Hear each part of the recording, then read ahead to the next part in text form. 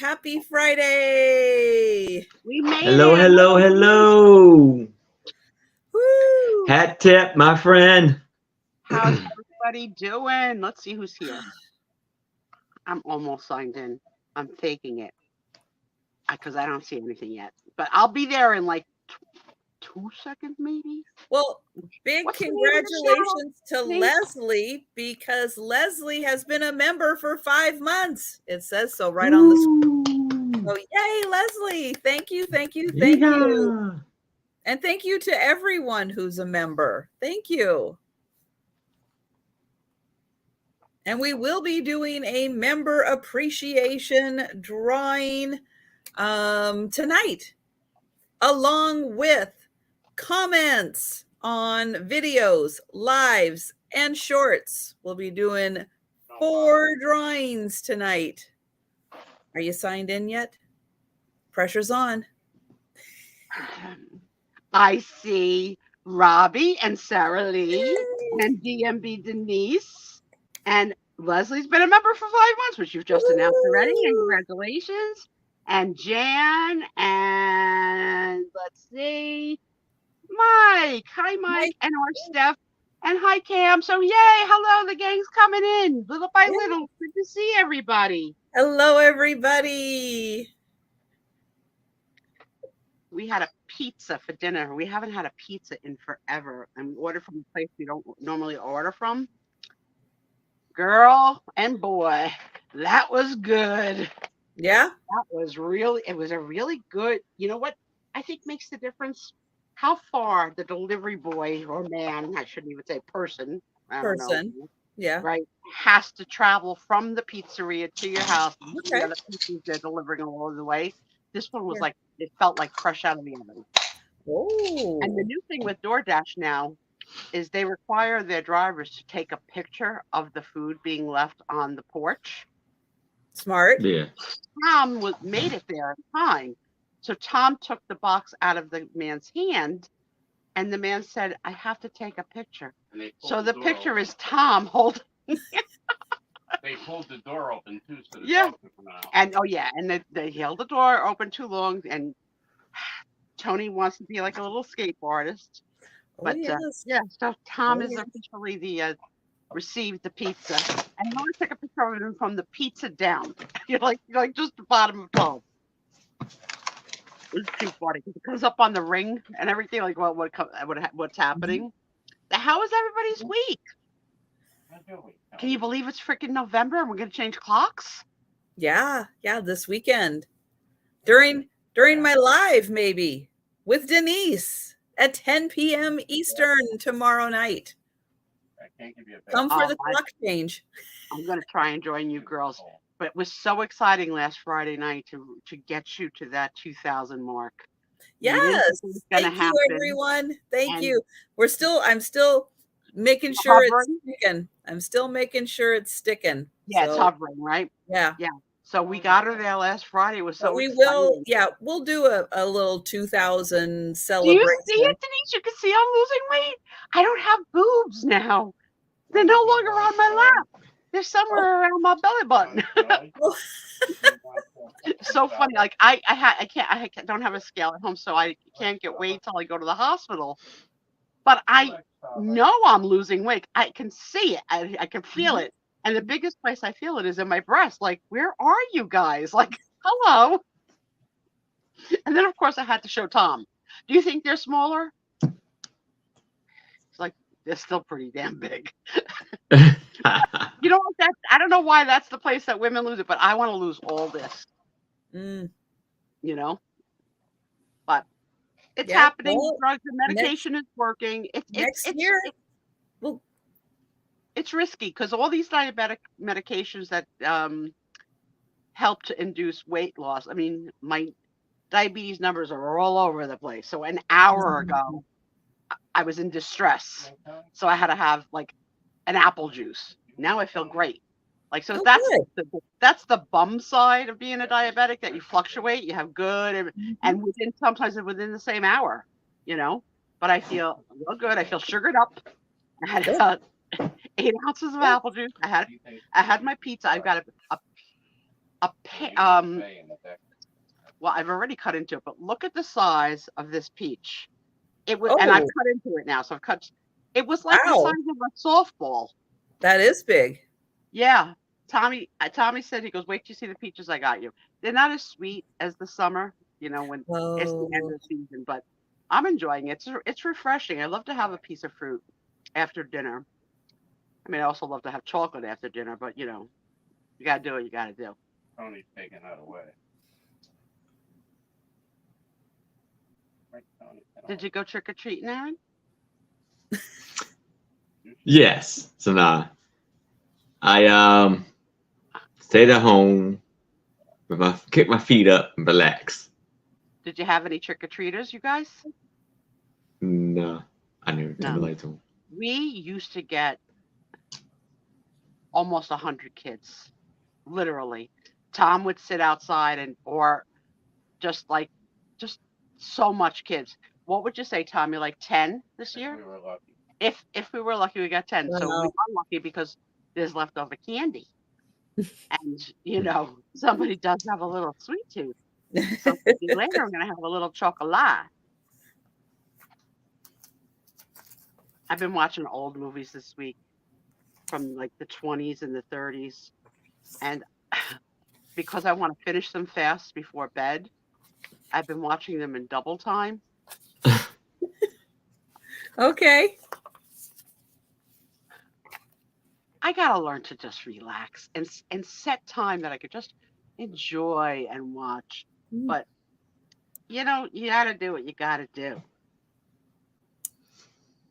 Yep. So Leslie let us know that, okay, where did her comment go? Her Tom is home from the hospital. He spent a grueling 8 days there while they saved his life. Well, that is good. Wow. And if it took 8 days, it took 8 days. He acts like he got locked in jail. That would be, but that would get kind of boring after 8 days. Where is she writing? In Aaron's room? No, I don't have it. No. I don't see it in the room. Ready to refresh? I don't know. Maybe. It was at 4:04. Well, that would be 7:04 your time. So it was a little while ago. Let's see. Jolita is in Ohio. Hi, Jolita. Hey, Jolita.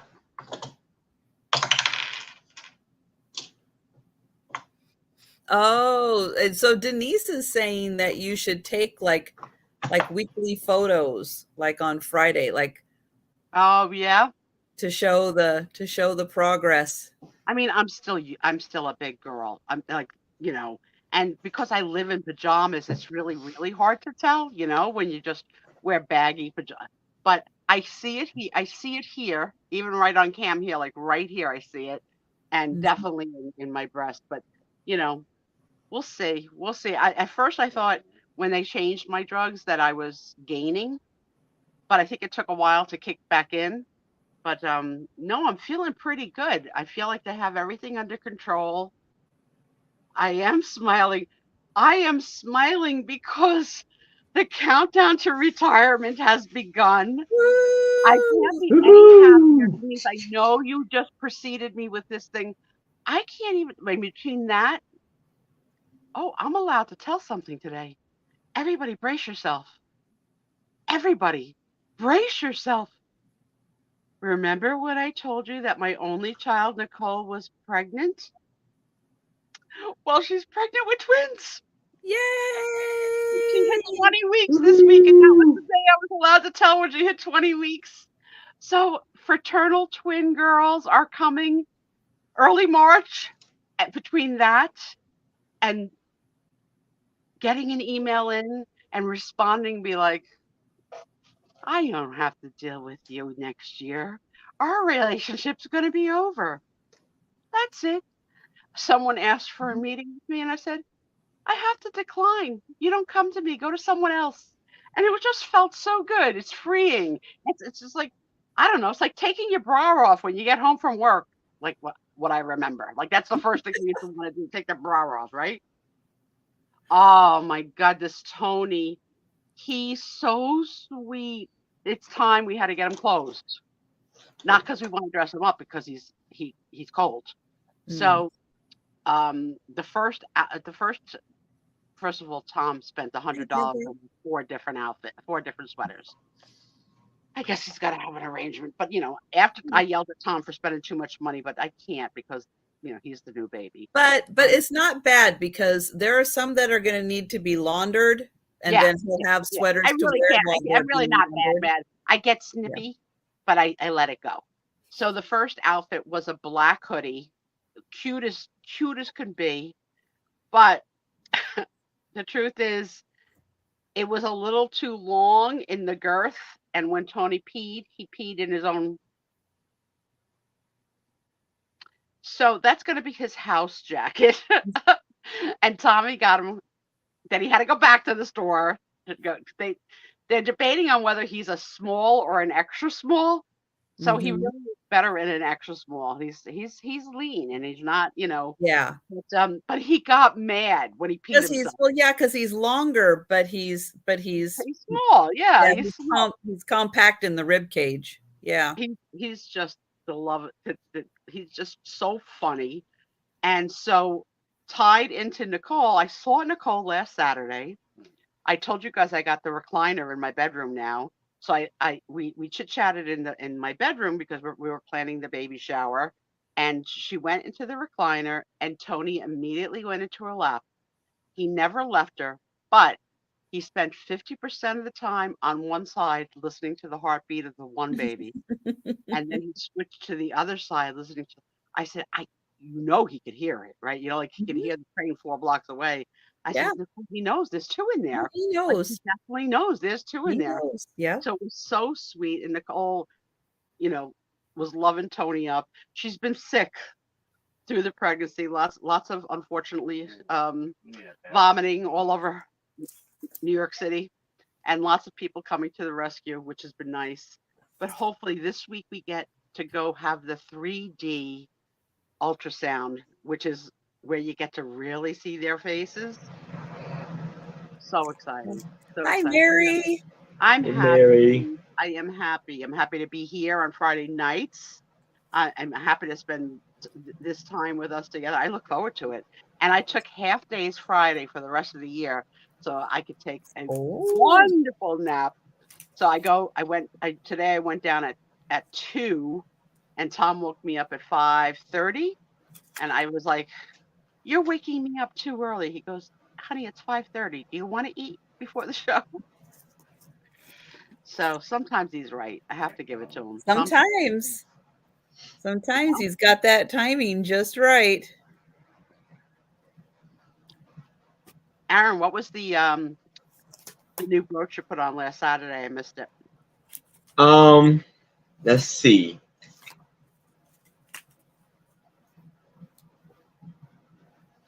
Oh, the bird brooch. Oh, cool! Like Jonathan Seagull. Soar to new heights. Soar to new heights. You are a piece of work. I love it. Are you gonna sell it again this year? Yes. So it's coming up in what? 8 weeks? Fast. 7 weeks? Fast. Oh, it's coming up so fast. I did try and reach out to Haley Ryan, who had bought last year's, and I can't find her. So she's not answering me in any location, whether email, telephone.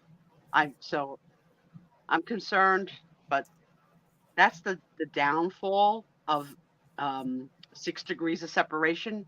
We don't have another person that knows her that knows, you know what I mean? Yeah. But I love her, and she's so generous to me as a friend and such a lovely member of the community. And a man passed last week that I don't particularly know. His name is Robert Fredman. Yes. Yeah. So I saw a lot of posts in different people's rooms that he must have frequented. I don't think that I particularly knew him, but at least I hate to say it, it's nice to know, if someone disappears, and then you could, have to spend your, give your thoughts and prayers or whatever to the family. Even though we don't know them, we know them. You know, we do. We know that they were loved. They're loved. We all are loved by somebody. I said to Tom, I said, how fast after I pass away will you go tell it online? He goes, what is wrong with you? It is a screwed up question. It's a pretty screwed up question. I'm so morbid. Denise. I know. I'm so sorry. That is hard. That's very hard. Yeah. I have no chat. You have no chat? I have Well, the Leslie. yeah, why don't you take a second and refresh? Why don't you not be snarky? I'll be back in a minute. Where's Doug? Where's Doug? That's one. What's the word? If it's not me, it's Aaron. Aaron, go on pause. Aaron. I know. When poor Aaron has rain, that's the worst. I was on a Zoom call this week. I could hardly hear the person who was talking, and I said, "I'm sorry, I'm having difficulty hearing you." And the person said, "Business call." That's because my dryer's on. Excuse me. You're gonna go on a business call, and your dryer makes that kind of noise. Just shut it for the call, and then you could go back and put it on. So she's yelling over her dryer. I was like, people are so stupid. People are so stupid. All right, let's see. So for everybody who was with me during, we'll call it the Karen Gate that happened this week, Mail Gate. So Sue probably has no idea. You know, you think I don't know things? My husband told me. Oh, he told you. Okay. You gotta snitch, okay? There's no secrets in this household because Tom has a real lunch break, so he really enjoys stopping in, and he also watches almost all of the other ladies when he can, because sometimes they're on while I'm still working. The Twin Sister Sales, for an example, and that's right, Jan. He misses the nighttime because he goes to bed, but he'll catch it on the replay. But yes, he reported it in. I got that report. So go ahead. This is your story to tell, but I am aware. So my mail carrier is on vacation this week. Now, normally it's not a problem because the other replacement carriers do a great job. They deliver the mail, they stop by, they pick up the packages when I request pickup. They do a fantastic job. This mail carrier requested pickup on Monday, no pickup. Requested pickup on Tuesday, no pickup. So I went online on Tuesday night and I put in a complaint on the USPS.com website. On Wednesday, I got a call during my sale with Jen and Mark from Two Old Guys. So I took the call. Oh, we're sorry. You know, he's a new guy. I guess we need to do some more training. And that was kind of it. And I'm like, well, that's not going to be good enough because I have 3 days worth of packages now. And I need someone to come to the house. Well, I left him a note. Oh, you left him a note. Well, that's fantastic. I said, but I'm either going to need you or the postmaster or anybody to come to my house today to pick up because I don't think that this guy's going to stop. I said, and I need this to happen today. And then I went a little extra step because I used to work at that post office, and it's not really a post office, it's a hub. Yes. I didn't tell him that. Aaron. I'm telling you yes. that. keeping track of all the places this girl has worked? She worked. I worked there just for 1 year because at the time my 1-year contract was coming to an end, they decided that they weren't going to have the 5 hubs that they have around my area, that all mail was going to go to Seattle to be processed. And then they decided, well, then we're going to keep all of our the truck loaders and stuff, because they were still going to use it as a hub for my geographic area, but the processing was going to be down in Seattle. So I don't like going to that post office because there's only 2 windows and it's not run very well. So I go down to Mill Creek, and the Mill Creek post office it's fantastic. It's got like, I don't know, 6, 7, 8 windows. You have a spot where you can dump packages at the end. They have a board up that says, please go on USPS.com and leave a compliment for us, because they keep it clean. They keep it organized. They used to have a parking problem, but now they don't have as much of a parking problem. So they've really upped their game. And so I told the guy, I said, you might want to go down to the Mill Creek post office, because that's the one that I go to. And they want you to leave a compliment on USPS.com. So there must be some kind of an incentive program with you guys, right? Where you don't want complaints, you want compliments instead. Do you want me to leave another complaint on USPS.com complaining about your customer service? 20 minutes later, there was a guy at my door to pick up my packages. So yeah, I had to go a little Karen on the guy. That's the part of the story that Tom enjoyed the most. When he told me that the guy finally arrived, and you like, oh, let me, now he's here. Now he's here. Yeah. And even better, right after my sale was done this morning, the same very nice, very pleasant young man, he was at my door this morning to pick up more packages. Now, I didn't have all of my packages ready. I did have the 2 that I had from yesterday, so I gave those to him. But then I had a stack that was, and you'll see it in the vlog tomorrow, it was as tall as me. I had a stack of mail today. So I went and took that down to the Mill Creek post office and dropped that off. You talk about this post office like they've got a cafe, like, little, they can get a cappuccino, like, close, pretty close. You can't, but it's a really big post office. It's really big. It's very clean. It's very nice. They do a good job with it. So they really do want customers to compliment them, because they're really working hard in there. So, tell me what the last thing anybody typed is. The last thing anybody typed, I have to go help the neighbor with his bathroom pipes. Almost. Man, I don't know what's going on with my chat tonight. Yeah, it's the last one I have.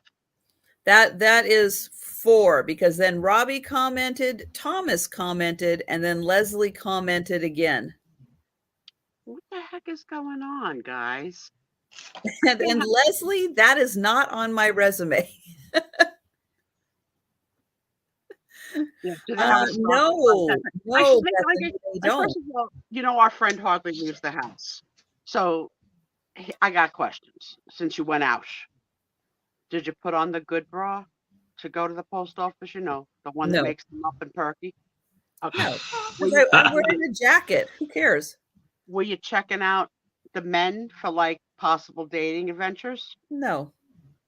Because I had to make 3 trips. I had to make 3 trips in. So no, I was like just cruising in, cruising back, cruising in, cruising back. Is Cindy B the last one? Hello, happy Friday, Cindy B. Yes. All right, so I might be good now. Okay. Hi, Bethany. Do you know, if you were a whatnot seller and you didn't get that crap out? Oh, I know. So, well, and I have heard some of the people in the chat were not happy with the fact that I was going to stand my ground and make them come and pick them up. they were not happy. They You got my support. They weren't happy because they weren't getting their packages in a timely manner, and I do apologize for that. Oh, okay. Guys, you got to take a chill pill. If you are that anxious to get a package, what the heck are you got going on? I mean, like, I gotta get that left in vase tomorrow Well, with the extra. I mean, come on, things happen. Are you referring? Okay, things happen. They do. So that was my big excitement of the week. There you go. I got nothing. No excitement. Not yet.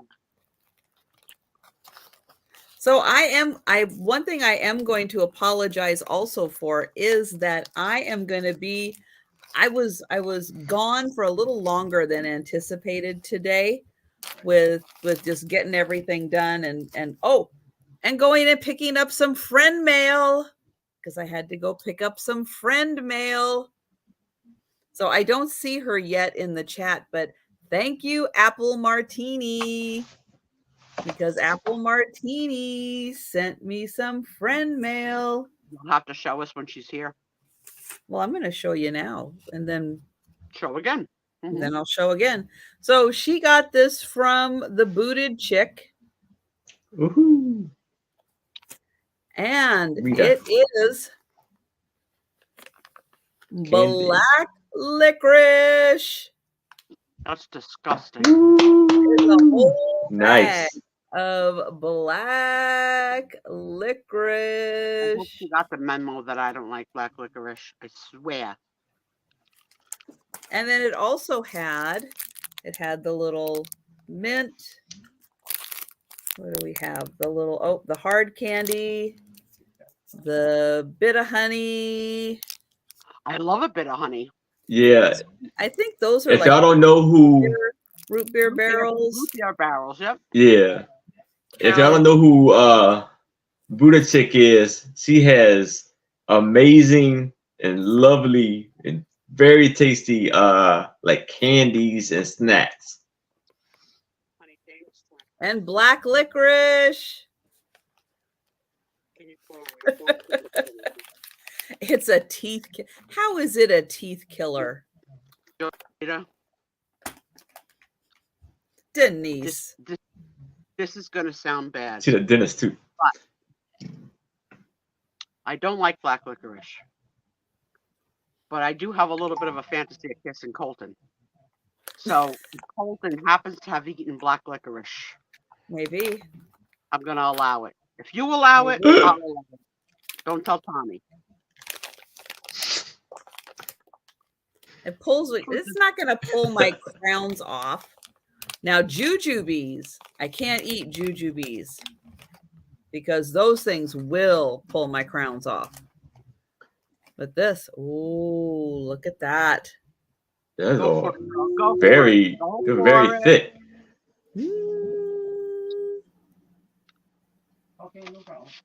It's nice and soft. So we're safe.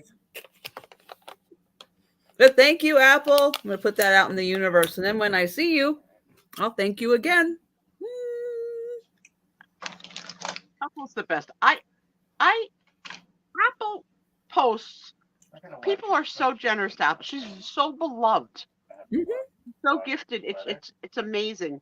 And she's got a name mentioned, but she's got a hater too that leaves her little nasty bits.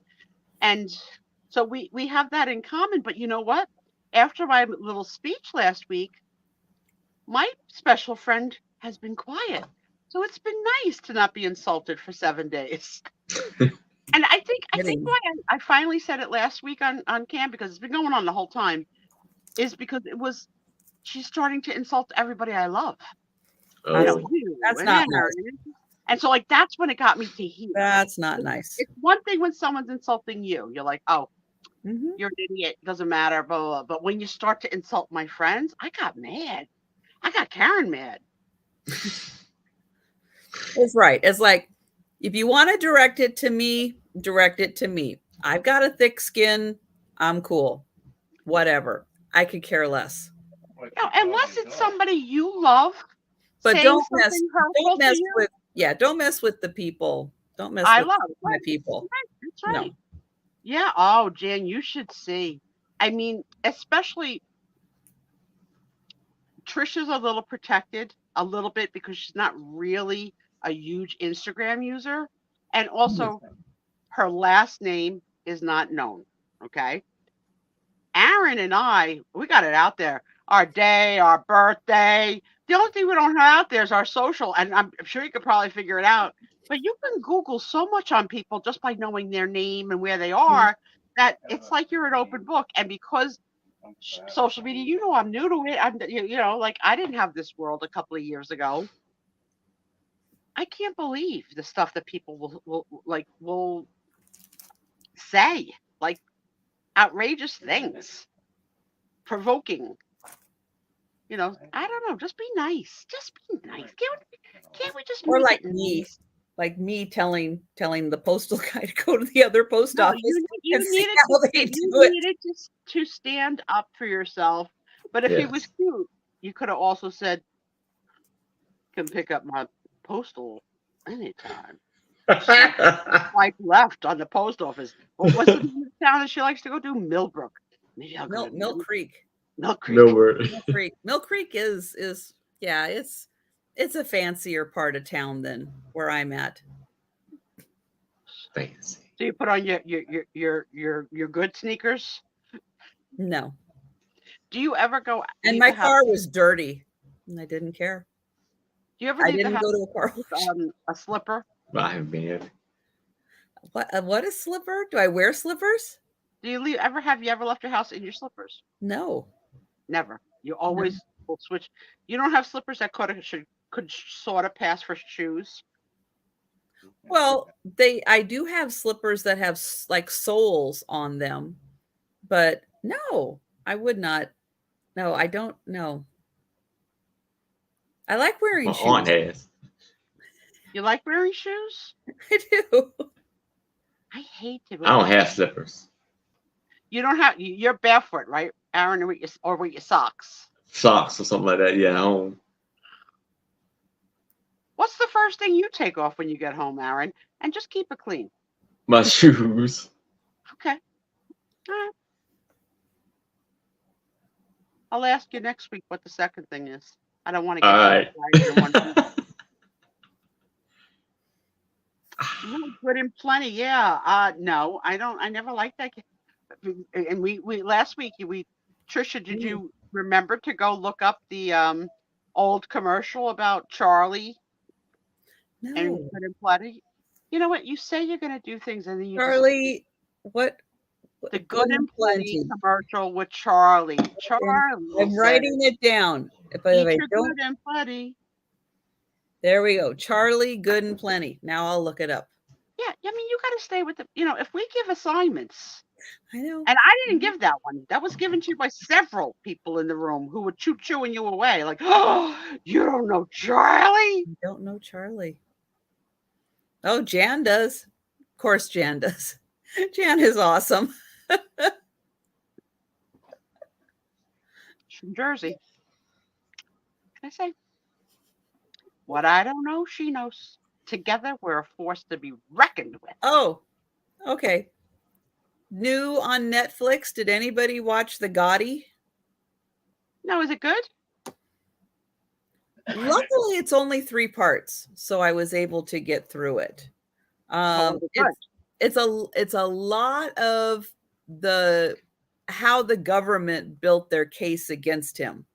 Okay, is it? It's not bad. It's not bad. It goes pretty quick. Hi, Mary. Welcome in. Hi, Mary. I probably will watch it, but the Gilded Age is now back. What is it called? The Gilded. Oh, I did like that. Yeah, it's now, you can do it now. It came this week. So I think that's what I'm going to binge over the next few days after Hi, I finish Jamie. the movies. We are having a wonderful evening because we're together. Yeah.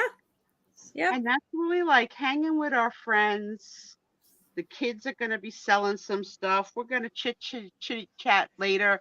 We've got prizes to be given out. We do. And I have just so you know, I'm going to be, I've got to finish kind of setting up for tonight's sale, but I have a whole bunch of comments I need to reply to and put on my sheet to get ready for the drawings tonight, because it's just been a busy day. You're a little bit of a slacker. I mean, all that time that you spent on the phone with the post office, you could have been multitasking while you were on hold. I forgot to tell you, there's a special guest tonight. Would you like to meet her? Special guest? Yeah. Hold on. Let me get her. Let me shut my cam for a second.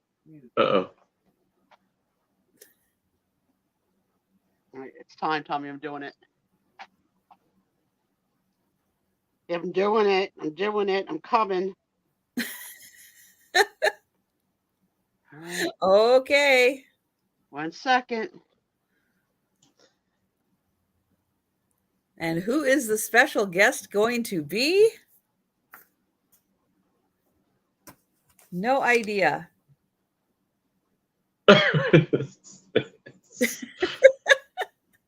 Who is this? Who knows what the heck I'm referring to? Come on, who saw it? I gotta put it a little higher. So for those of you that didn't see it, Trisha changed up her Halloween costume. Oh yeah, I did. She changed up her Halloween costume this year. She had her long flowing locks down and some scarf with dangles over her eyes. She was like going to do like either a reading, a seance reading, or a fortune teller. I was a fortune teller. Yeah. It was so in your eyes, and you were like. So I said to Tom, I could do that. I could mimic that. He goes, how you gonna do that? I says, give me a minute. And here I am, like in craft school, out of a napkin, making. So yeah, he was beautiful.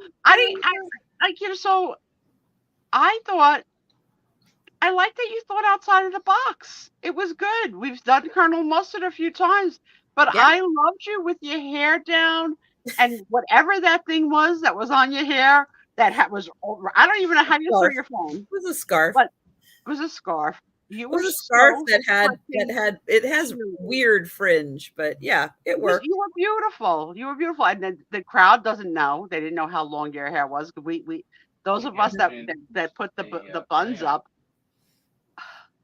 So did you tell any predictions? Did you have any Yes, I had a few. One of my favorite ones, this is kind of twisted, but the early bird gets the worm, but the second mouse gets the cheese.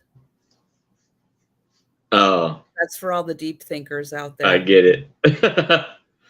I don't get it. What happened to the first one got caught in the trap. That's a sad story. Here's what I predict. I predict that Trisha will not have any more post office problems for the next quarter until her regular delivery person takes a break for another couple of PTO days. I also predict Aaron will present a new pin tomorrow night to be placed on the hat. I predict that in 20 minutes, Tom is going to take out the garbage and complain to me that I make too much garbage. I predict I can't even pull this off anymore. I can't. But I just had to say, here she came. Here she came. doing arts and crafts with my freaking napkins. I was like, "You're crazy." I was like, "No, I got to do it. I got to do it." I loved it. Now I'm putting my hair back up. That was funny. I loved it. Funny. I loved it. And, you know, I don't often get to go to everything. So when I get to see it, I was like, that was so cool.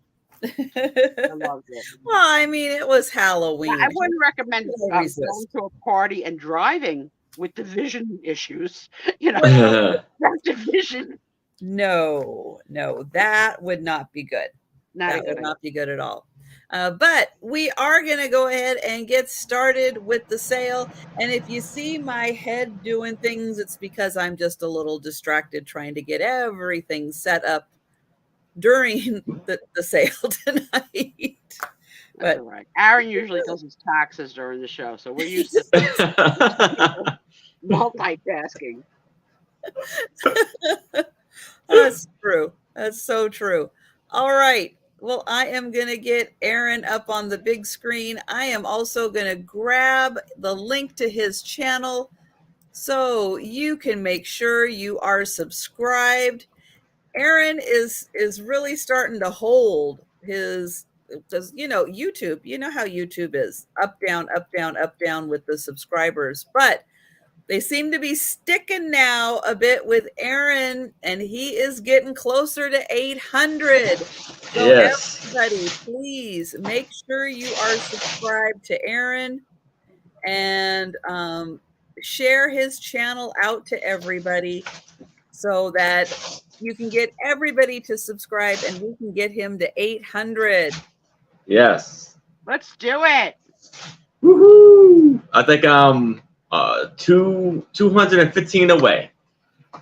So I'm going to start this off at $5, and this is a booklet for postcards that are part of Tampa Bay or Tampa. And so here it says, Metropolitan of South Florida, gateway to Panama Canal. And this is love. A bit of a stretch. From Florida to Panama? It's a long swim. You gotta bring the puppies. Hey. That's like the gateway to the Rockies. Right? Not much. The Mill Creek. And there is some beautiful colors and pictures in here.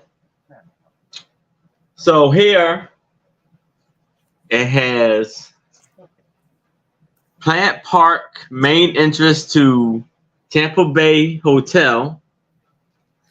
Then it has the U.S. Post Office and Custom House. Then it's Tampa Skyline.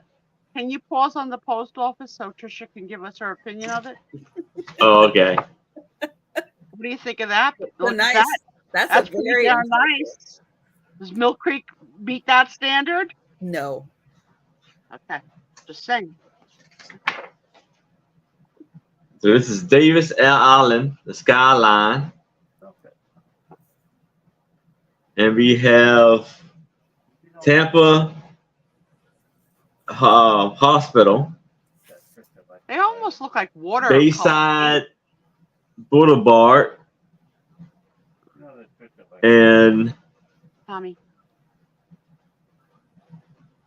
Marshall Hotel, Davis Island.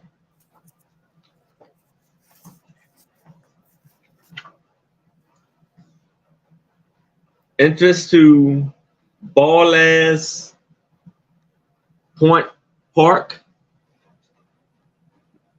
and Central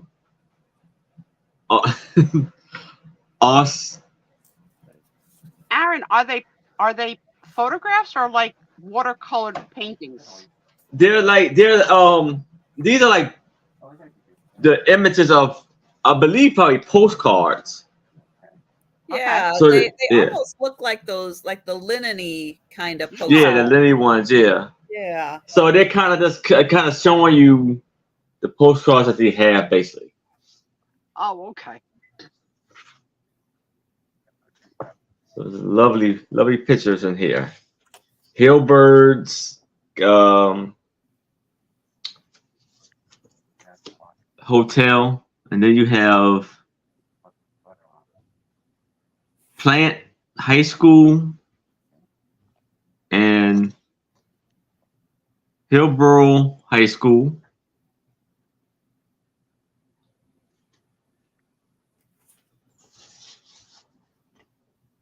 And that is Church of the Sacred Heart, Tampa Hotel. That is very beautiful. I love staying in hotels. That's a happy place for me.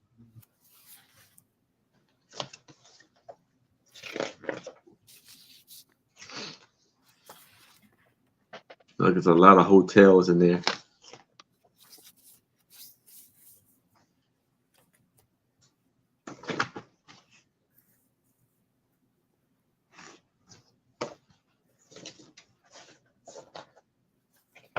And the last is night view of the Gandhi Bridge, 6 mile long between Tampa and St. Peter's and Memorial Highway. That's very beautiful. That's a lot of road over the water. Yeah. By a lot. And then you have that. Oh, look at the flamingos. Yeah. That's the back of it. Nice. So $5 for this lovely postcard pamphlet.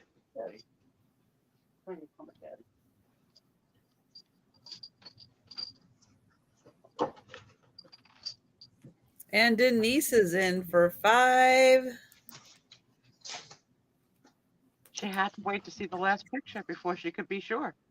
But you know what? Once she saw that flamingo, she couldn't resist, Aaron. Well, yes. You know. Yeah, look at him this cuddling.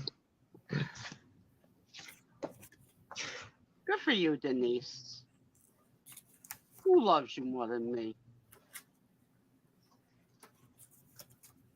I love the we have a little night view of the bridge. Yeah, it says that bridge. Bethany's telling us that bridge was before a barge ran into it, and they built the Skyway Bridge. So a little piece of history. Oh. Hi, Angie. There we know. Angie is our cat lady because she fosters kittens, which is great. She has 9 in the house right now. I love kittens. Wow. There's nothing like holding a little kitten. I wish we got Dexter at 16 weeks, but I wish we would have gotten him like little. That's very nice, Aaron. Yes. Yeah, I had Joe at 6 weeks. He was a terror. Was he? He was they're insane at that age. They are absolutely insane. Welcome in, Angie.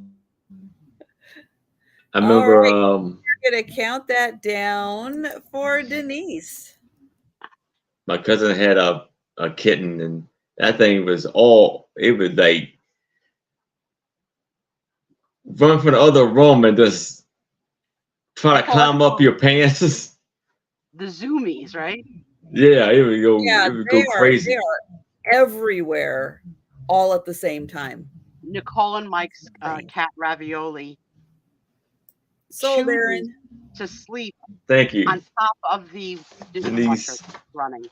He likes that sensation of the warmth of the dishwasher, so he's taken it to that as a good spot to sleep. Okay. Yeah. That's Cats different. do their own thing. You can't say no. It's like no, but it doesn't work. No, it doesn't work. They are going to do their own thing. They are. Okay, I have a really cool photo. I don't know when it was taken. It's based on their shoes. Their shoes are pretty old. And you'll see why I say their shoes are old. Not because they're worn out. It's a very, very old style. But this is an autographed picture.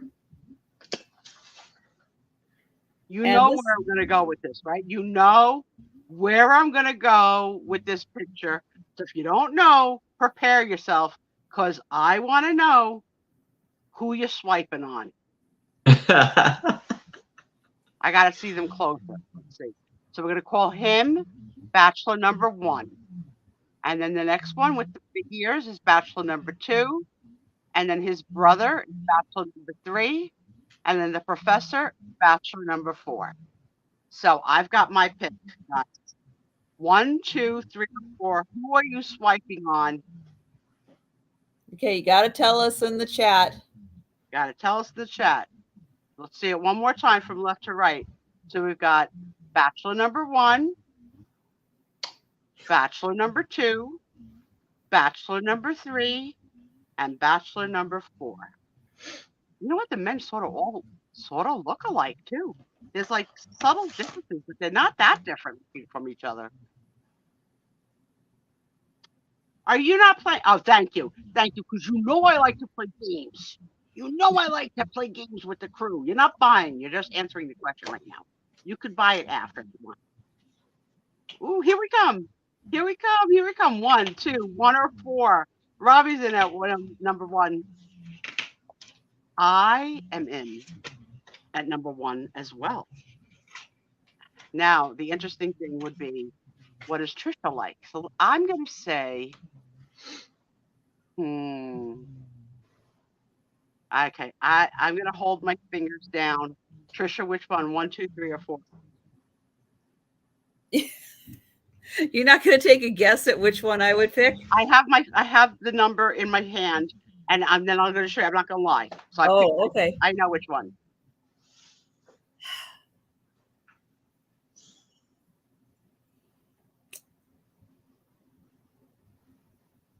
I'm going to go 3. Ah.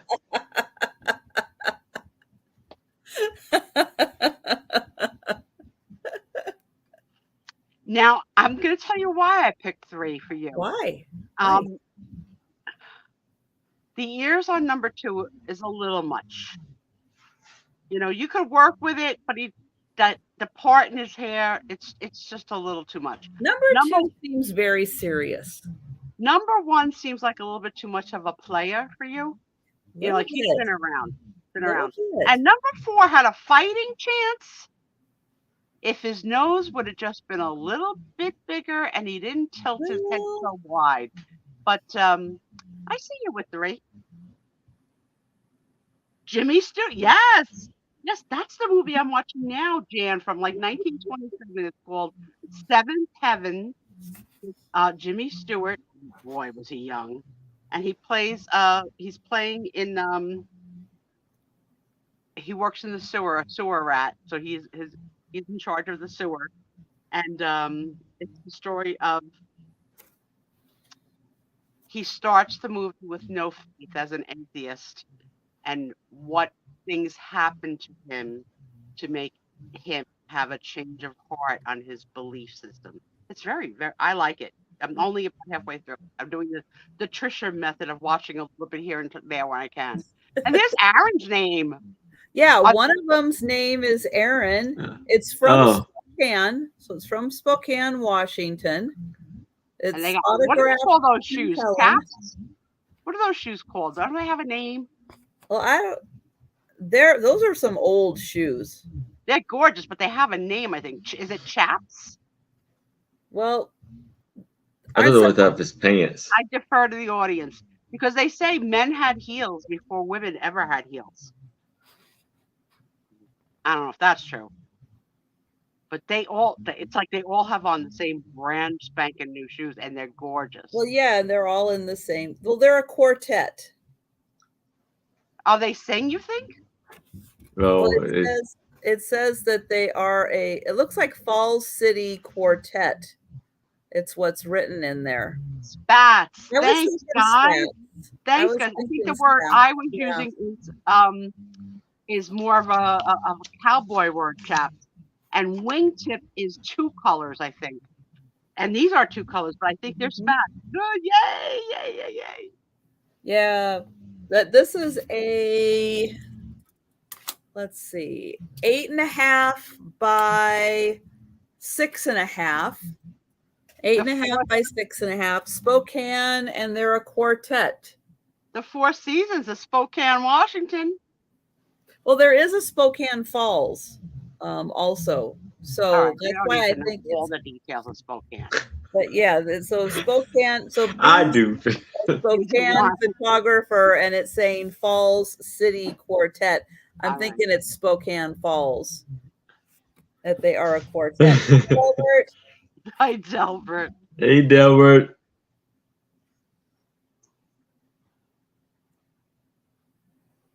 So that one, $5 for the quartet. Very proper.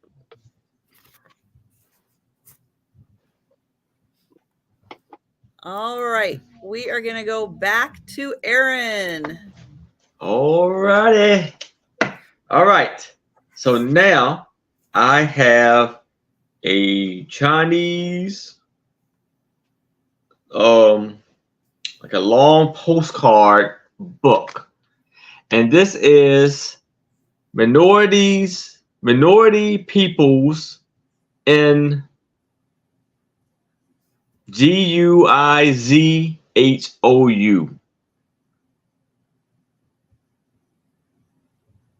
So, and these, I'm gonna start this off at $5. There's about 10 postcards in here, and they are beautiful pictures of the people in this country.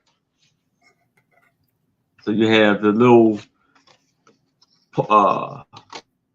post right here, the postcard, and the long postcard there. So you see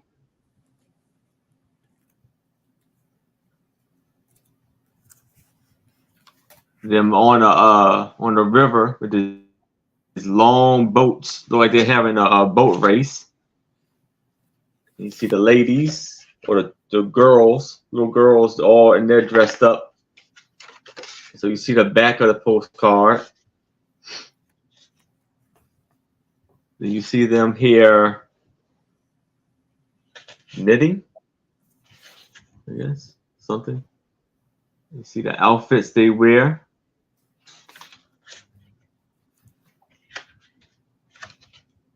You see the houses or buildings.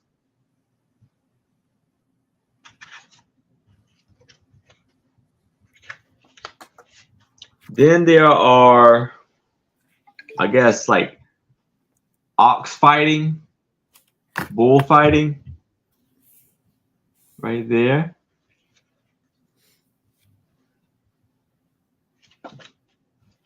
A water buffalo.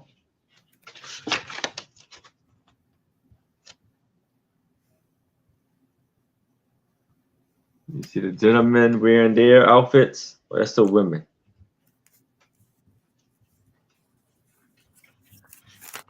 Then they are horse racing, their style of it. And you had a lady on a boat. Well, she may be fishing. Then you see the beautiful mountains and the houses.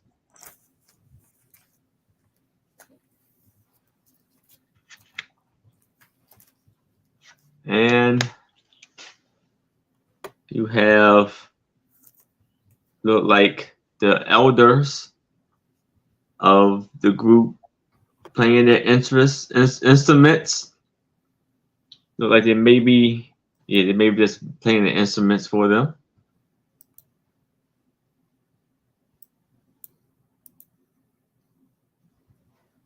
Then she's getting a very beautiful art there. So that is all of the pictures, all of the postcards. Did you go Karen on the paper towel? Denise just had a fight with a paper towel. It's like, did you get all Karen on the paper towel?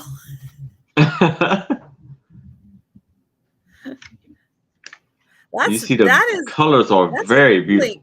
Yeah, that's a great booklet. I mean, that really gets into like, this is what the town looks like. Just everyday life. Yeah.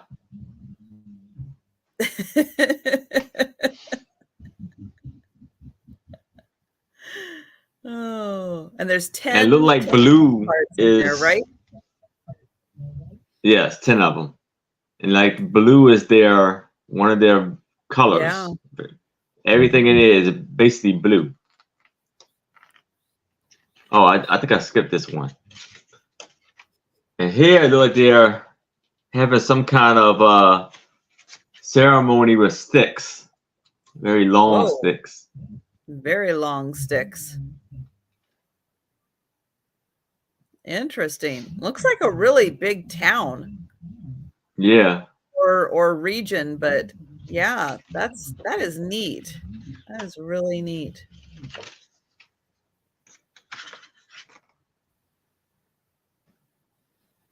All right. So anyone interested in the postcards?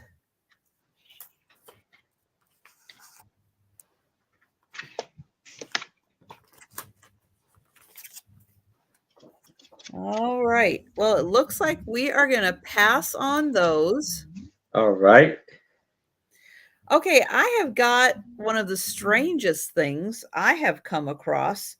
I have not had a chance to test this out, but I've got 2 of them. And so they are going to start at $5 for choice. And it is a record on a piece of cardboard from Kenmore. Kenmore Service. Yeah. Here facts you should know about an important new Kenmore service. Play it at the 33 1/3 setting on your record player. But this is in really good condition. So again, I have not had a chance to go over to the record player to put that on there to see what the important message is, but because I just had a chance to bring it here so far. So I have no idea that this even existed, but I got 2 of them.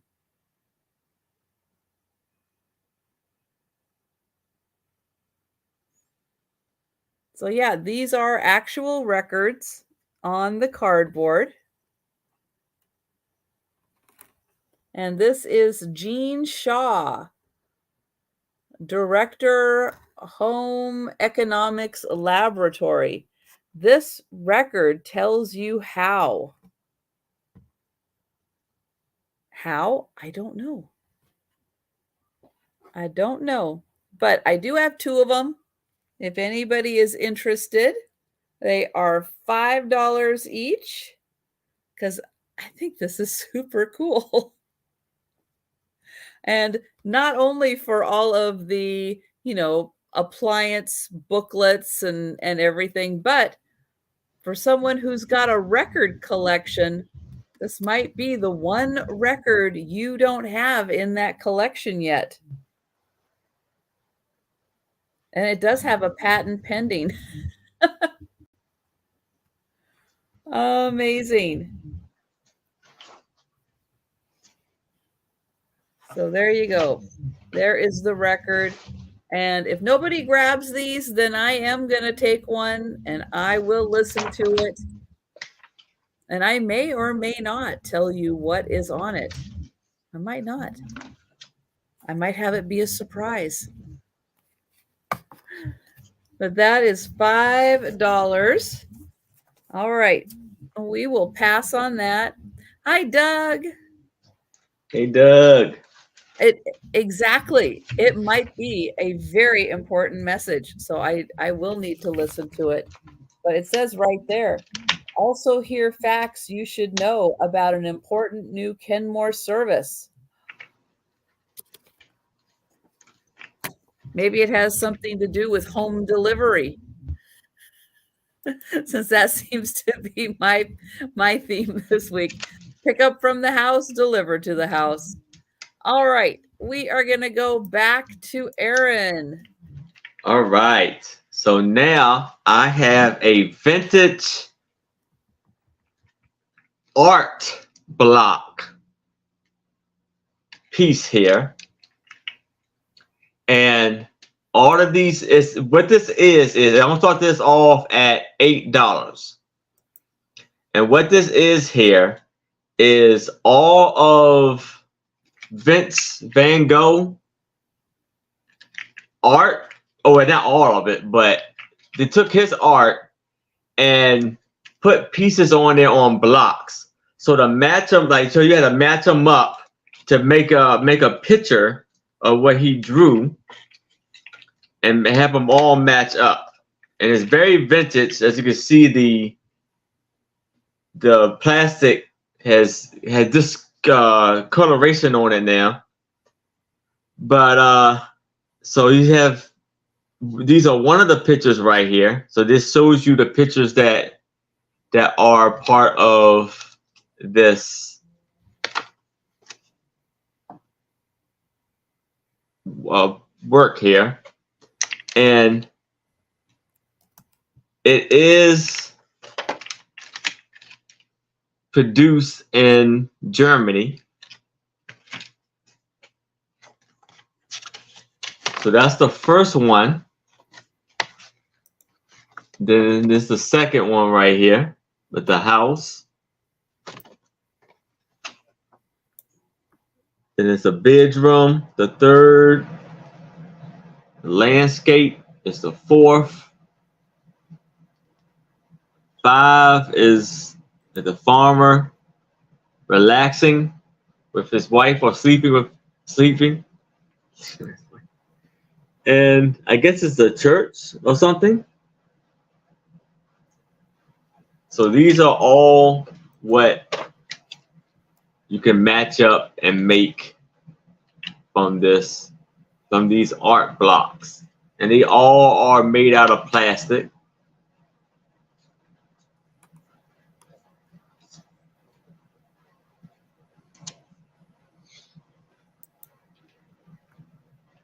This can go back in here.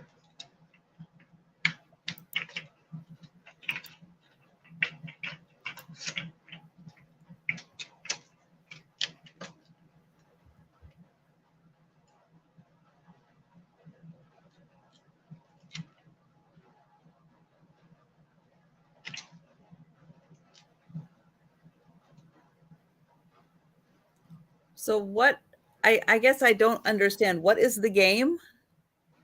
Well, you're supposed to take the blocks and match them up. So each got a part of. Oh, each one has a part of that picture on the front. Yeah, you gotta match them up to have them all matching with the art. So it's almost like a Rubik's cubes of art, pretty much. Right. And the main picture, show that one again.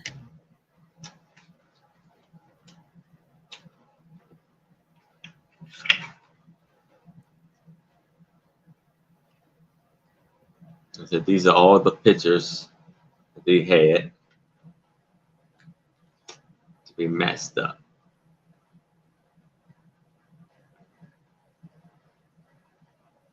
All right. Even if you don't want to play around with the squares, just having those pictures from Vincent van Gogh, that could be really cool. Yeah. And Just this is the instructions. It's in like English, German, Dutch, Chinese.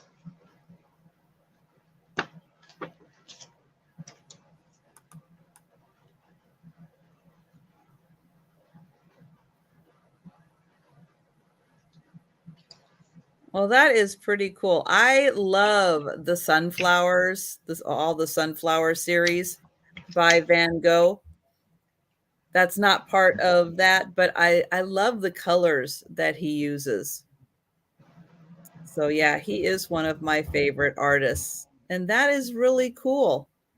And then so each of the blocks have all the different parts on them. So you just got to match them all up. Yes, yes, yes. Very neat. And that is $8. All right. Well, I don't see any takers for that one. All right. So put that to the side. All right. I have a postcard book. It's going to start at $3. And it is The Grotto in Portland. Where did Van go? I don't know. He was a very troubled man. So there's no telling where Van goes. So this is this is in Portland. Let's see.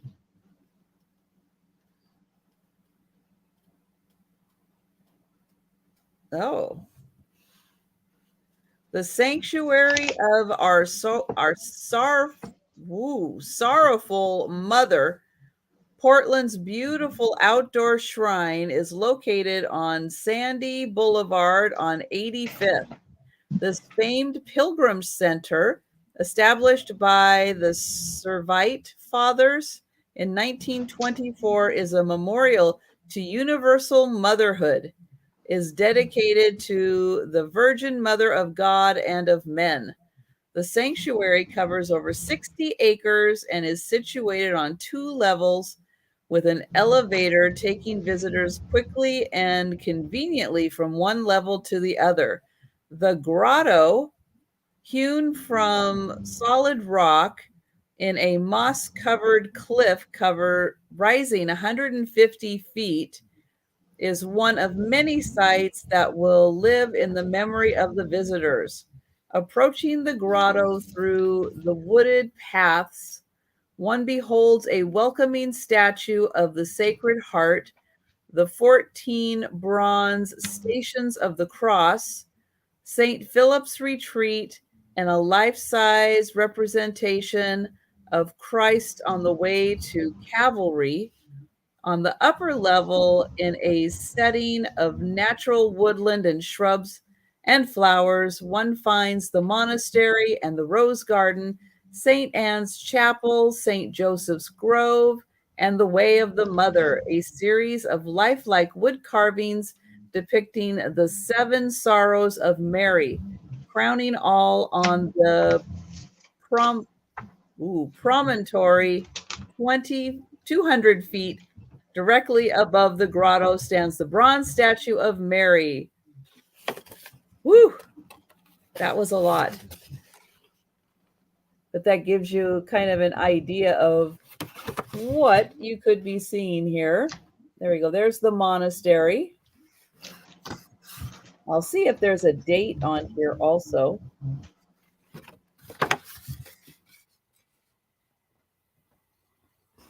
That's a very small chapel.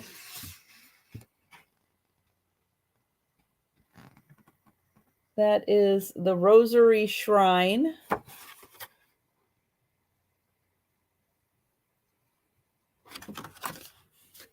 Let's see, and then this way.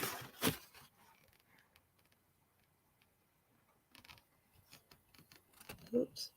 Well, that is hard to get in a picture.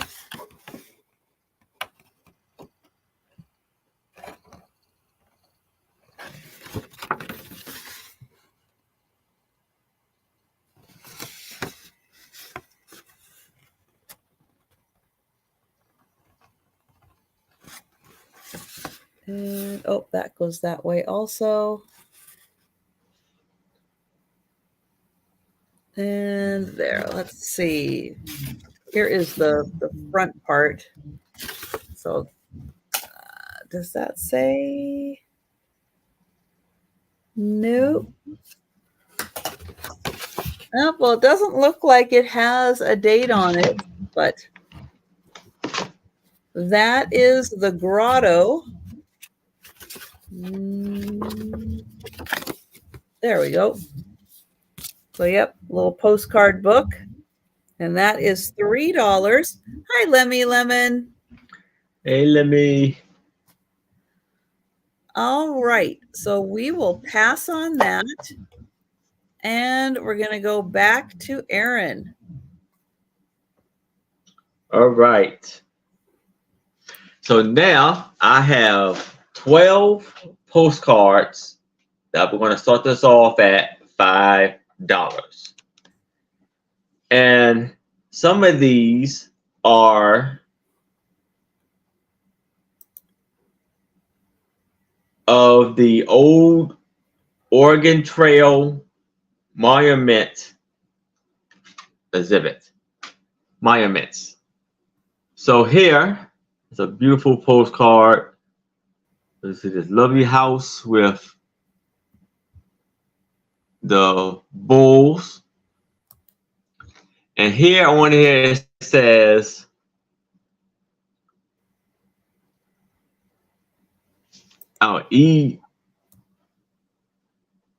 EZRA Meekers Homestead and Puyallup, Washington. Puyallup, Washington. Like Pew. like a church pew. Oh, okay. They go pew and then Allup. Puyallup. All right.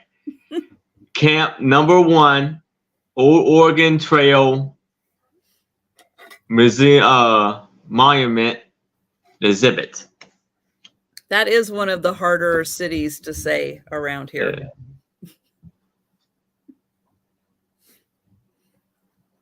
And so this is declared monument at the Dallas, Oregon. The Dowels. Dowels. The Dowels. Dowels, yeah. So it's very beautiful postcards with some information on the back. Yeah, that's right on the Columbia River. So Columbia River separates Washington and Oregon. Uh-huh. That's right on the other side of the river from Washington. Oh, okay. It's really pretty there. Now we have the ox and cow team.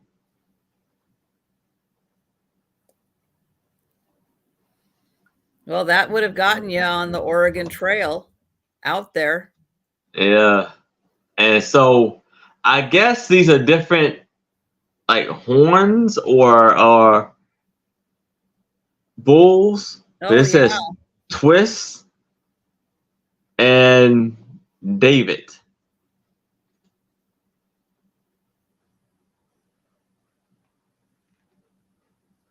Yes. Yes, Doug. It's going to be a quiz later. And this is Old Oregon Trail. The same thing that's on there. You see how it's colorized, like it's been colored in. Then this is Buffalo and the park of Buffalo, New York.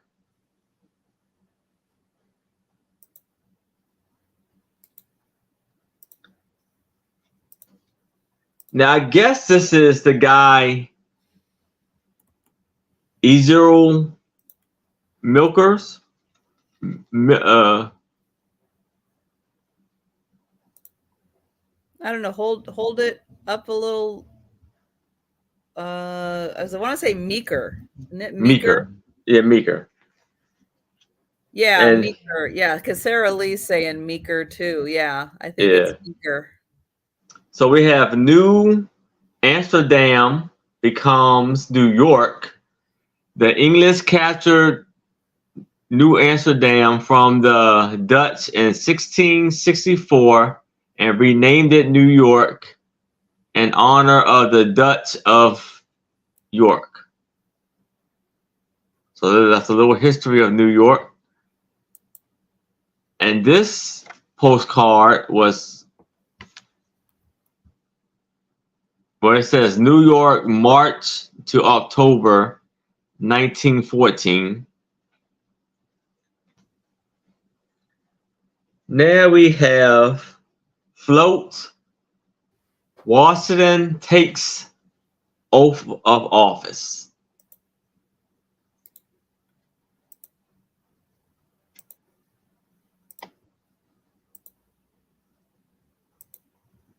And I think this is 1909 because on here it has Hudson and Philp celebration 1609 to 1909. And then we have float of Peter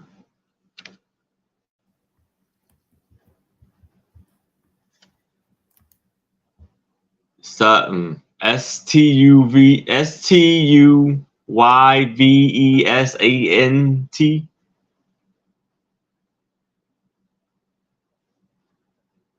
Well, that one right there. And then we have the destruction of the statue of George the Third.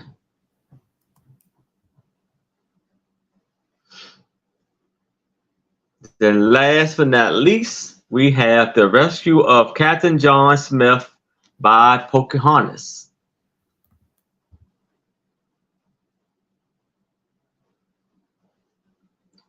So all 5 of these beautiful, lovely, wonderful postcards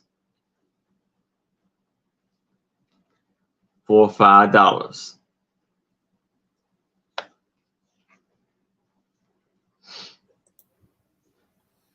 Hi, PC.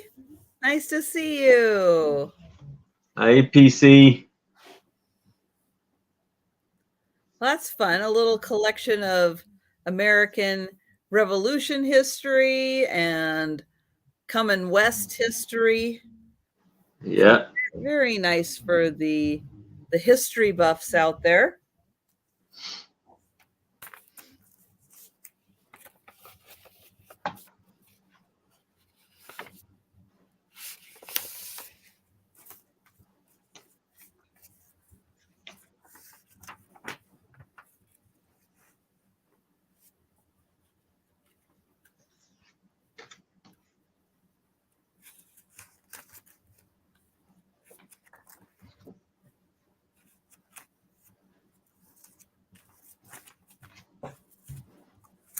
All right. I am not seeing any takers. All right. So we will pass on that. And just a reminder, on Friday nights, we don't do a speed round. Nope. So if you saw something you're interested in, let us know during the chat. You can always, kind of go back, look at things a little closer and let us know. And if you want to watch on the replay, you can always email us directly or leave a comment on the video also. Okay, for anybody, maybe like Sue, who is having a new baby in the family, this is a really fun little booklet on games to play for like baby showers. So this is going to start at $3.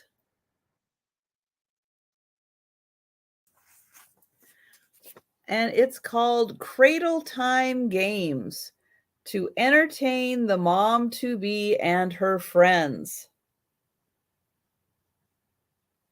And this is from 1958. And it says here on the contents, well, there are games in here. So, oh, Layla's in. Thank you, Layla. That's also known as Jolita.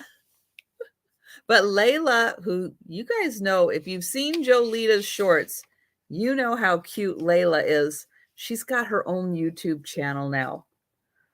So here are tips for the party goers, which is the baby shower. And then it comes with these, which are like little, oops, nope, come back here. All the pages are loose in here. So be careful of that. But this is like a little napkin that's been folded in this way. I don't know if that's part of the game, but when you open it up, it does have like how to play some of the games here. So there's, I guess, all the nannies running. They're searching for something. And it says like how to play all of the games plus some answers. And then in here, you get like these little sheets. Like, what is the baby made of? So I guess you got to come up with, let's see, part of a stove pipe. I don't know. I'm back. Welcome back, Sue. Thanks. The kids came for Tony. And then Tom left his computer on, so then my niece pretended to be Tom. Oh. And yeah. Because Tom was signed on in 2 places in here. Oh my God. So there's a little bit of like fun and games here. How much do you know about babies, if anything? All right, ask us a couple of questions, Trisha. Pick a random question. Let's see. Most babies learn to walk between 12 and 15 months. Is that true or false? False. My baby walked at 9 months. No. Well, apparently it's true. I had a very advanced baby then. 1958. It was true. Nice. It really depends too if they have an older sibling that sometimes they start to walk really early, but 9 months is when Nicole took her first steps. Oh, coffee and tea are actually not harmful to children. Oh. How about cigarettes? Yeah. You want to have a smoke, kid? Let's go. They say that one is false. That one is false. Oh, at least they have the right answer. That's cute.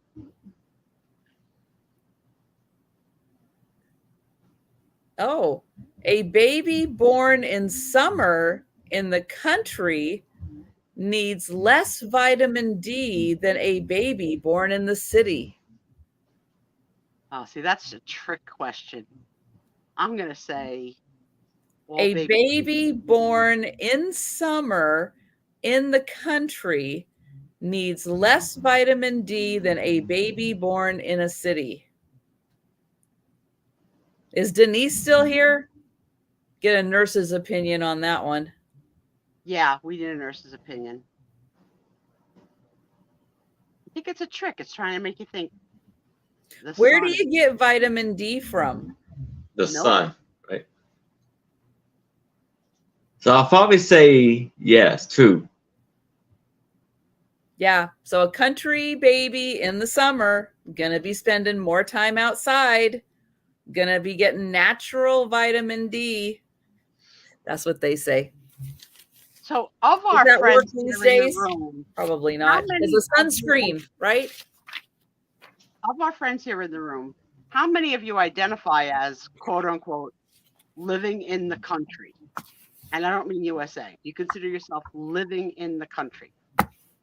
Country folk. Not Or now, no. black gold, Texas tea. I And definitely do not live in the country. my neighbor has llamas. Does that count? What? Your neighbor has llamas? Yeah, we've got llamas. We've got llamas in the neighborhood. Oh, wow. Drove by them today. I love driving by them. I wave. They don't wave back.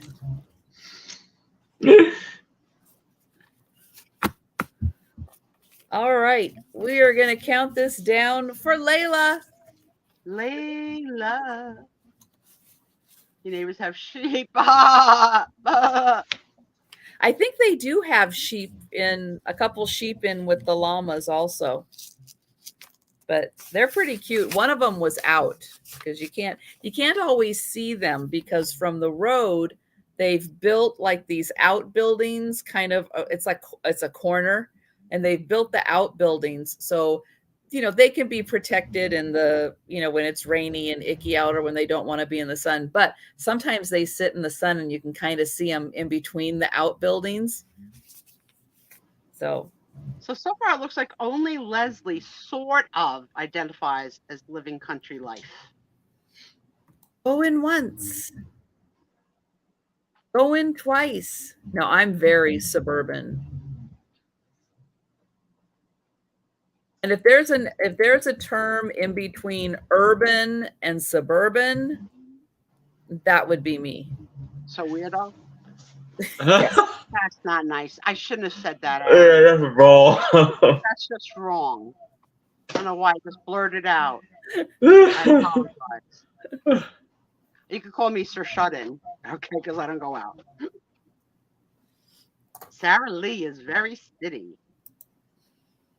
But yeah, I live in a very congested suburban part. So it's not like the suburbs. It's like a very congested part of the suburbs. So it's a little more urban. Just we don't have all the tall buildings. Dan came up with a good word: mid-burban. Mid-burban. Mid-burban. I say it now. But when I grew up in a country. Yeah, a country. And now I'm a little bit more, I want to say the opposite, a little bit suburban, but on a little bit on the countryside. Okay, I listened to. So for me, I think it's like 3 definitions. Like really, there's like gradient definitions, right? So like country life, 1 post office, you don't get to choose 2, 1 general store, like, really like old school. But then there's like modern country life, where you have everything, but you live on a lot of land. Which land to me means country. But then urban to me and versus city, like I'm not a city girl that would jump on a train or a bus or a subway. I don't have the balls to do that. I'm a city girl. I'm a city girl. I do not have the balls to do that. I'll take my car when I was driving anywhere, but I am not city enough to know. I only took an Uber like once. I was scared to death. Yeah, the water too, right? Yeah. All right. So now I have 5 souvenir cards, and I want to do this for an amazing price of $5. Woo. So here we have Provincetown, Cape Cod, Massachusetts. And on the back you see it's bird's eye view from Pilgrim Memorial. And so you have 20 cards Wow. within this pamphlet, within the folder. So I'm going to go through this kind of a little bit quick. There's a lot to go through with these 5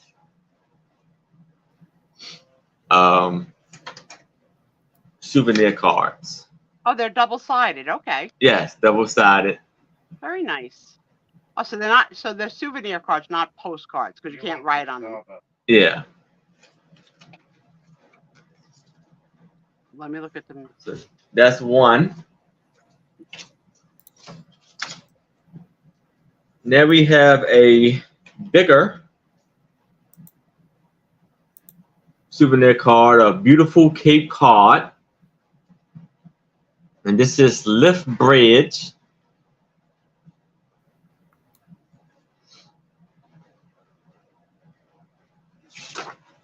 And here are, there's probably like 20 in here.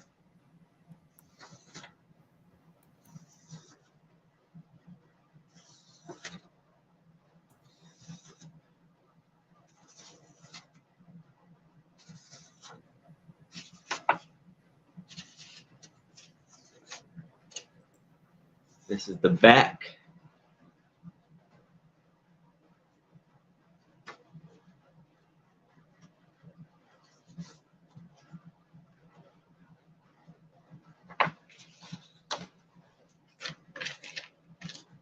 There we have Newport News. It's all, this is Virginia. Old Point Comfort, Virginia, and incident. And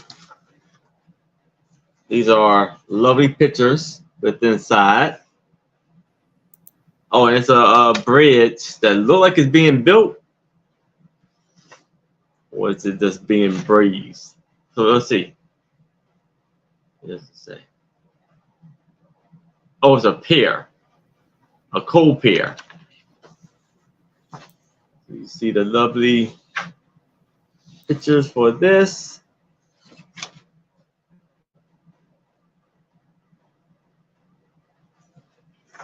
On the back side.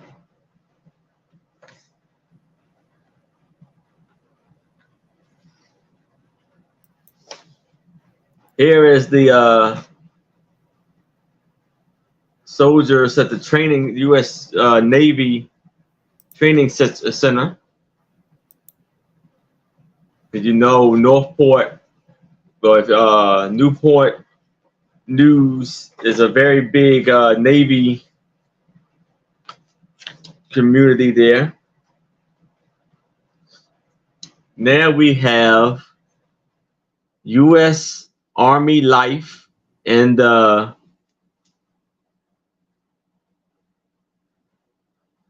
cantonment.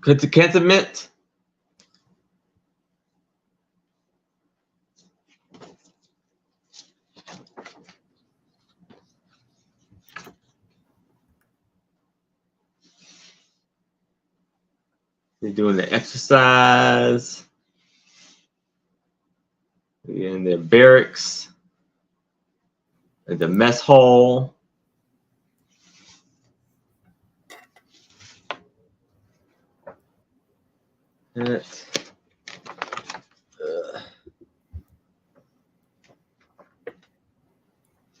There. And we have Fort Knox, Kentucky.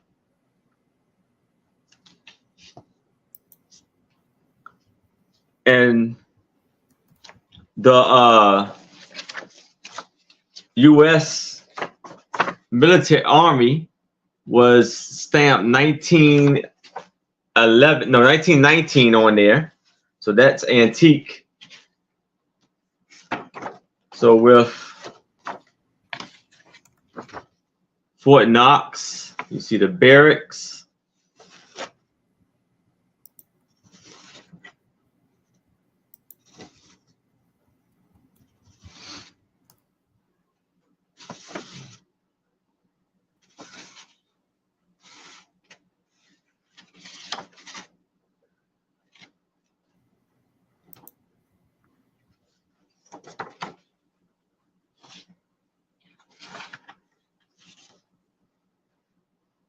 And so that's all 5 of the souvenir cards. Fort Knox,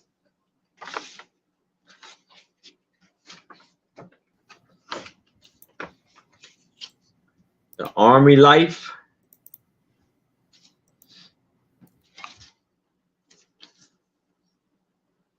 Newport News, Cape Cod,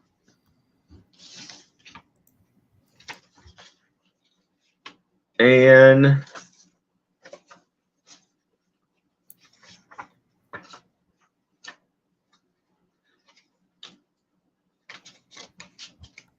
Providencetown.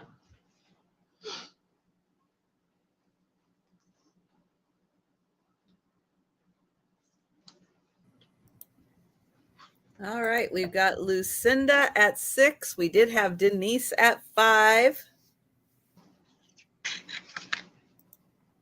And there's a 2-cent stamp on the Newport News. And I think this is 1918 on here. You got a 1-cent stamp on this one. That's a 1919. There's a 3-cent stamp on this one. I think it's 1926 or something like that.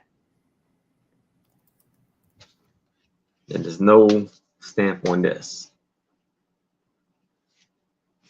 Or this one.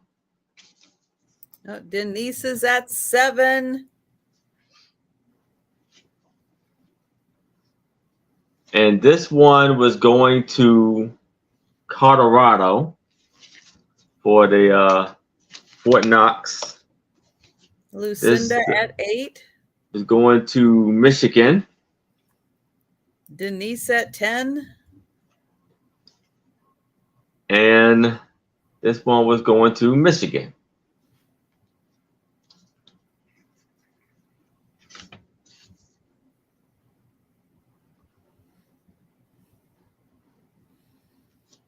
We'll see if Lucinda would like to come in at 11 or higher.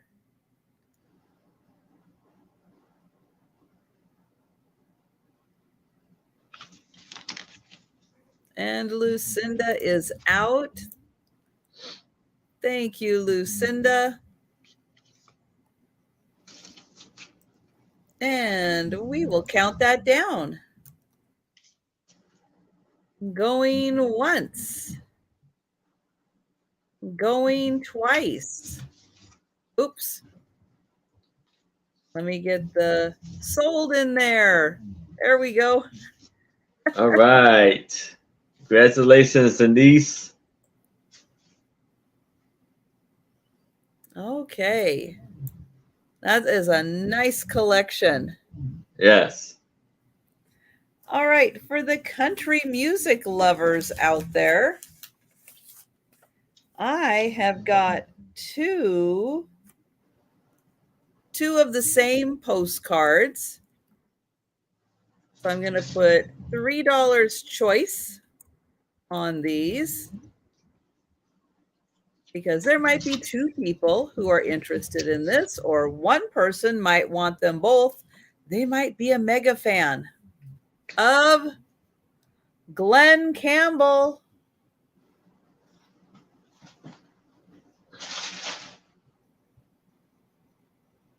There you go. He almost dressed like Elvis. A little bit. Well, you gotta have the adornment. Look at that. Yeah, big collars were big and Thanks. Now this was from the Las Vegas Hilton. So yep, you could have sent that as a postcard. Plus, look at everybody else who's at Las Vegas. Now, can you name all the stars? Here, I'm going to hold it up here. Who can name all the stars? Can't name one.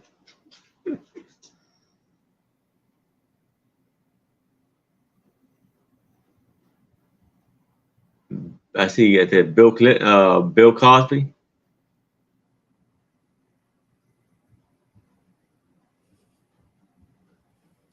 Oh, I see Anne Margaret. Yep. Anne Margaret.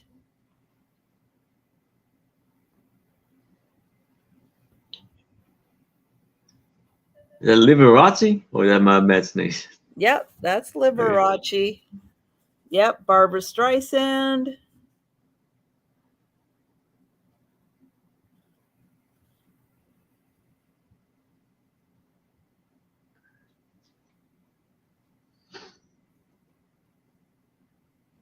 Connie Stevens, Tony Bennett.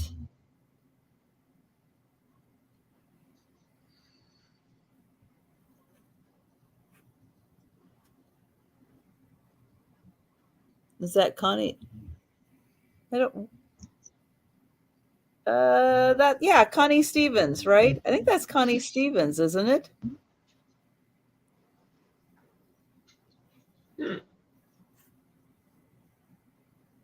Yep, Perry Como right down there, Anne Margaret.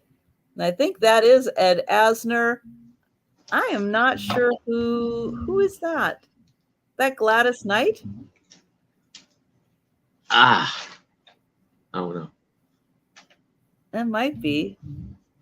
We've got, Glenn Campbell, Barbara Streisand, Bill Cosby. Who got Goldie Hawn? Goldie Hawn. Oh, gosh. Who was that? Carl Perkins? I can't remember. I can't remember who that is. My guess would be Carl Perkins, but I can't remember. I don't know. Kind of looks like him. But then again, maybe not enough hair on top. Captain Kangaroo. And we got Johnny Cash up on top also. So yeah, really fun. Charlie Rich. Thank you, Christy. Thank you. I hate to say it, but there's that group of the older country gentlemen from that time period that kind of all get blended together in my head. But yeah, I think it's Charlie Rich. So yeah, so fun postcard. You get Glenn Campbell on the cover, and then here it says that Glenn Campbell with the pipes and drums of the Royal Scots, and then Anne Margaret was going to be coming soon. So super fun postcard. But you get that for $3, and I have two of them available. And it's got the same postcard.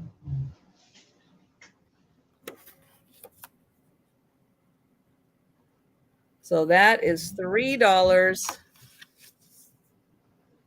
And that's a good size postcard too.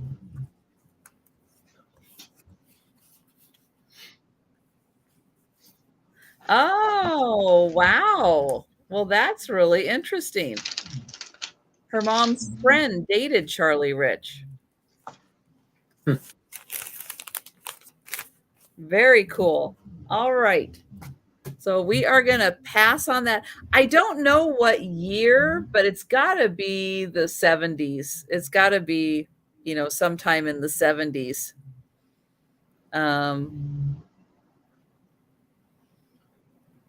Yeah, I would think so. Because that looks like Goldie Hawn from like the Laugh-In days. So I would think that he was very nice. Well, that's good. That is so nice to hear. You always like to hear about people who are nice. All right. Now I have 20 postcards international postcards. And I'm going to start this off at $5. Okay. So here, international, where is it? Yeah. So here is a gilded cover of the inner coffin of Egypt in the temple of Amen.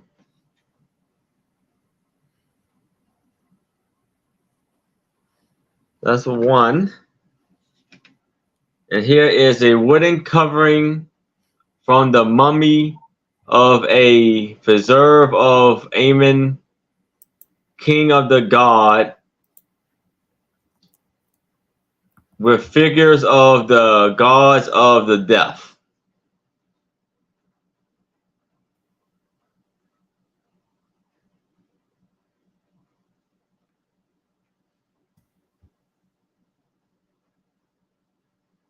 So here's a wooden inner coffin of the daughter of a doorkeeper in the temple of Amen, which are painted figures of the hawks and Amen and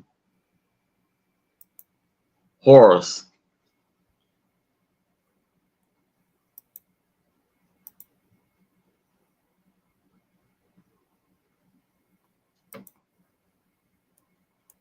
It's another coffin figure.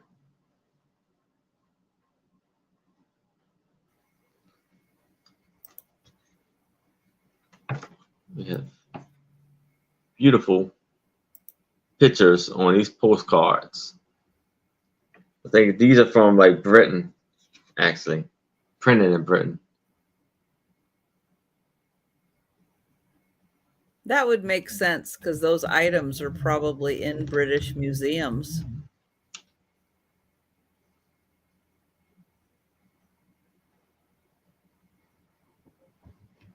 These are lovely, lovely cards. This is War by Gary Mutters. This is the Library of Congress.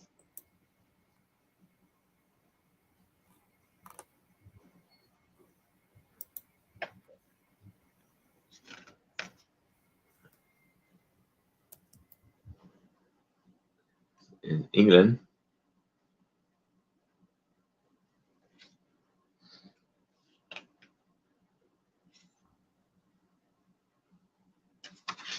This lovely picture.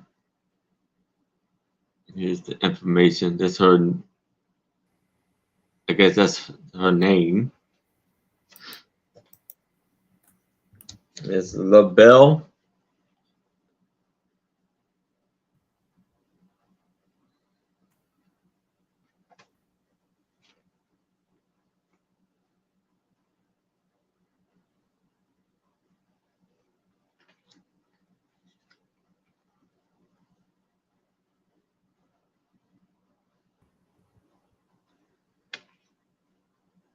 This is a picture of Leonardo da Vinci.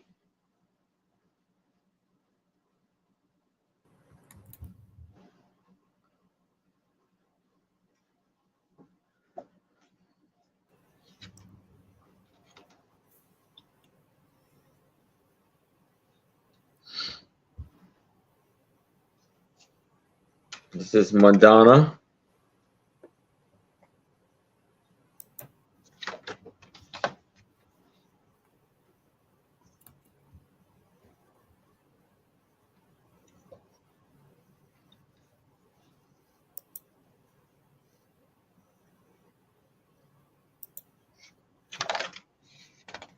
Another Madonna with all of the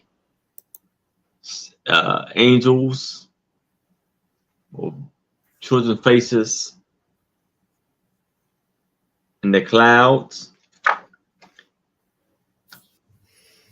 Another Madonna. The two babies on her side. And this lovely postcard.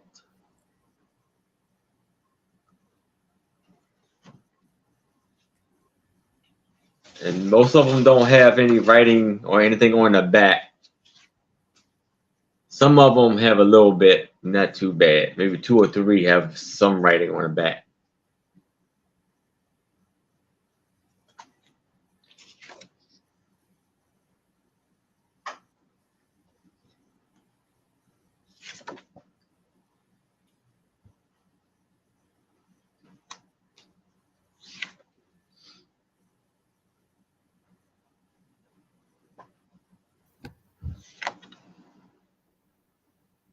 Like this one.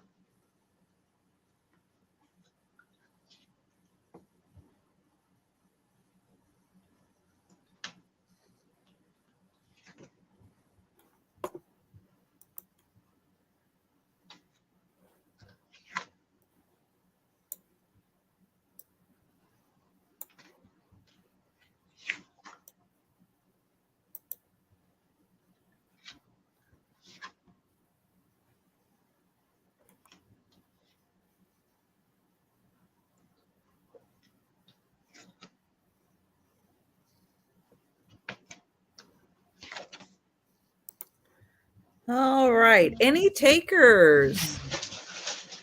Any takers for these? $5 for the whole lot. Lot, yes.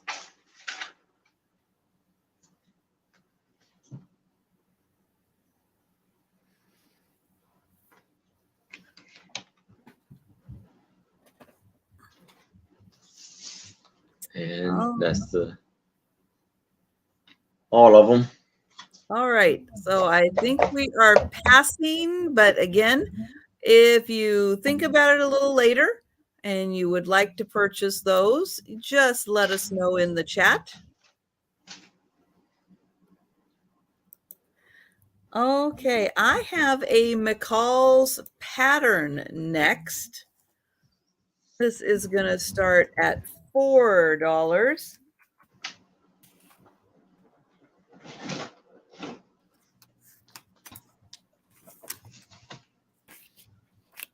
And I was going to see if there was a date on this, but look at these fabulous ladies.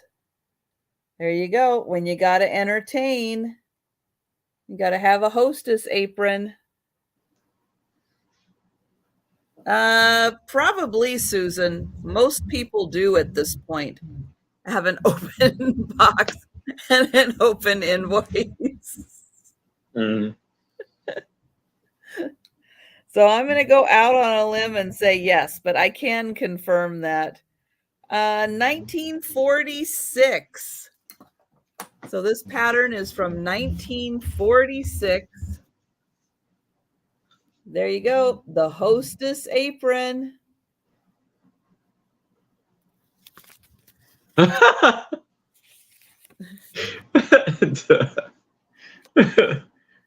Nice try, Doug. That is my resting face.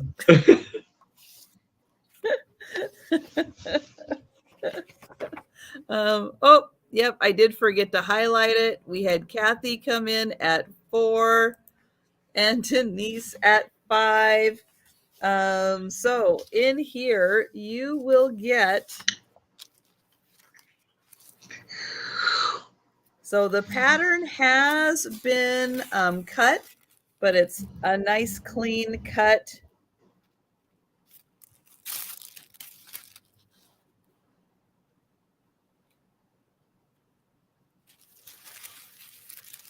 Oh, for the Glenn Campbell. All right. Thank you, Susan. I've got you for one. If you want both of them, let me know. But I've got you for one for the 3. Oh, don't be afraid to ask. I'll give you the best answer I can. But it does have the pattern for the apron, the pattern for the ties. And then here are the patterns for the hearts. that go on. Ooh, you can hardly see those. The pattern for the hearts that go on there. And then you do get all of the instructions on how to lay it out and how to sew it. But yeah, cool. 1946. And then here is how to assemble it.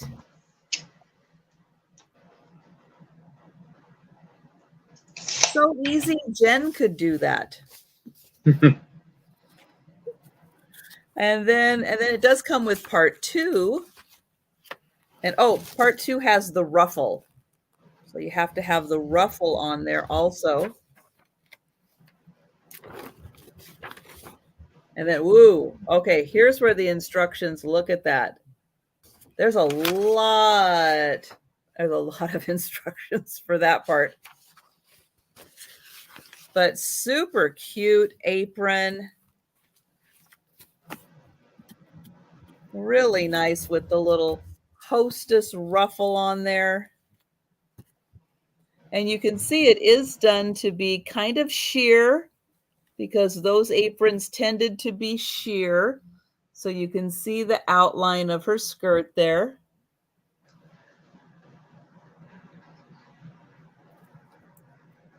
All right. Oh, I think they're even sewing sequin on there.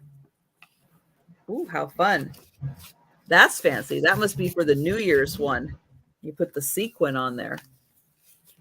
All right. Well, we are going to count that down for Denise. Going once. Going twice. And sold to Denise. Thank you, Denise. And thank you, Kathy. Yeah, Jen thinks like a crafter. She just doesn't necessarily feel like she can do it or wants to do it, but she's got all the ideas in her head, just like a crafter does. All right. I'm bringing an item back, but I am putting a amazing price on it this time. I hope everybody's sitting down. Yes. And this is the 16 by 9 or 16 by 7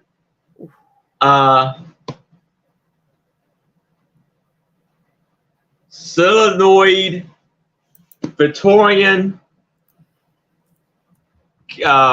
cabinet card album, and I'm going to do this for $20.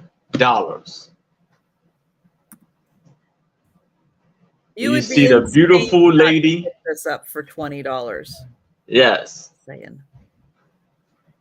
And as you know, as this one, the inside latches are taped inside, so you can probably still put it back on. And it is golden gilded edges on each page, and I threw in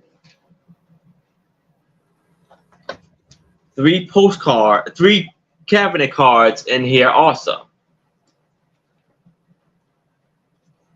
There's a gentleman right there. There's the guy with the top hat, and then the lady right there.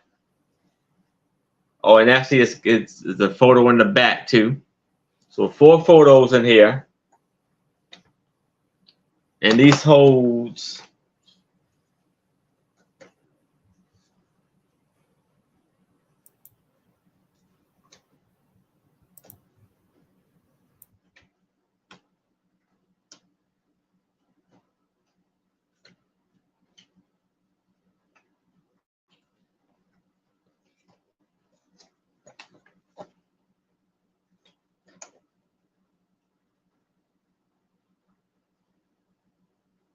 "48 photos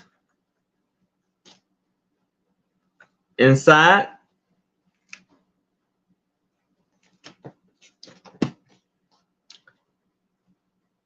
You See, the lady has holding a branch of flowers. She has her white On the ground too. with white blouse with a gold That is wrap. so beautiful, Aaron. Yes. I wonder if you could even, because it closes with a clasp, right? Yes. I wonder if you could really even repurpose it into a purse. And then you have the golden, I mean not golden, silver tone latches on it. Hey, honey. That's even fancy. And hello to anybody I missed that came in while I was distracted. And it has a burgundy fabric spine. Beautiful. It's very hard plastic. It's solenoid. I think This is Julie had- fantastic, Julie, and Yes. it's amazing. It's amazing piece. And it has like an embossed flowers on the edge right Oh, here. Nice. But the light hit it. Beautiful, beautiful piece. And a steal at $20. Yes, yes, yes. Mm-hmm. Yeah, and if you're handy, yeah, you probably could fix that latch pretty easily, I would think. Yeah. And then you had the little designs on the bottom. Very nice. And she's got on sandals. Yeah. Nice and hip. Is the front and back celluloid? Yes.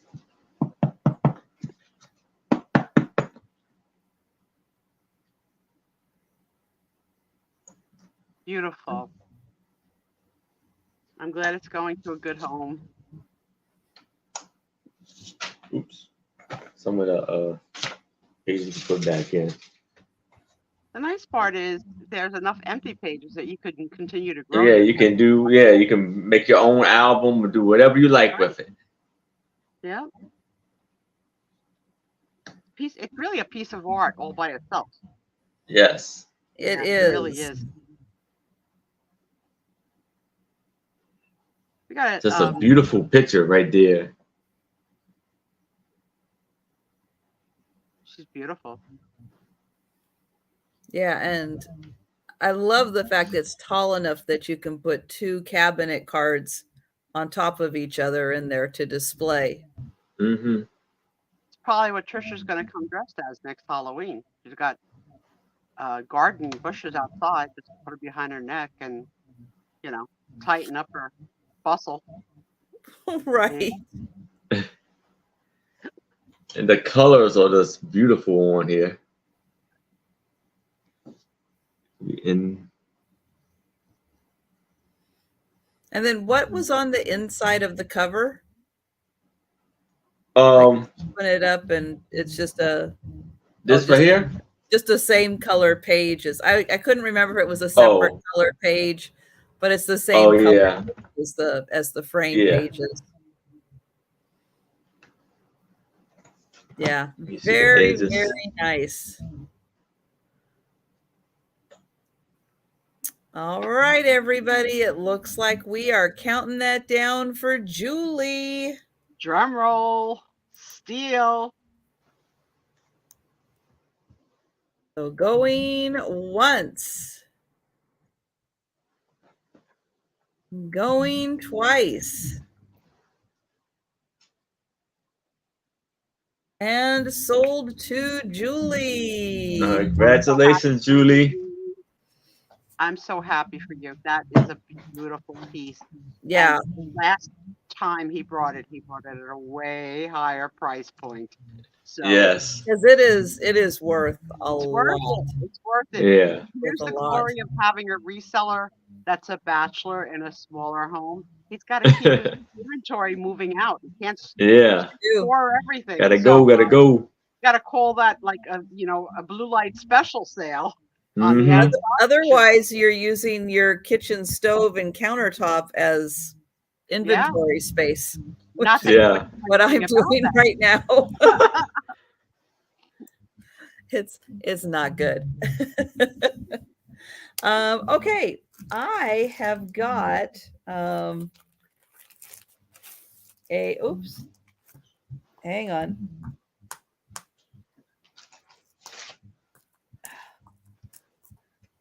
I didn't realize there were these stupid inventory stickers right on top of this thing. I thought it was on the outer plastic, not on the inner plastic. So hang on, because you can't see the design. Now, there are going to be some of you that are not going to like this design. It could be a little controversial. Really? Yes. But it says that this is a Pablo Picasso design. Get So, ready, Aaron. I'm ready. There might be all right. boobs. Boobs that look like triangles, but probably you're like right, Picasso. Oh, that's good, Julie. It makes us happy when somebody really enjoys what they purchased and it's going to a good home. Yes. Now, I don't know why you think automatically that it's nudity if it's controversial. There are other controversial things. Well, I don't know why you think that you're doing a scratch and sniff live on camera because you've been working on that. You've been working on that sticker for about 20 minutes, and I've been trying to stall. Okay, So this is a cross stitch kit. Oh. Of the bullfighter. Oh, and the bull's not going to quite make it through the event. Ciao, Nope. ciao, El Toro. No. But this is Pablo Picasso's Picador. And it is a counted cross stitch pattern. It says when it's finished, it is a 12 by 10. And the kit includes, it's black and white. So you only have black floss. That makes it a little easier. And it comes with the needle. It comes with the floss. I've never seen his artwork done in this way before. And I've never seen this piece. Everything I've ever seen that he does is very, how should I say, abstract, more abstract art. Thank you, Tom.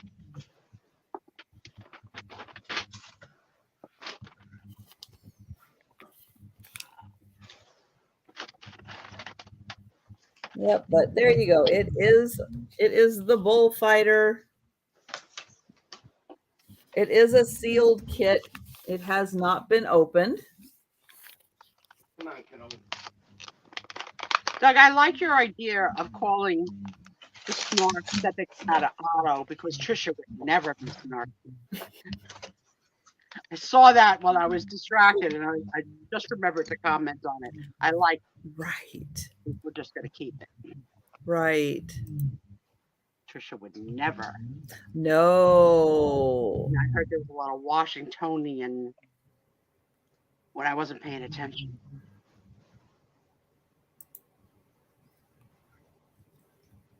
Is it needlepoint or cross stitch? Cross stitch. Yep. Stamped design or counted cross stitch? Counted. Okay. Counted cross stitch. And because it's a Picasso, you only sort of need to count. You know, there's interpretations. If your count is off, no one's going to know. That's what they say about us, Trisha. Our count is off. My count is off sometimes.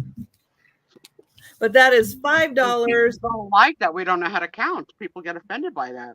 No. I wonder why. You really do know how to count. It's just a ongoing gag. It is. It's true. Not to be taken seriously. Yeah. Too seriously, folks. Yeah. All right. Well, I don't see any takers for the Picasso, so we'll pass on that. But if you have someone who's interested in learning how to cross stitch, this isn't bad because, again, if their count is off, it's all right. It's a Picasso. Look at that, Sarah Lee endorsing that Julie got the bargain of the night. That's right. Stay tuned. Stay tuned. That's all I'm going to say. A teaser from Aaron. All right. We'll stay tuned. So now I have this lot of 12 postcards that these are real photo postcards. Most of them are antique. I can't promise if all of them, I know a couple of them aren't antique, but most of them are antique. And I'm going to start this off at $8.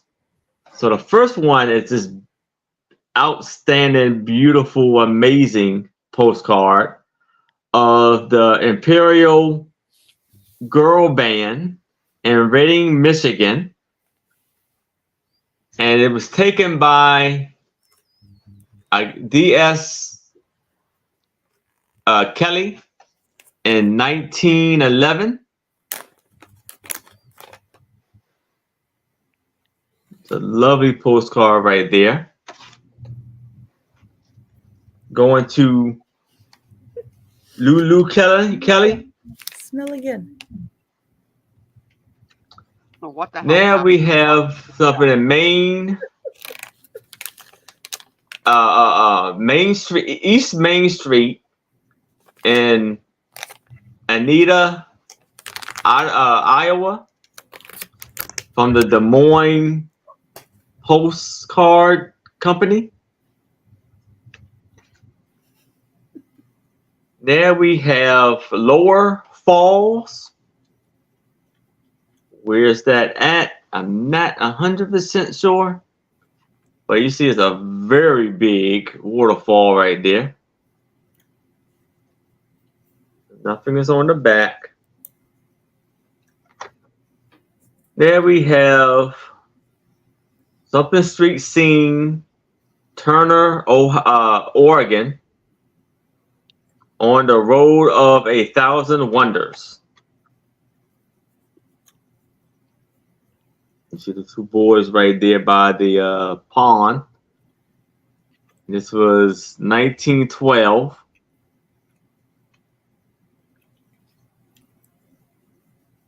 Here we have a ferry from Port Angels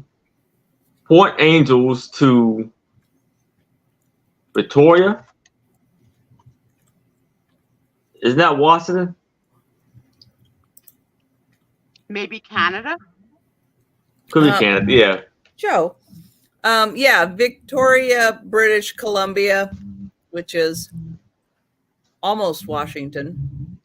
Okay. Then we have bananas en route to market, Panama City, Panama, right? RP. I guess the Republican of Panama. This is 1949. What do you mean? Then this is port. This is the Log Cold Deck, Port Angels, Washington. And as you can see, it has WN instead of WA. What is wrong with you? You're making me talk with my mouth full. Why? Sorry. Why do you encourage that activity? Then we have north side of Main Street in Homer, Michigan. Main Street in Arlington, Ohio, 1911. And here is it's of a beautiful train. She's freaking. No. Can't stand it. I think it's like it's This is 1911. Here we have District 10 Schoolhouse, Pleasure Township, destroyed by high winds, Tuesday, April 6, 1909. And this postcard was in 1909, posted in 1909. And there we have aerial view, Starlight in Starlight, Pennsylvania. And last but not least, Main Street in Cambridge, Michigan.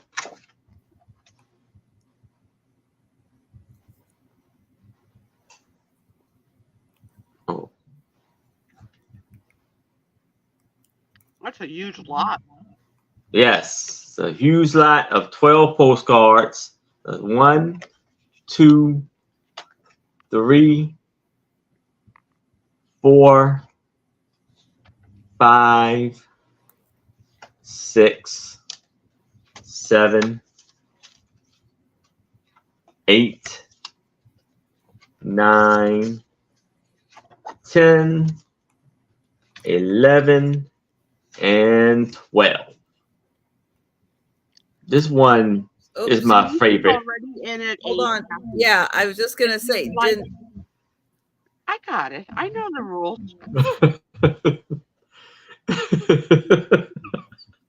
You play with your cat, okay? Let your cat smell whatever's in that bag. Tuna probably. black licorice. Kathy, if you're interested, you'd have to come in at 9 or more. That's all. That's, I got it. Go ahead. And some of these have what happened? I don't know. You're good. The thing went out. Or maybe I knocked it up. Or did I hit it? We have no idea what you're talking about. Oh, well, I'm sorry. I know. I know. It was my the lamp on the I wasn't sure what thing went out. Yeah. And spooky Halloween stuff is gone. We're past it. So some of these have like letters written on the back of it. Aaron's got a ghost. My what do you call it? My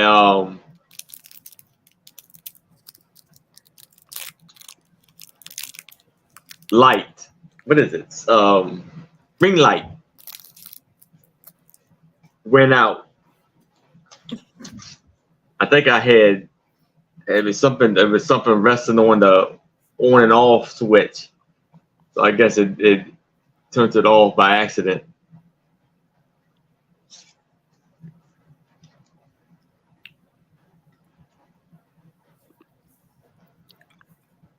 Okay, Kathy, if you are interested in these, please let us know if you would like to come in at 9 or higher.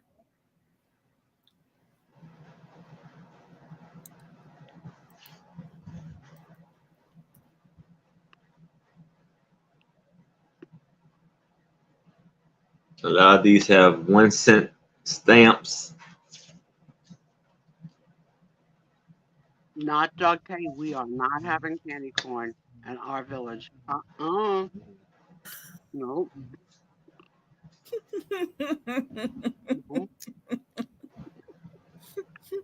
And if we get any, we're gonna play games where we throw it at Trisha. Trisha's gonna put her hand in the circle. We'll see if we get like basketball. We'll play basketball candy corn with Trisha.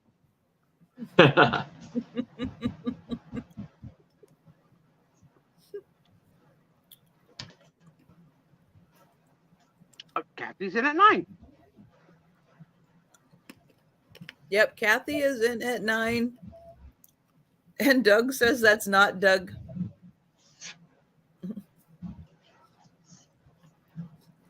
So the kids that come, subscribe to you last week to get you to the 2,000. When it came in tonight, he goes, you know, she puts out videos almost every day. Or every day. No idea. I said, yeah, I know. Did he unsubscribe because it's annoying? No. He goes, what does she do? Like shopping? Where's she getting this stuff? Like now they're interested. Now they want the whole explanation. Oh. He asked me, is your house paid off? How much do I think you're bringing in? How much you're getting from YouTube? What's YouTube's cut? He asked me about 100 questions. I was like, you guys got to go. I got a show to do. Crazy. All right. Kathy is out. Denise is at 10. Joe, you're annoying. Oh, and then you see the airplane, the old-fashioned airplane right there. The horse and buggy. All right. We are counting that down. Going once. Going twice. And sold to Denise. Denise, that All right. band photo, that band one is so cool. Yes, I told you I was that one hurt to just kind of give that one away a little bit. But yeah, it's going to a good home, and I just want to give it a good home. Yeah, that one is really special. Okay. I got kind of a big one. But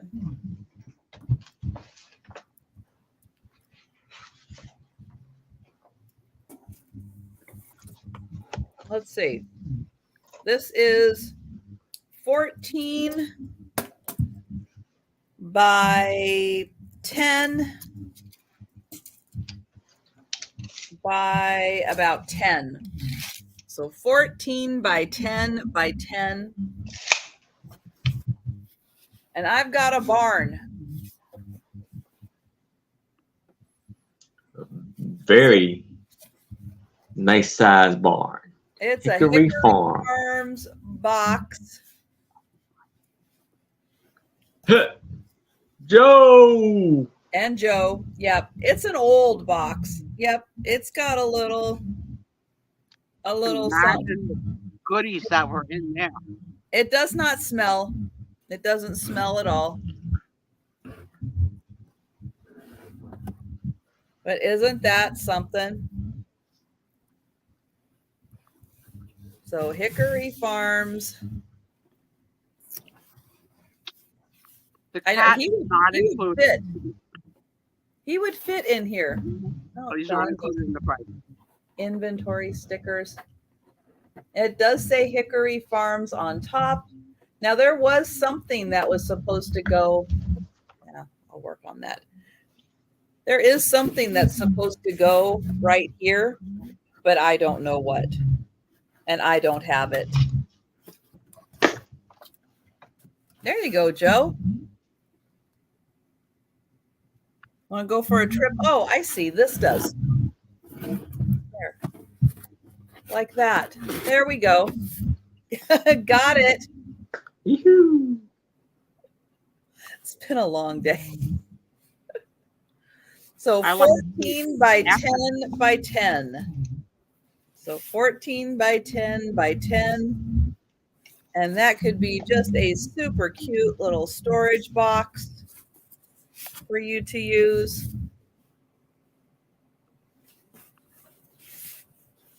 And After then, Christmas, Walmart has their, and all the stores have their half off sales. So Hickory Farms puts out a lot of holiday package sets of their sausages and cheeses and mustards. I definitely go back up on that after Christmas 50% because I love the Hickory Farms products. They're so good. I've never seen this little house before, but that must have been filled with so much goodness.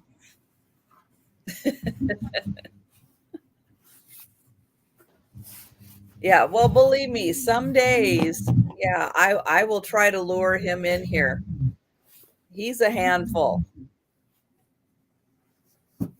He is definitely a handful. But that one, $15 for the box. All right. And we're going to go back to Aaron. All right. Is everybody ready again? Because now I have a 10 by 8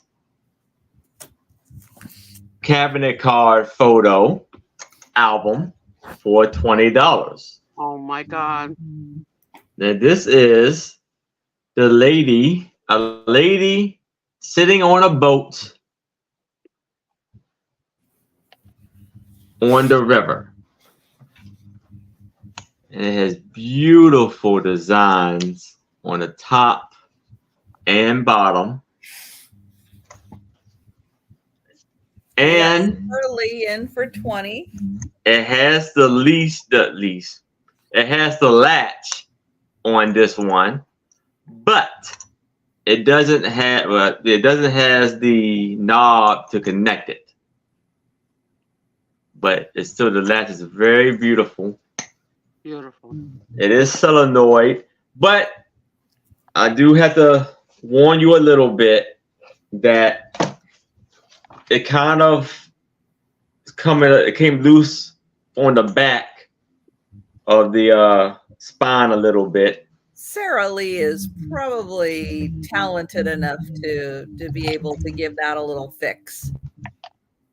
And then we have the green fabric, almost like it's corduroy or something. And I have cabinet cards inside of it too. I have 3 cabinet cards. Got this lovely one of the young man. There's another young man. Then we have this beautiful lady. She'd make a beautiful witch. Yeah. And then you see the cover right there, and it says album.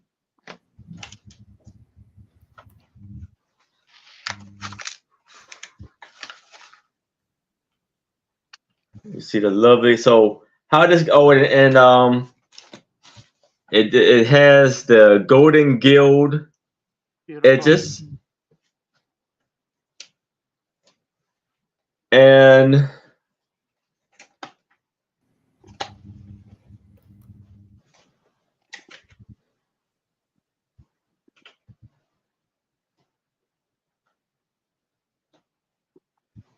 I agree, Sarah Lee. Sometimes like 22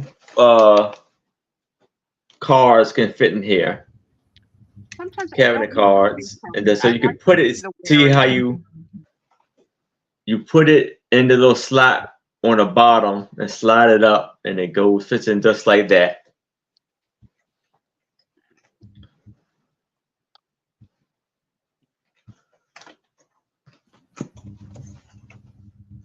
Oh.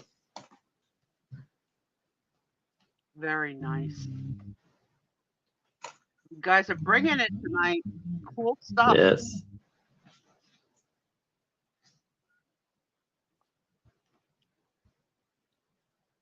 All right. Well, it looks like we are counting that down for Sarah Lee. Going once. Going twice. And sold to Sarah Lee. Congratulations, Sarah Lee. Tonight. Congratulations. Great job. Great buy. Oops. Okay, so let's see, we're going to start this at $8. I have a pair of photos. They go together. I didn't get them put back in their little folder, but they have a little folder here. 1953 Delta Sigma Pi Sailor's Ball. Oh, I would have loved to have gone to that. I do love a sailor. These aren't real sailors. They're the sorority boys dressed as sailors. Oh, it's going to disappoint? I'm not going to get excited. Well, you might. But it does attach in here. It's not real uniforms, but it's very sweet.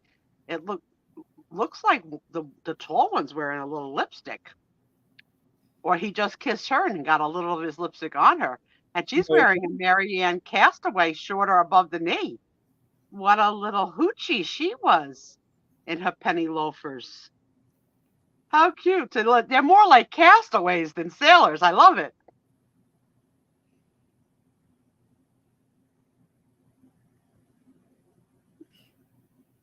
I know, men in uniform. I went through that whole cop phase when I was dating.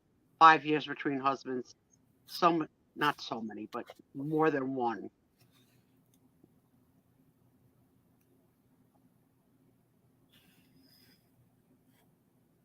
They did a good job decorating the room, too, to look like a little Gilligan's Island-ish. Very cute. So, yeah, this one also says the Delta Sigma Phi Sailors Ball 1953. I love a theme and I hate a theme at the same time. You know what I mean? If you're down for it and you think it's a cool theme, you're good. Now, Jamie. I have my office party this year, which of course I can't attend, but they're doing a taco themed luncheon where everybody brings something to do with tacos. I'm not gonna miss it. No. Why does everybody have to bring something? Because the company doesn't pay for the party. You have to bring your own. Really? They're on a budget? Is that it? Yeah. Mm-hmm. Mm-hmm. Yeah. So you are retiring at such a good time. I know, and especially on a taco year. How pathetic! On. How pathetic! They have an employee appreciation luncheon, usually in January or February. They try to be politically correct to not be about a holiday, to not insult anyone that doesn't celebrate those holidays. So they have it like at a non-specific time, and there is food and alcohol served there.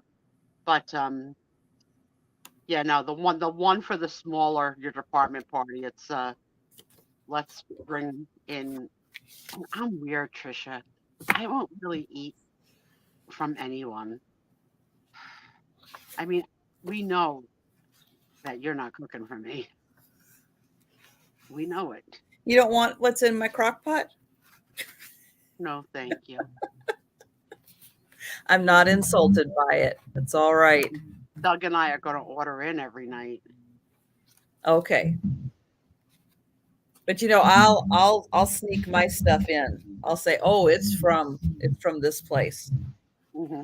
I'll get their container. Yeah, but what do you think about that? Is that a good Thanksgiving holiday, Christmas luncheon, good theme? I hate it. I'm like, people like that. I'm not going, but like, ew. All right, really there you go. $8 for the pair of photos.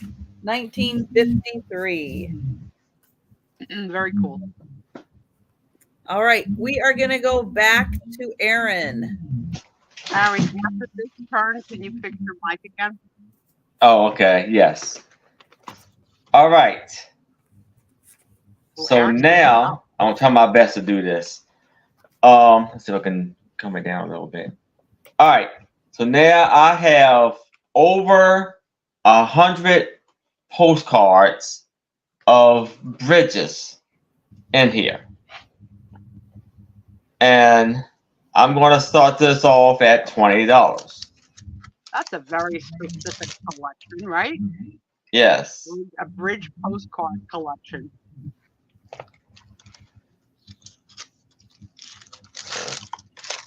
Hold on. Let me see. Whoops. Take it off. So no one has Give me a second. sense to add about the taco party. Would you like a taco party? Oh yeah, are you gonna flip your camera around? Yeah, I think he's gonna flip his camera around so he can have it flat. I would be okay with the taco parties brought in from a restaurant. But I am not a potluck person either. No. So and you know, my millennials, while Aaron's refreshing, we had a little conversation about, would you eat from my house, would I eat from your house, kind of a thing. And I says, we've always been the one to host any event because I really won't eat at anyone else's house. I'm not good with that. But I forgot to tell you guys, Sam, my millennial, had her baby. Oh. Halloweeny. She's a Halloweeny baby. wow. And she was a big one, Trisha. She was 10 pounds, 9 ounces. Good grief. Yep. So Wow. she got discharged today. She just got we sent a little cougar print onesie. That's what she wore home from the hospital. She looks perfect. And Sam will be out of work until. Did she have a C-section? Yeah, they had to. She wasn't going to pass that. I was no way. But they made her suffer all day. They made her go through labor and, a whole day of not pushing, but of contractions and stuff. And not until the evening did they agree to the C-section. So, it wasn't easy, but she's so worth it. She's gorgeous. So me and the other millennial will be alone, and she's not due back because of the C-section until maybe May. She ain't coming back. She ain't coming Just so you know, she ain't coming back. Everybody knows that. Is the baby walking yet? The baby's father is a pediatrician, so maybe there'll be some advanced things because of that. We'll see. Yeah. Yeah, they named her Francesca, and they're going to call her Frankie. So And here, because she was born on Halloween, they dressed her as a mermaid. And the whole nursing staff came into their room, because now you have your baby in your room. Like, you don't really send it back to the nursery. The whole nursing staff came to see little Miss Porchetta. Yeah, she's so big. She's so cute. now some of them kind of, Yeah, she had some really cool ornaments, really very nicely priced too. I could look at Christmas ornaments. I could look at Christmas all day. I love it. Now, this is what I wanted to show y'all. I don't know if you can see it that well, but this is the Chesapeake Bay Bridge that links western and eastern shore of Maryland. And I've been over that bridge a couple times.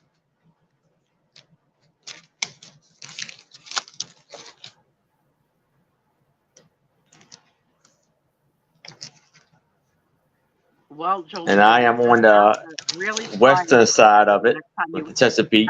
Jersey, because Ledgewood is probably about only 40 minutes from me, maybe not even.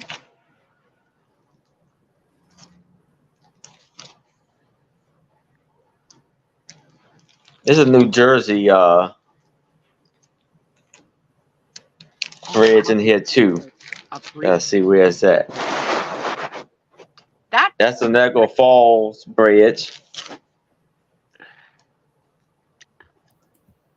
I don't particularly like driving on a bridge, but I will do it. But I do have a little anxiety on them.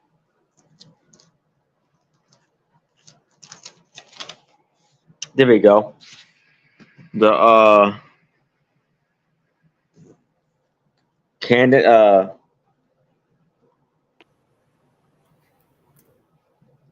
Bridge. Jolita, you need to have Trisha act as Karen when you have to fight with someone, because she gets the job done. She's Trisha on your side. Yeah.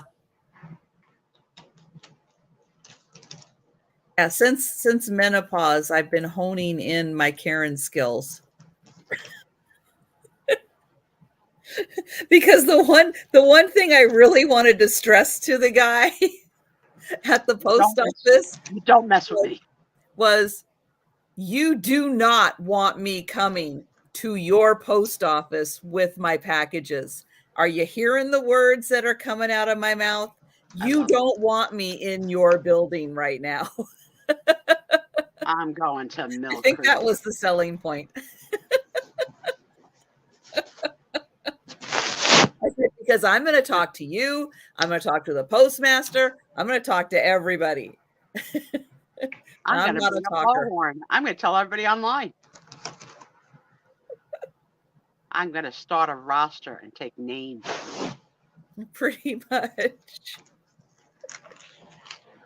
And that's all of the postcards right there for $20. The Tower Bridge in London. Yeah, you have all kinds of stuff. Yeah. That's an awesome collection. It's an interesting collection, yeah.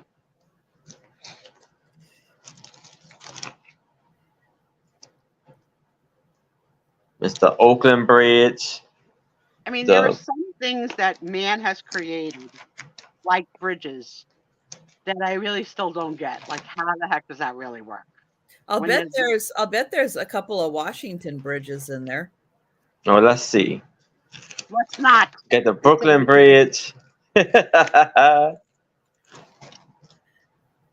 like bridges are fascinating, but also natural things like how the frick does a waterfall work? How does that work? Like, I don't get it. Like, how is it possible? I thought London Bridge was a euphemism for my pants being snug. My panties were falling down, falling down. That's what I think that song is about. Oh, Jolene. It's an organ. Oh, wow, Jamie, you got your package already?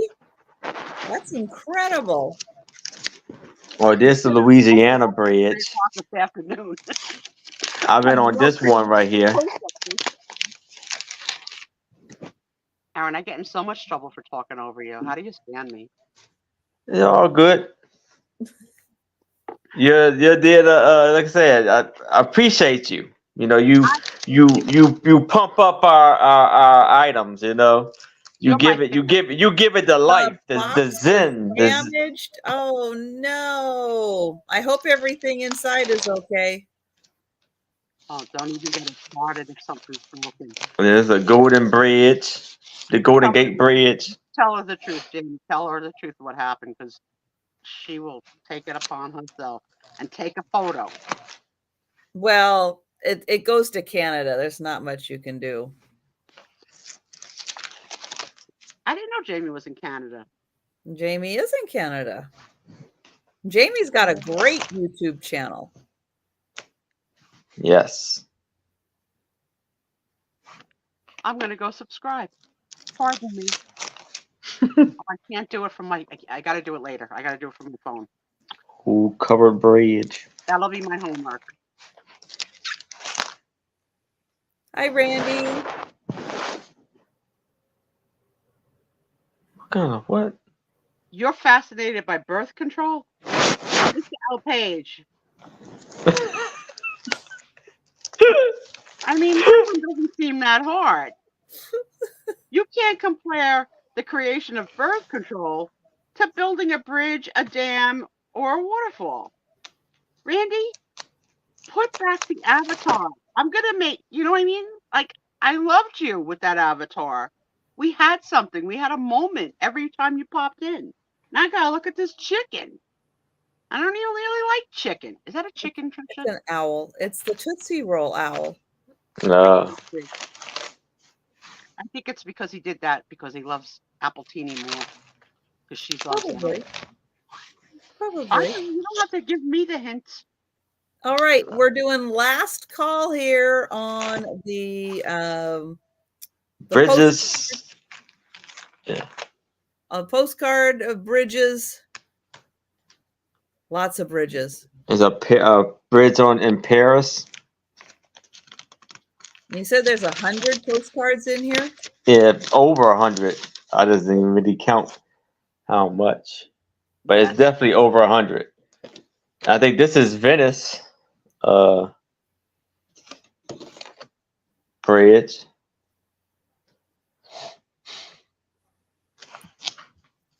Doug, I had to read that 3 times before I got the joke. We're gonna need we need to bond more. I'm missing you, and I'm not getting the joke on the first time, but now it's a really funny joke. About the 3 licks? Mm-hmm.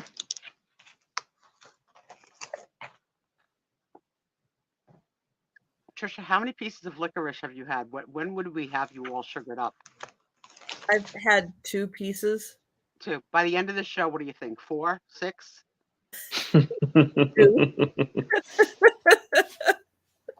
I want to see Trisha all speeded up on sugar. No, because the one thing you have to be careful, and especially with black licorice, you really have to monitor and not to do it with black licorice because it will raise your blood pressure. Is that fact or fiction? Yes. No, it's fact. It's fact. Black licorice will raise your blood pressure, so you really only just nibble on a little bit of it. So now I like the vegetable that it comes from, anise, which is called fennel. I think it's called fennel. I think those are 3 different things. They just all happen to taste very licorice-like. Fennel is like a root vegetable. Anise is nice. It is shaped like a star. Will fennel raise my blood pressure? I don't think so. Well, I need to know because I love fennel. Raises your cardiac enzymes also. That's probably, is that what raises the blood pressure? But you do have to be very, very careful when you're eating black licorice and only eat just a little bit of it. How am I almost 64 and a half years old and I've never heard that sentence? Because you don't like black licorice. But I know people. I know you know people. It's upsetting now. Now I gotta worry. You got a freaking big bag of high blood pressure stuff at your disposal. Mm-hmm. That's right. That's why 2 pieces. I'm good. About you, Trisha. You can exercise restraint. If you say you're gonna have 2, you're gonna have 2. I say I'm gonna have 2. I don't care. I have what I want. Did you find one in Washington? Seattle, Washington. Woo! Which one is that? George Washington Memorial Bridge. That tells. I cannot have bridge several times. Right side. Turn the picture right side. Let me see. I can't see. Hold on. Lucinda, you better Google it. Because probably it's tracing not. No, just you can leave it there. Oh. He can do whatever he wants because you know what, Trisha? It's his. Looking for the words. No, I'm looking for the location. I'm trying to figure out what bridge that is.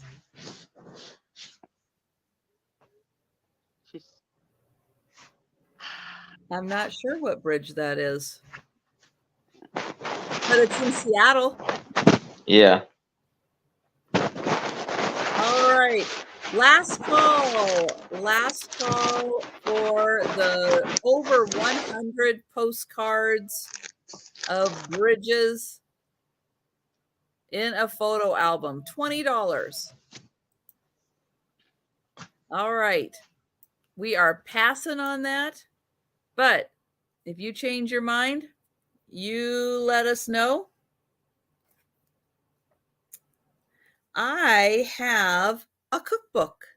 Well, it's like a brochure cookbook kind of thing.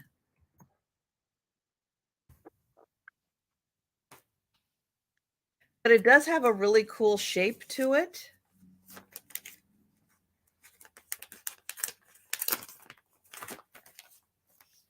Because the bottom is shaped like a bowl. That's cute. Was that company still in business? Mazzola corn oil? I don't know. And you know, they say doing a salad with your garlic and your oil in a wood bowl, something about enhances the flavor. Oh. Now that I didn't make up. All in one salad. There you go. You would rub your garlic on the wood before you. Are there eggs in that salad? Yeah. Oh my God. Eggs and lettuce touching. Oh, yeah. Love hard-boiled eggs in my lettuce salads. That's why Tom's living on your side of the island. He had the nerve to bring 2 hard-boiled eggs into the house this week. Oh, what are you thinking? Oh, look at this. Look what they did there. Isn't that pretty? But what the heck is the stuff shoved in between it? Tuna? Well, no, it's not. I think it's like a citrus fruit. All right, I'd eat that. Guacamole, I'm in. Like I think they took like an orange and put the orange slices in between the apple. Oh, so this is like early charcuterie salad. Yeah. Nice. And then you've got grapes and strawberries, red grapes. Prefer a one color grape to another, Trisha? I like the green. Yeah, grapes. I mean, I'd pick green first. They still sell. Thank you, Doug. Oh, this one's got the purple, but recently I had black and they were so good. So this has tons of salad recipes in it. The vitamin vegetable salad. Ooh. What's your favorite fruit? Kathy, thank you for bringing some truth to the nonsense I bring to the show. I appreciate you. I knew I had it somewhere. And fennel is like a root vegetable. So. I'm not a big celery person, so to me, fennel is what I'll have in place of celery, and I love it. So crunchy and good. See, so you could go to the taco party, Lucinda, because you're ready. Yeah, I like raspberries too. Like really like raspberries. Those little hairs on them that I gotta pretend I don't see. Oh, look at how pretty that is.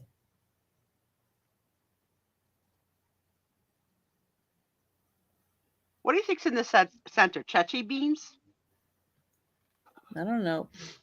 Peas? I know celery was like a big, thing because there's you find so many vintage celery dishes.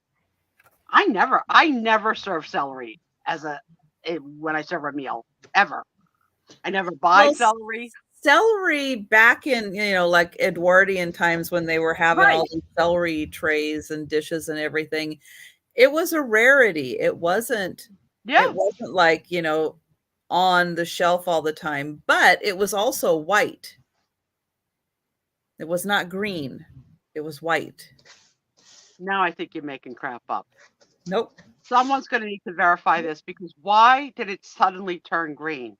What do you know why? Okay, have you ever looked at celery and right down by the root? It's white. It's white. You know why it's white by the root? I don't. Because it's in the dirt. So they used to grow celery like potatoes. And so when the celery would grow, they would bury it.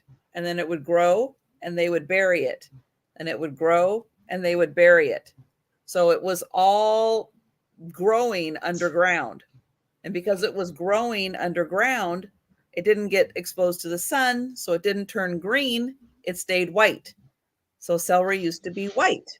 I got to ask you, and I know the answer is no, but are you sure you weren't homeschooled? Because where is this crap coming from? Like, who the hell knows that, Aaron? Right? I don't know. Where the frick is she coming up with this stuff?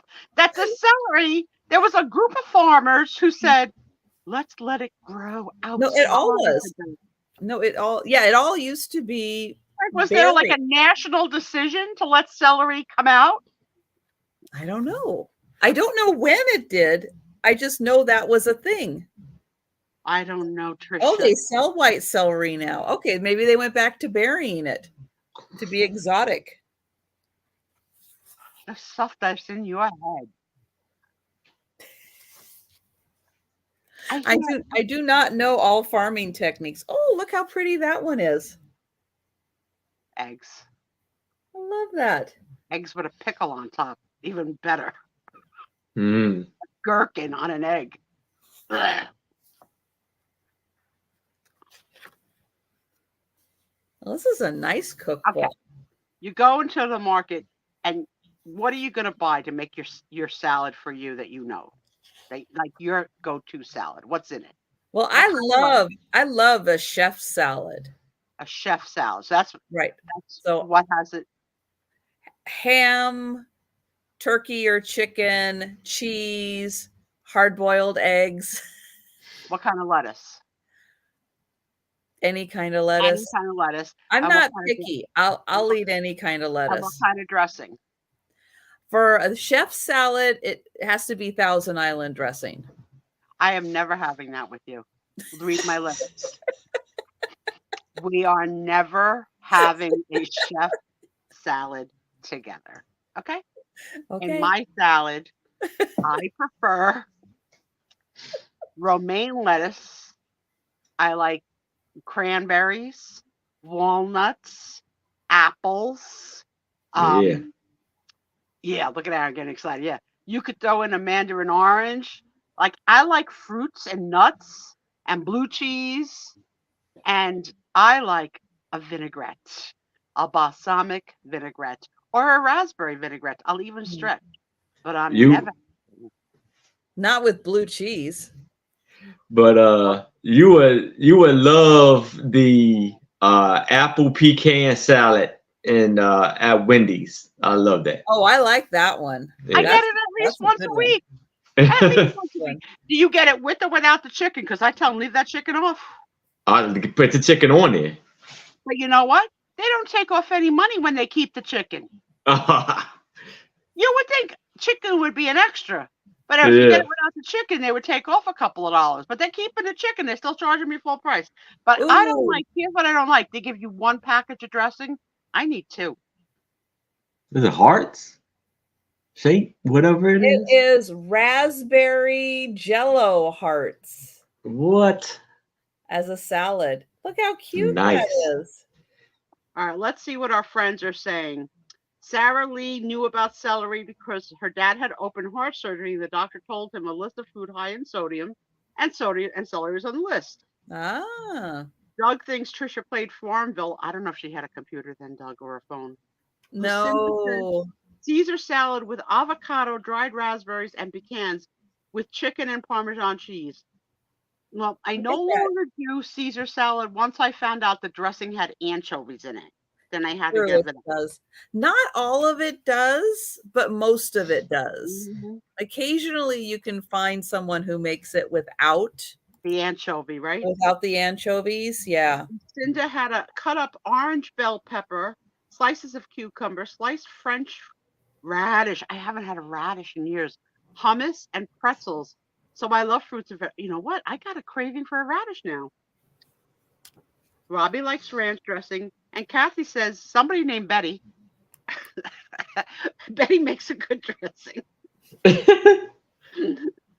Susan doesn't like blue cheese. Robbie doesn't like the stinkier the blue cheese, the better. I don't do blue cheese. I do more gorgonzola than blue.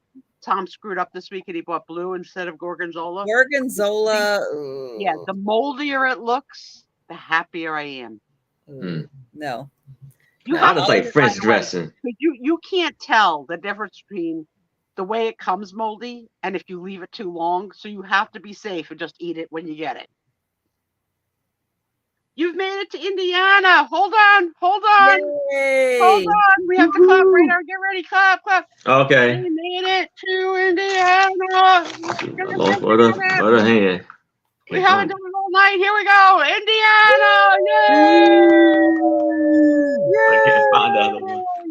At least once a show, we got to have a reason to clap.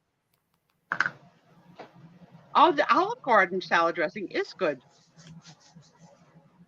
Yeah, that is good. All right, we are passing on the salad cookbook. And we're going back to Erin. All right. She was in New Jersey this morning and is in Indiana now. Is that what she's trying to tell us? I think that's so. Possible. Pedal to the metal. All right. So here I have a book, a packet of postcards. And yes, please. It's like China. Now, these are all of statues. Beautiful. Now, some of these statues do get pretty interesting. Let me just say that. Well, it's So art. you got China, as you can see. So here's one. I don't think those are in China. I don't think it is. Well, it's probably just the China. Maybe it was just brand. made in China. Yeah, yeah. Show the back again. What does it say down in the corner there? It's in Chinese. Oh. So they were What does the back of the one you're showing say? It's saying all of the same thing. I'm counting this as freaking so smart. it's I'm Chinese postcards. Yeah, but it's in different worldwide art. Yeah. China, right. Yeah. So I think it's Chinese postcards of art around the world. And I don't know if it's supposed to be Zeus or what, but that's one. I see King Titan. Oh, what's your starting price and how many postcards are there? I think it's about 10 postcards. Okay. Yeah, like 10 or 11. And I'm going to start it off at $3. Wow. And so here, it's pretty interesting too. It's art. Art. Yes. Art. I'm in favor. Tom, pay attention. Now, I guess she has him in some kind of, you got the man in some kind of hold there, like some wrestling move. Yes, she does. She's got some strong thighs. And this is like it's an angel because he got wings. Or what, fairy?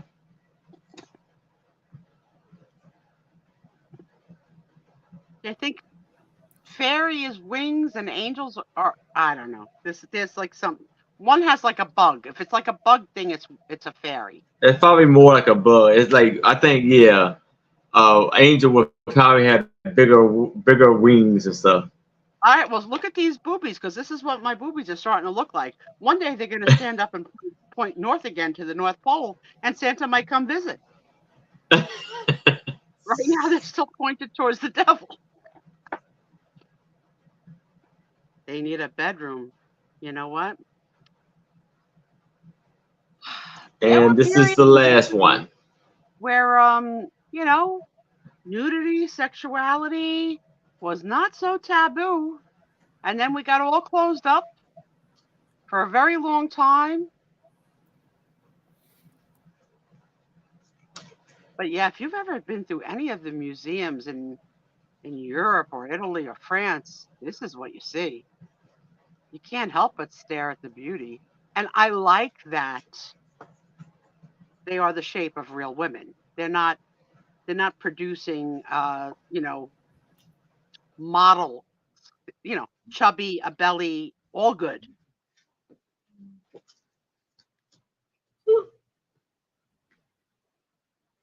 Well, that was the desired shape. Yeah. Curves. Yeah. Doug. I think I'm most fascinated by the one woman that's crushing the man between her knees. I need to focus on that because I have a little bit of power still left in my knees, not a lot, not if I'm standing. But be careful what you wish for, Thomas. I'll crush you with my knees. I think like King Titan of the seas. I think you're right. Like Pisces. They are beautiful. It's beautiful pieces of art. These are all suitable for framing too. Yes. I think Randy's in at you see that bit? I think that's Randy.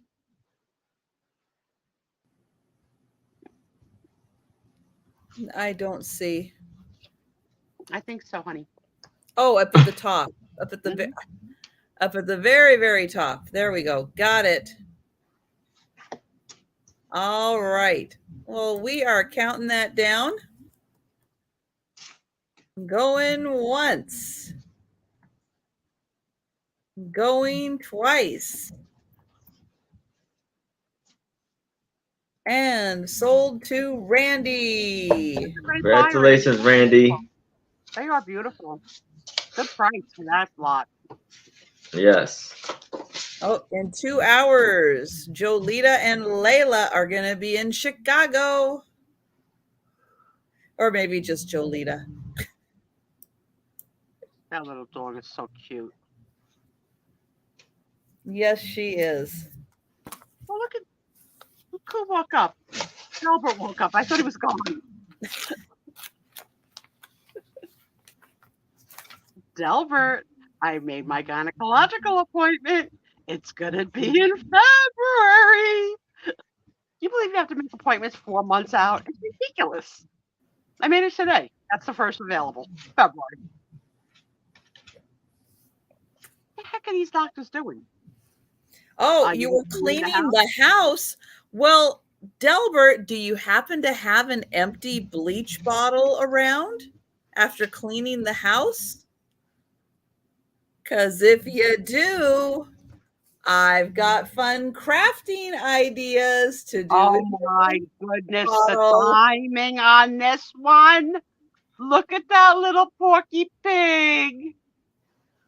Oh, let's see. I have never seen this. Clorox bottle craft is fun. Yeah, it is. Let's see what we can make. A Clorox piggy bank. That's look how cute she is. Aw. Clarabelle is a doll. Oh, you can make her. This is Page so 8. cute. There you go. Little piggy bank.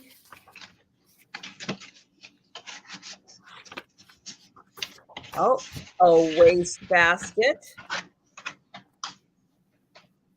A basket in your cabinet. Ooh, seedling shield. For when you want to grow celery. Yes. Exactly. Was perfect. And Delbert, can you send a memo to Tom that he can clean at night as well? Flower pots. Oh, soap dish. I don't think I would. Yeah, no. Just say no to that one. No. Oh, a box for your buttons. Oh, Sarah Lee has seen these craft projects at estate sales. That's cute. A cookie cutter? No, no food related. Pin cushion, sure. Pin cushion. Yep. Although they say if you have like the water sitting around, you put a couple drops of bleach in it per gallon, whatever it is, and that keeps it from getting bad if you're ever in a natural disaster and you don't have access to water. You're supposed to put a little bleach in there. Why you got to bring a party down? I don't know. We're all having a good time. Workshop organizer. Oh, toilet brush holder.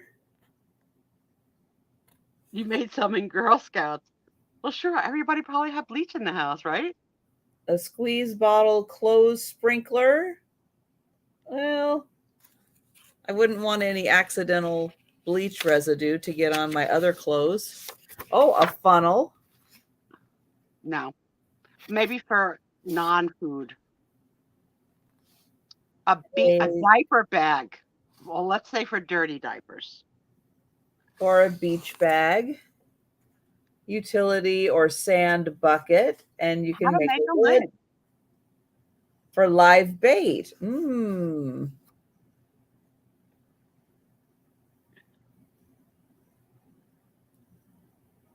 And a scoop.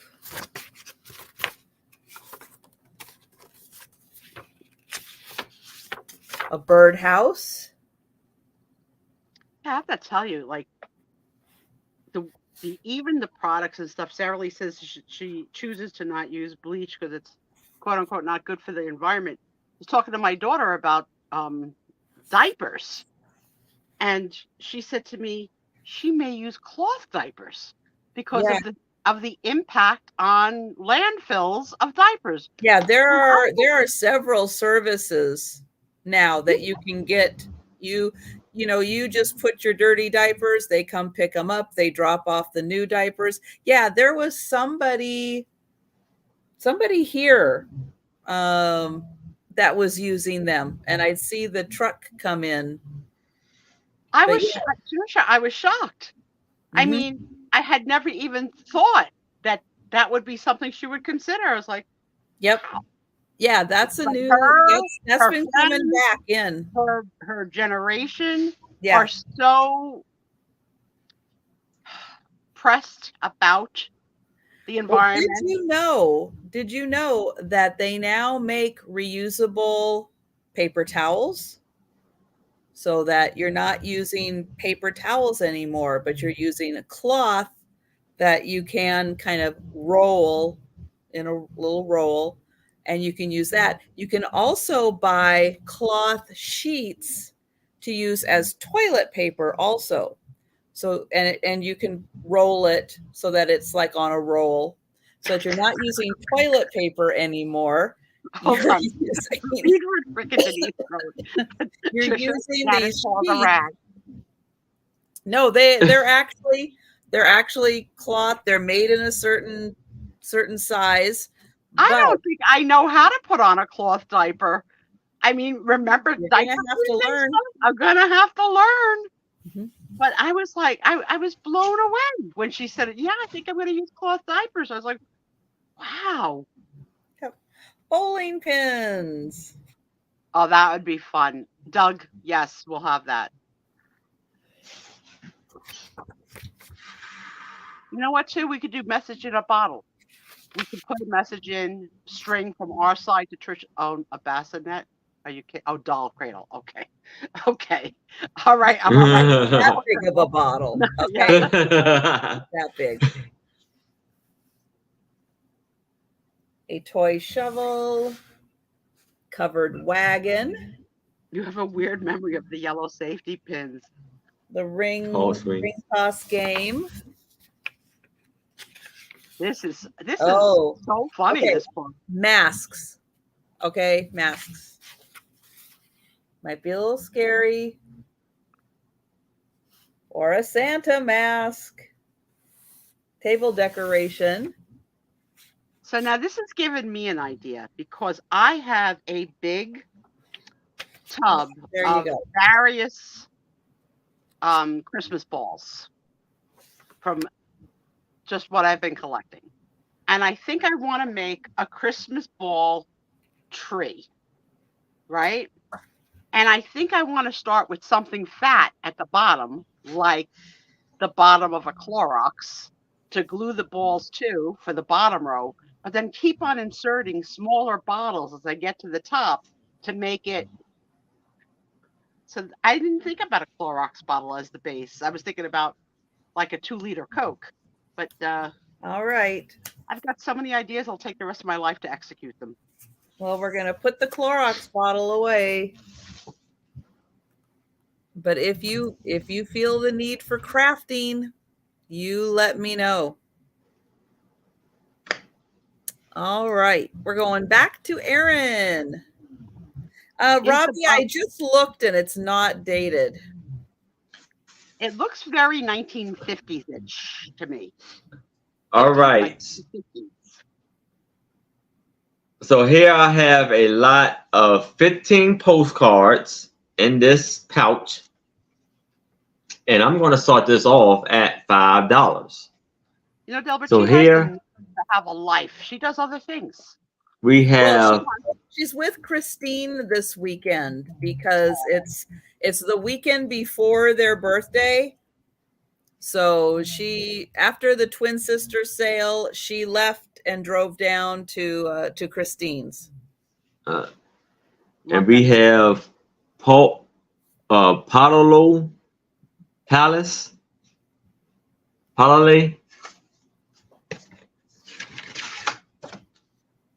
And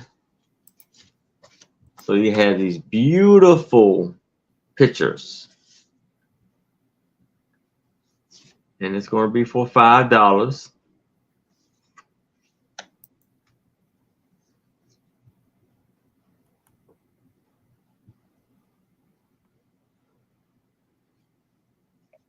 Yeah, they're so cute together. But Jen is definitely the alpha twin.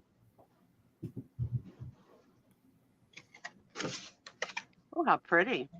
This is like gold and yeah.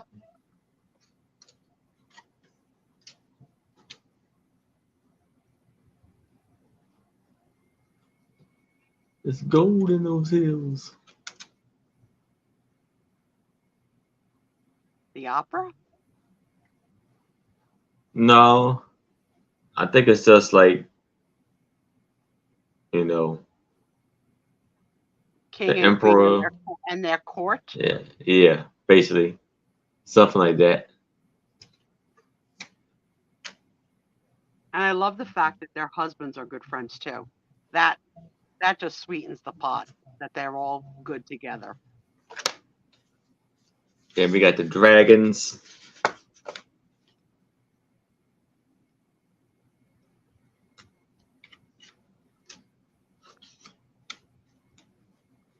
Is that a post office? Because Trisha might be interested.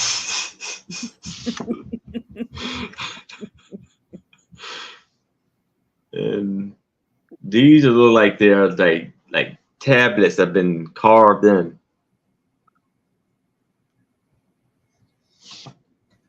Do any of you watch The Amazing Race? And did you see this week's episode on art that is made in India with how they do print art? It was really interesting. They stamp it one color at a time on top of each other. So to make a peacock, they start with like a navy blue, then a yellow, then until it all becomes one piece of, so pretty. So yeah, that is all of the postcards. I will resew them.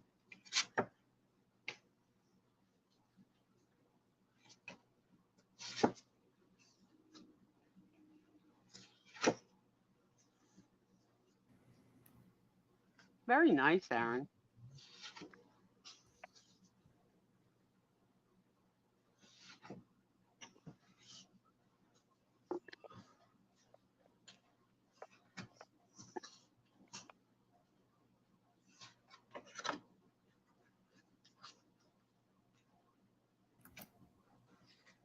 You can't help but be moved. Like if you're in person in front of one of these gold wonders, like you gotta like just take your breath away. Yeah.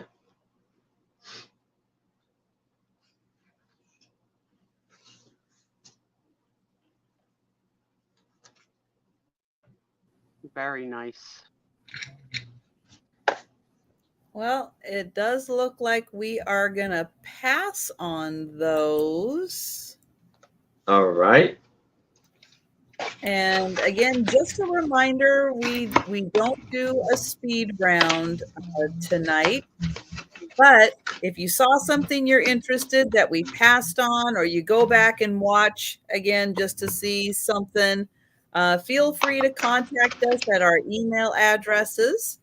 Or you can leave a comment on the video, because you'll want to leave a comment on the video or on the live anyway to get entered into next week's drawing. So you're going to want to leave a comment. Okay, I have menus next. Okay. These are from a cruise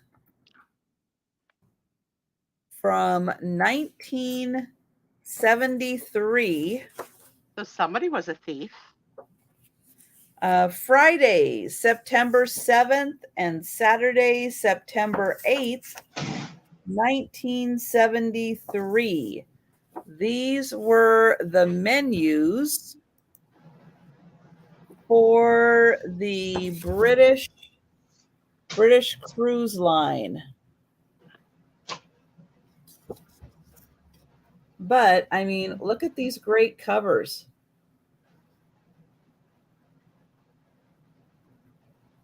Got the dog going in for an itch. Is that what that is? Mm-hmm. Okay.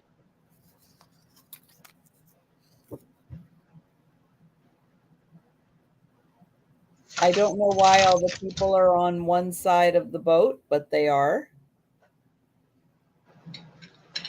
And there is a artist's signature on these.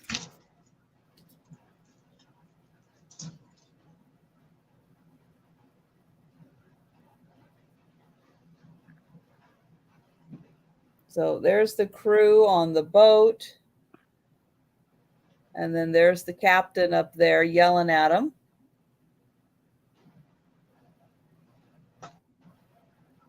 And it does have the full menu in here of what was served. I want to know. I want to know. Pick a night. What did they get to eat? Or did they get a choice?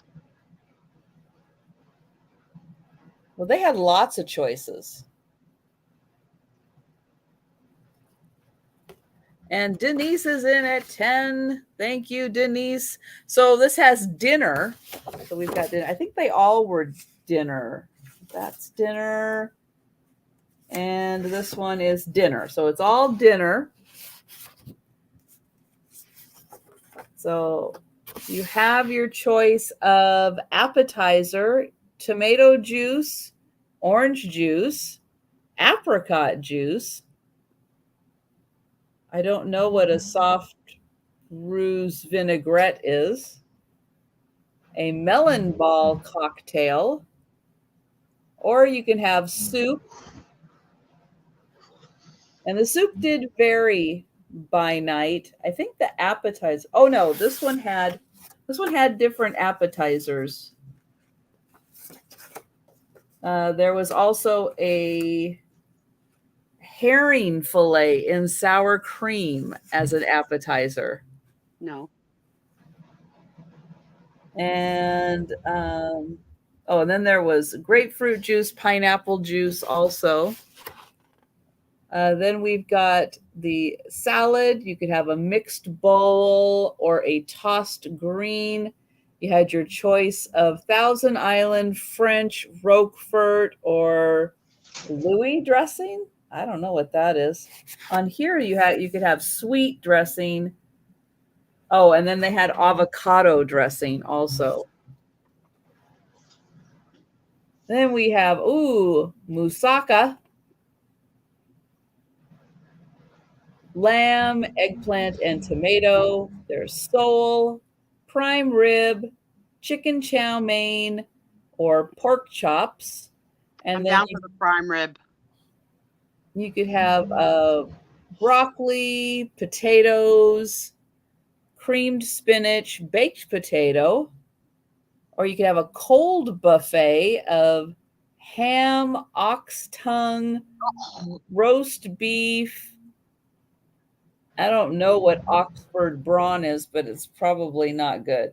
I'm sorry. It's probably not good at all. Desserts, deep apricot pie, meringue, chantilly. You know what's funny about this, Trisha? You said it was from the 70s, but yet the descriptions of the menu items seem like older, you know?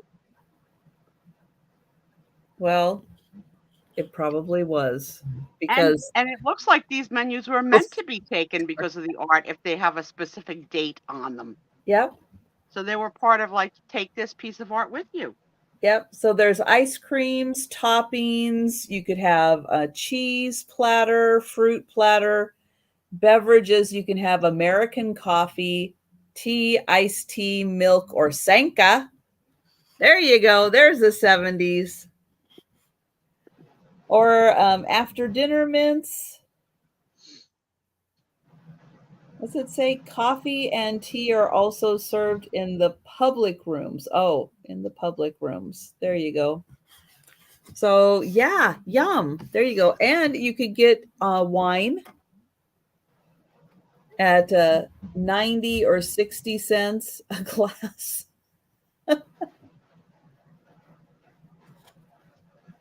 Amazing. Yep. What So is it? yes. What is the little rule at the bottom that says, in order to have wine served? I know, in order to ensure that dinner wines are served at the correct temperature, you are requested to give your order to your section head waiter at lunchtime. Oh. So tell them at lunchtime what wine you want for dinner so it can be at the correct temperature. That's fancy. That's some fancy stuff. Yeah. So this one had for the entree, grilled fillets of flounder, diced beef and mushrooms in wine sauce, chicken curry, roast cushion, and loin of veal or lamb chops from the broiler. A lot of the other things are pretty similar. And then this one had, oh gosh, I'll just say veal, poached halibut, Parmesan ravioli, roast duck, and sirloin steak. I would so lose weight on that cruise. I would. There's like not hardly anything on that stuff that I would eat. But it's very cool. I've never seen these. Mm-mm. What's the cruise line? A British cruise line? The British Cruise Line, P&O. Let's see. So it's how many in that lot? 3. Nice. You get 3 of them. And we'll count those down for Denise. Thank you. Going once. Going twice. And sold to Denise. Thank you, Denise. All right. And we're going back to Aaron. All right. So now I have 2 tintypes, and I want to start this off at $5. The first one I'm going to show is a 3.5 by 2.5 photo of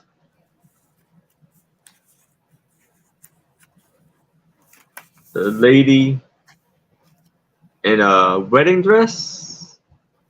Appears to be, yeah.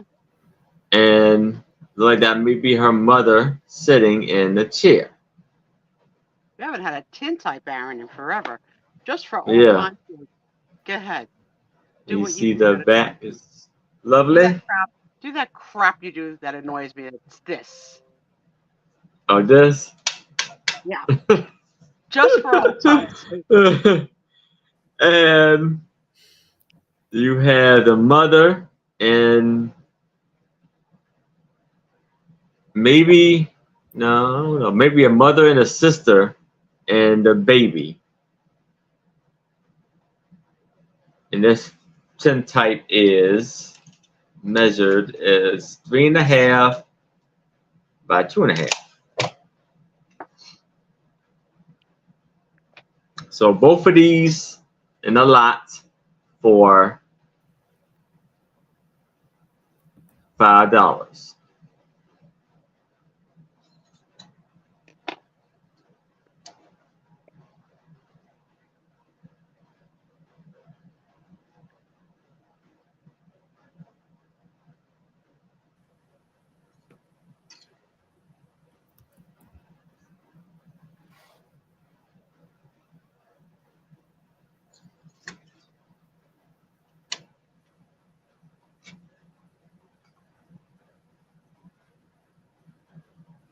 Those are in really nice condition.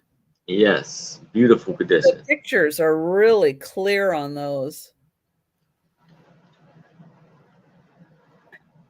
And Jan says that cruise line still operates. Oh. Okay, Mike, you're going to have to explain it. I can't bid because I don't know if you are getting my cash. Well, I got it today. I got your payment. I thought I emailed you back. I got it yesterday. So you're good, Mike.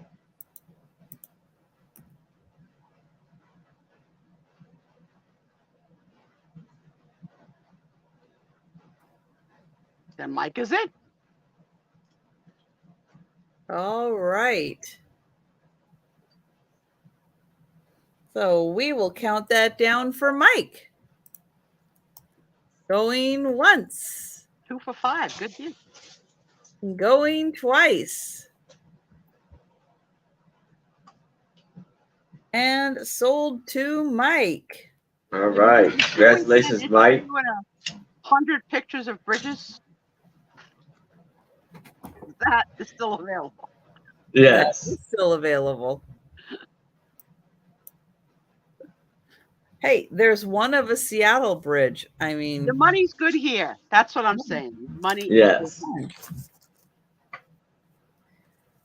Okay, I have got a very interesting little set.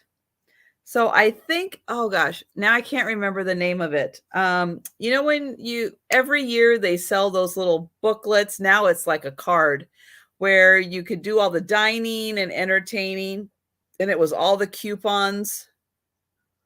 Yes.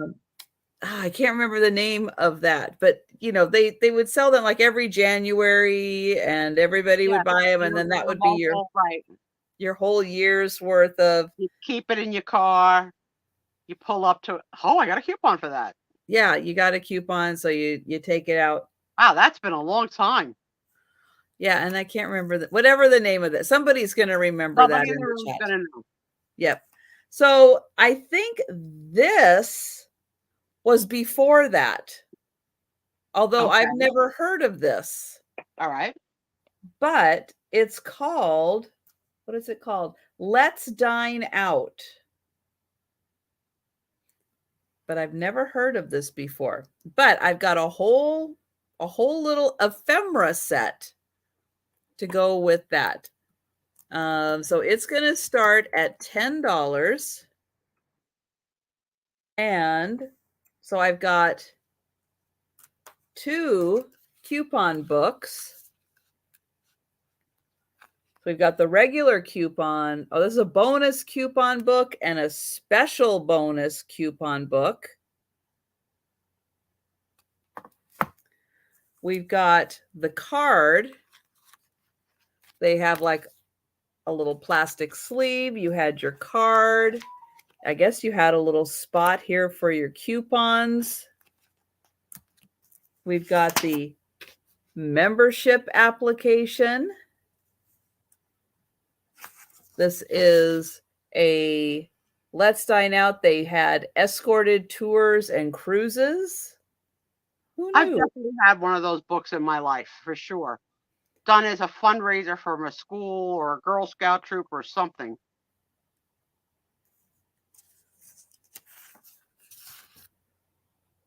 A postage paid envelope. And then More travel info. Please Hawaii, read this about your $125. membership. The heck? And then $125. the original envelope it came in, which is from Portland. As a kid, I remember like the first like use of the like word with credit cards was Diners Club. Anybody don't remember that? Like before Visa, before MasterCard, there was Diners Club. And so in here you have this whole little booklet of all about your dining out card and the coupons and everything.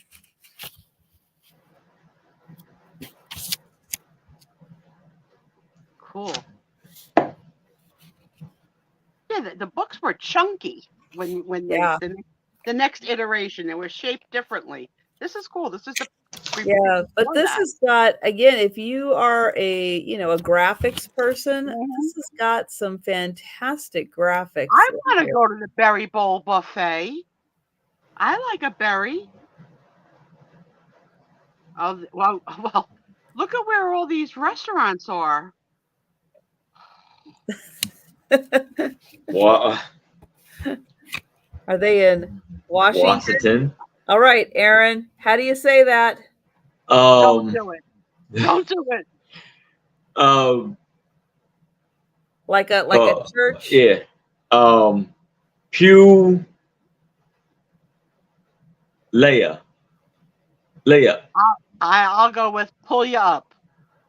Oh, he was very close. Puyallup. Puyallup. Yeah, Allup. You were close. You were very close. Thank you, Doug, for putting that link in to remind us. So yeah, so there's all of that. And thank you, Robbie. And then you get these booklets look pretty complete. But it's all of the restaurants in there. And look at that. You put your name and address on there. Use that coupon. I cannot read that. Oh, wow, Doug. It's an app now. How cool. The fine print is too small. So let's see. Oh, first night you pay regular rate at this motel. Second night is free. Let's go, Doug. Valid Sunday through Thursday, November 1st through February 28th, $16 and $18 rooms only. Doug. Can you imagine getting a room for $18 for 2 nights? Yeah, it's pretty good.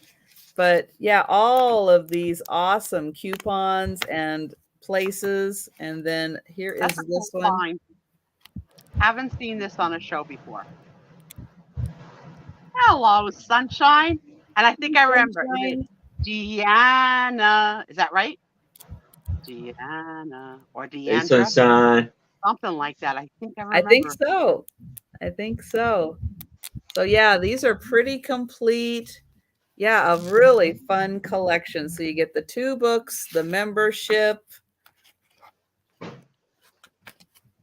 Doug, we're going to need more than an hour because we need that just for the video portion of the yeah, plus all of these. All right. Well, I am going to count that down for Robbie. Congrats, Robbie. Going once. Going twice. And sold to Robbie. Thank you. I love that we have such an eclectic group of buyers too. Well, it's fun. Although on your ornament sale, I can't wait to see Sharon C's tree because Sharon C has hooked up a lot of your ornaments. And I said it on this morning show. You better take a picture of that ornament-filled tree. All right. So now I have a lot of 11 postcards. Okay. in this lovely pack. And I'm going to start this off at $3. And Robbie, no, Denise has not told me what she's bringing tomorrow. Should we be scared? So here we have, and I'm not really sure. I don't think these are not really postcards, actually. This is one picture right here, and it looks like it's like what, Russian?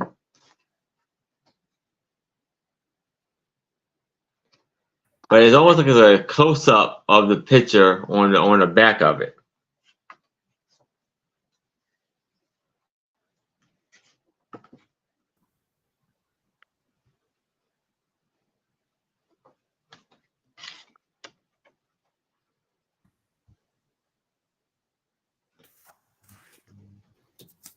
There's one of a church.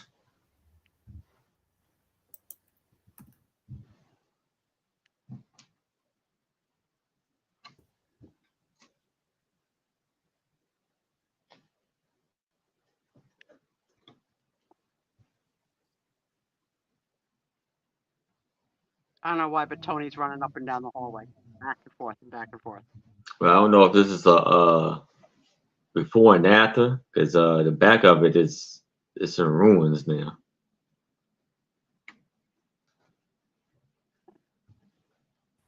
Oh, come on, Kathy, don't tease. Tell me. Trisha's not paying attention to the chat. Look away, Otto. Oh, she put up a short and a reel. Oh, okay. I'll have to look. Mm.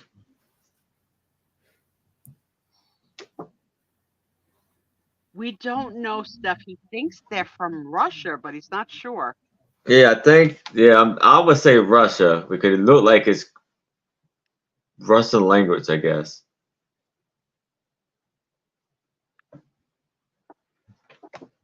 And this one has a stamp on the bottom of this, at the back of this. Because you like to tease me? And these are from 1944.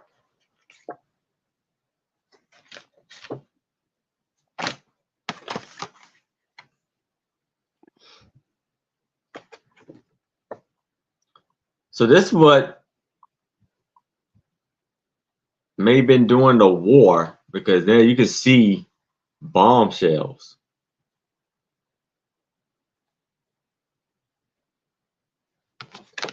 Or after the war. You see a lot of the places when you turn to the back, wherever war was, but to the back, you can see it's been like blown up or disaster, or been kind of built, torn down.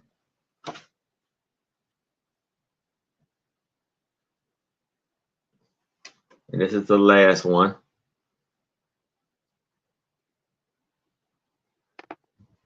It's so sad when you can still see beauty in the ruins, the aftermath, but yet still see something beautiful.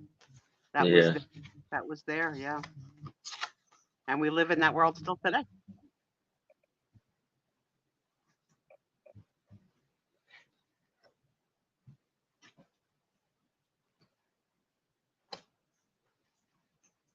But more like souvenir cards than postcards, Aaron, I think.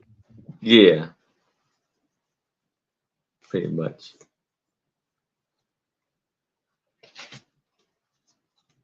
That's the hotel room I want to stay in. That gold gilded with the blue.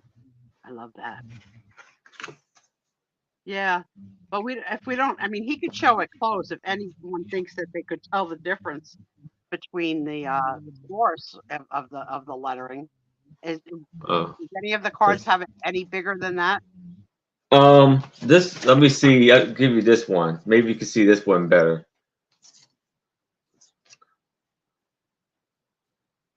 Okay, there you go. Google image that and tell us what it is. Sorry, it's definitely more Russian. It's not Greek. Greek to me. I don't think. I think that's more Russian I made a little joke. looking.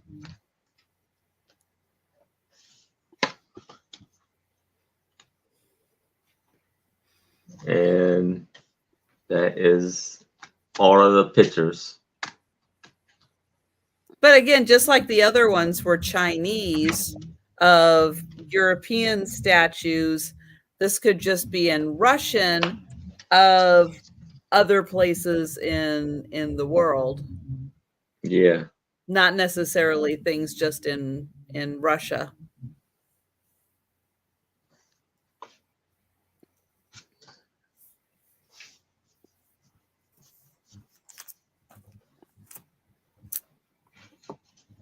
All right. Well, I don't see any takers.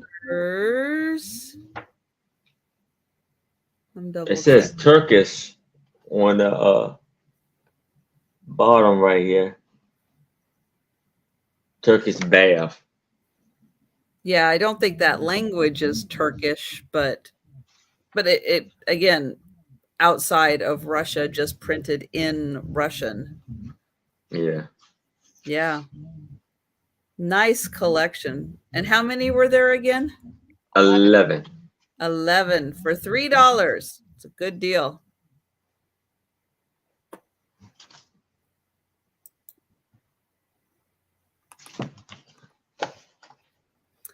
Okay. So next up, I have these little, I don't know, kind of magazines, but not quite. They are from 1958. I have 4 of them. They're going to start at $10 for the 4 of them. And I'll show you the covers real quick. So this is, I don't know, Conrad Hilton.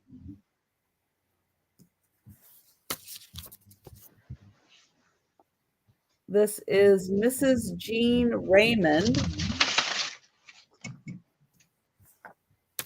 Could find out more about who she is on the inside. This is Ann Baxter. What a beauty. And this one is Loretta Young. I love her acting style. And very often films with Loretta Young, they used a filter on her face. And I don't know why, because she's so beautiful. But you often see movies with Loretta Young with a filter. She's so beautiful. Inside here it says Busy Ballerina Reflections by Loretta Young. I don't know what a teenage pinup is. Leg placements. Who are they?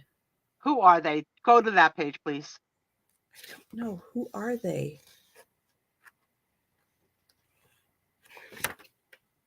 Oh, on the back here. Who are they? Oh, so they'll introduce somebody and tell you about them. Cool. Yeah. So this has something to do a little bit with like women, little bit of shaming though. Little bit of shaming in the front. That's part of our history. You can't erase that. I'm going to tell you that right now.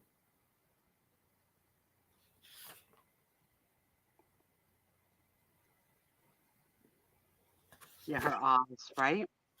And then this is the part with Loretta Young. Here is the Busy Ballerina. Just a little article. And then, looks like more with Loretta Young. I think she was in a movie that's been redone several times called The Bishop's Wife. Oh, no, this is Cora Nelson. She is one of America's 10 happiest women. What number are we? We can't count that high, Yes, we can't count. Oh, good God. Could you imagine? Leg placements with your posture rest. Mm-hmm. Yeah. Okay. Feet placements. Yeah. So that one is Loretta Young. And this one, positions for men. Reflections by Ann Baxter.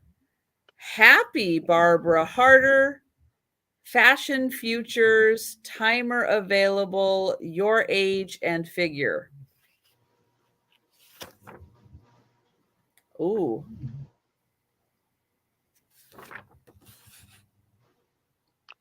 Mm. Is that an early vibrator? It says you can relax completely with the precision-built magic timer. I need to see that, see if it's still available. Doug, gonna need some of that stuff for the island. We can't help each other out. So again, we got a little bit of shaming here. A little bit of shaming. How the loss of only 26 pounds made Barbara Harder one of America's 100 10 happy women. I'm upset. Why wasn't she happy before? Because I had vibrator 5 times. Positions for men. Let me see. Stop. Yeah, none of those work for me. No. Are you sure? Well, I don't know. Maybe I can. Tom, which ones can you do? We're getting old now, Trisha. We're getting close to start. We're leaning towards being 70.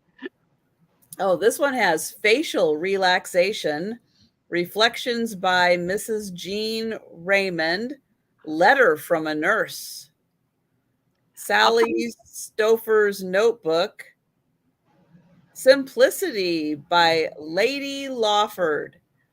Somehow simplicity and somebody named Lady, I don't think those go together very well. Unless it's said by Jerry Lewis, because he pronounced it lady. Sorry for the screaming.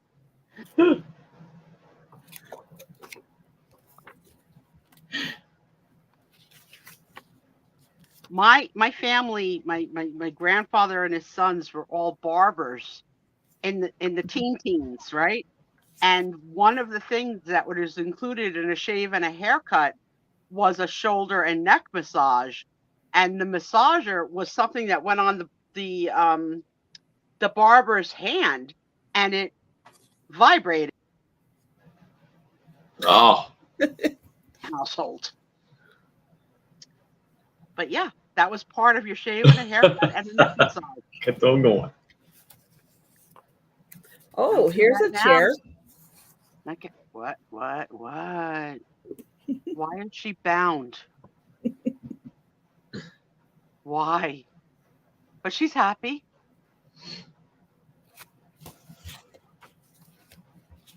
Mm-hmm. Look at these dirty girls. Look, when we have the Sue Spiezio show, no topic is taboo. Facial relaxation. Show us your resting bee face. Yeah, I'm doing mine.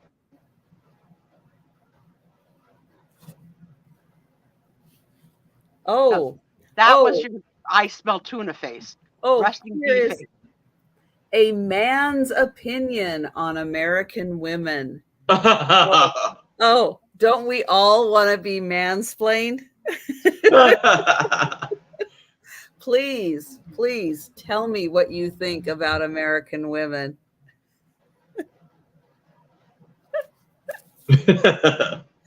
Oh, American women are a challenge. Mm-hmm. You got that one right. And they are the most interesting women in the world. Well, so far, I like what he's saying. Keep going. It's got to get worse. Happy Friday, Anna Mora. Welcome in. Good to see you. How you doing, Anna? Hi, Anna. I suppose that some men are intrigued by European women because over there, the women treat men like kings. And all the man has to do at home is rule the roost. But for me, there is nothing stimulating about such an arrangement. In America, the women are well educated, informed, and they keep a man on his toes. Oh, so he's a good guy. I like it. He's Very interesting. He's had some insight. Good for him.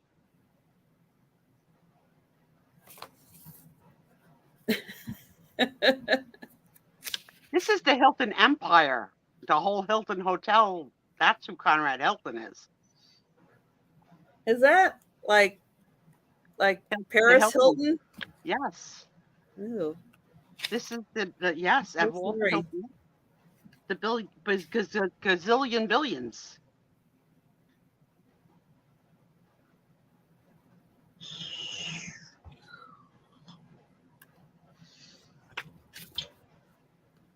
Okay. Well, there you go.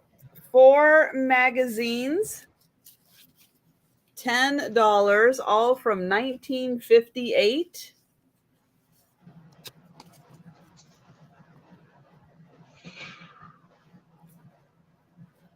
Why am I you know we're going to have hired help. And, you know, if that means hired lovers, we take hired lovers. There's going to be no rules. It's the afterlife, eternity. We can have whatever we want. All right. We are heading to our last items. Oh, I better pee. I'll be right back. Okay. All right. I think Denise will be interested in this because this is Everyday Health Series, Book 1, Building Healthy Habits by O'Shea and Kellogg.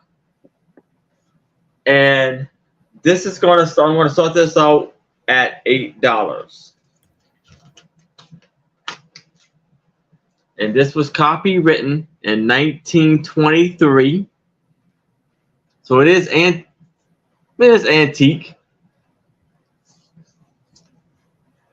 So you see the girls jumping rope.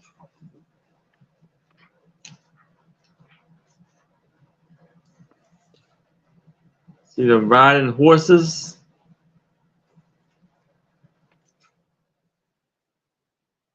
What good health means. Then you got the skeleton.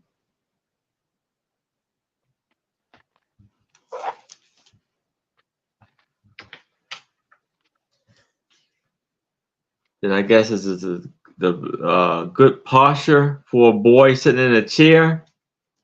Then you had them exercising, jumping jacks, or just reaching.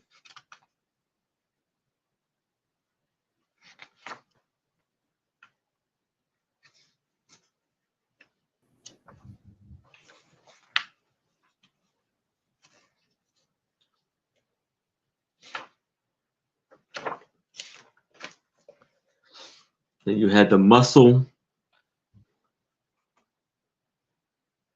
of a human.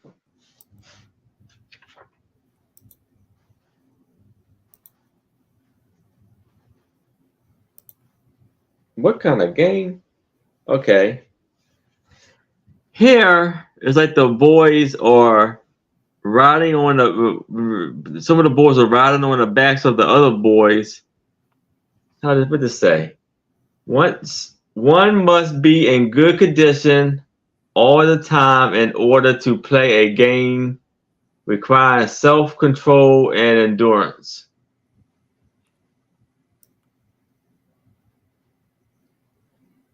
What kind of game they're playing? Then you got the girls. I don't know.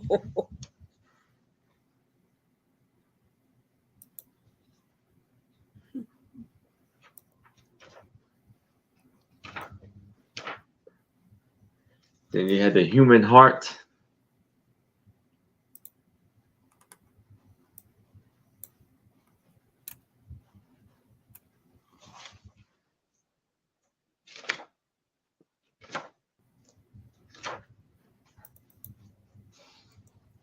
You're playing in the snow.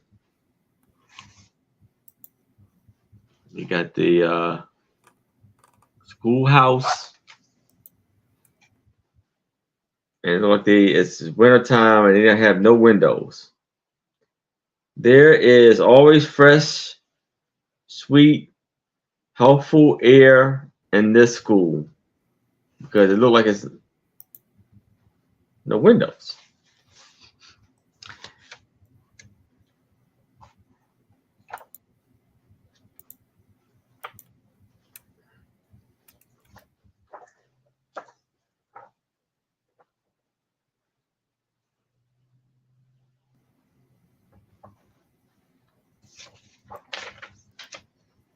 Then they're talking about good teeth health, dental health.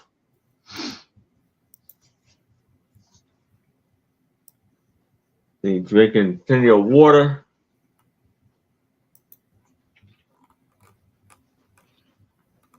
Then we got talking about the care of your skin.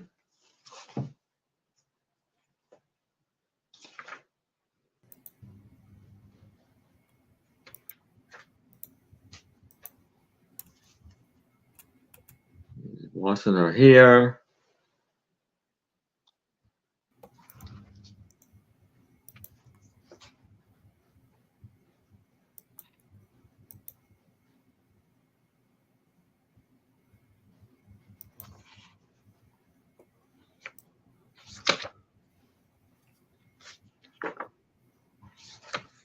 And we've got Robbie in for 8.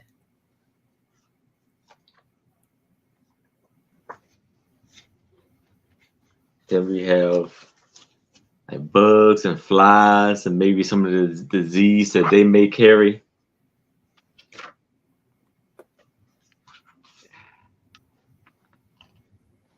There's the egg,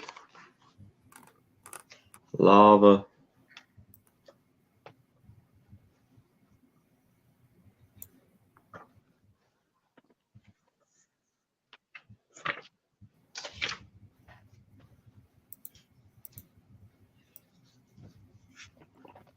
Every year, many people are seriously injured in a 4th of July accident. We still talking about vibrators?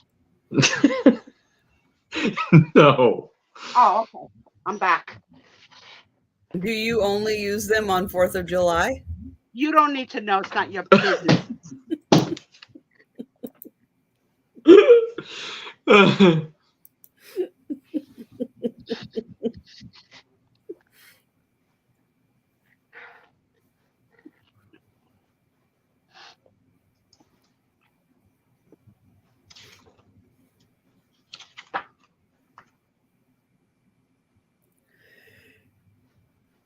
Body warming exercise. Hand warming exercise.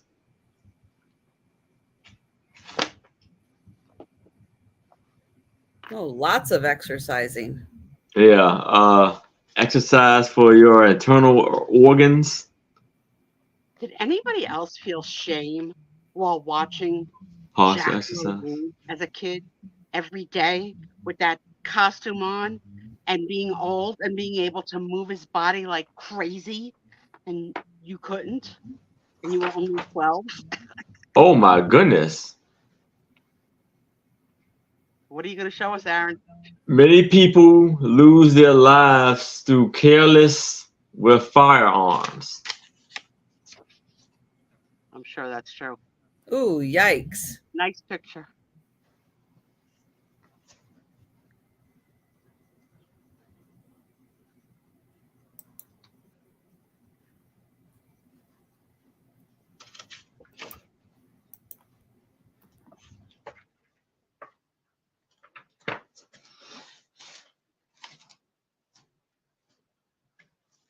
warm.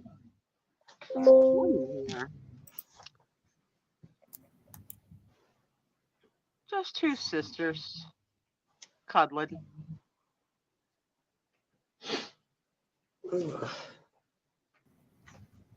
So that's pretty much the book. What was the title of this one? I missed the title. The title is Everyday Health Series, Book 1, Building Healthy Habits. All right, we're going to count it down for Robbie. Going once. Going twice. And sold to Robbie. Nice. Congratulations, Robbie. Very nice. Congrats.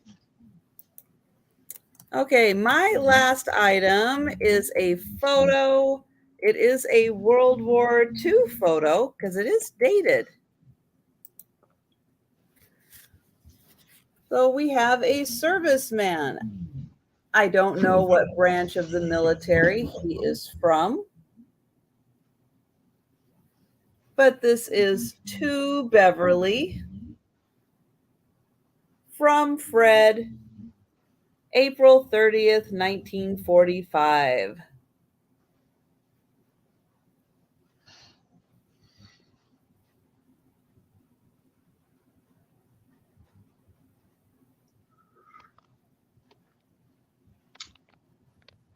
They had nice penmanship.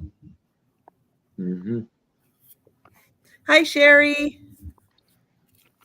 Hey, Sherry. So let's see. The picture looks like it is a 5x7. And that is $3. It is in a cardboard. You think that looks navy? Let's see. He's got that right there, which someone may recognize.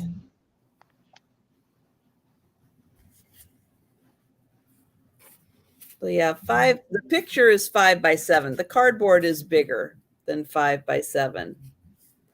So to Beverly from Fred, April 30th, 1945.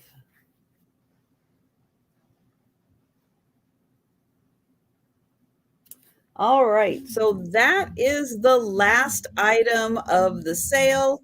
So again, we don't do speed rounds on Friday nights, but you are more than welcome to go back through, watch it on the fast replay or skip ahead just to see all the items if you missed anything. And if you do see something you're interested in, feel free to contact Erin or myself directly or leave a comment on the video. All right. Well, it is now time for the drawings. Yay! So we are going to do the member appreciation drawing that I do every week for all of the members who are on my channel. If you are interested in becoming a member, you can click on the join button. It doesn't make you join. It just explains memberships and how they work. This is just an appreciation drawing that I do to appreciate all of my members. So with that, I am going to pull up the screen and I need a number.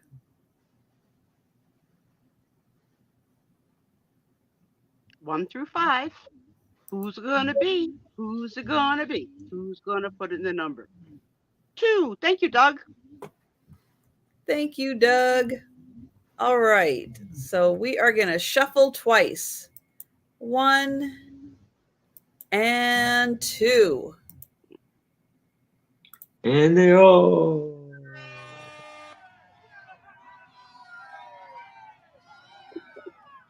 I like the crowd cheering. Hooray! Yay! I know, even though Jen's not here, she is in the race, so you have to watch out. Delbert in the early lead. Jolita catching up. Host is yawning. Having a good time. Yeah, you know what, Sunshine? You have to think about that. Like, what will people find in your belongings after you're gone? Oh, well, what they find, right?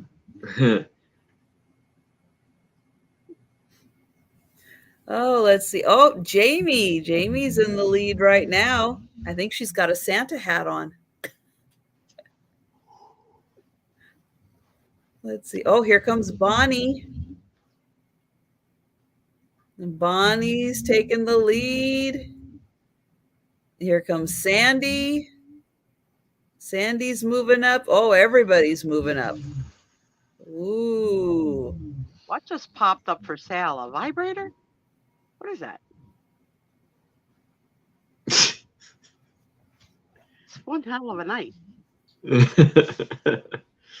Oh, there's Thomas. I see him at towards the bottom of the screen.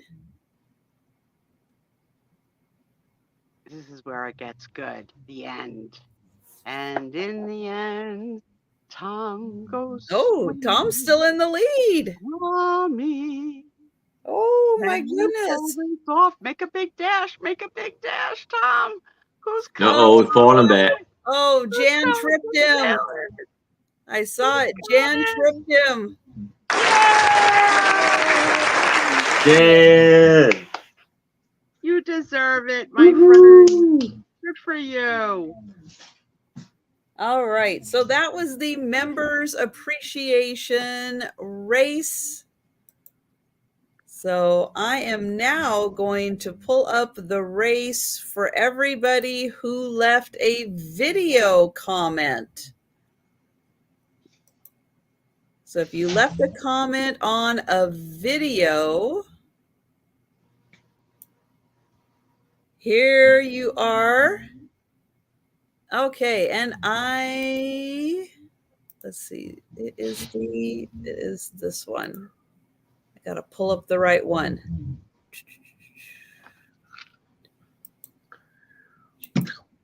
There we go. So this is for everybody who left a comment on a video. I need a number to shuffle. Let's let Jan pick it. She just won. Jan, give us a number.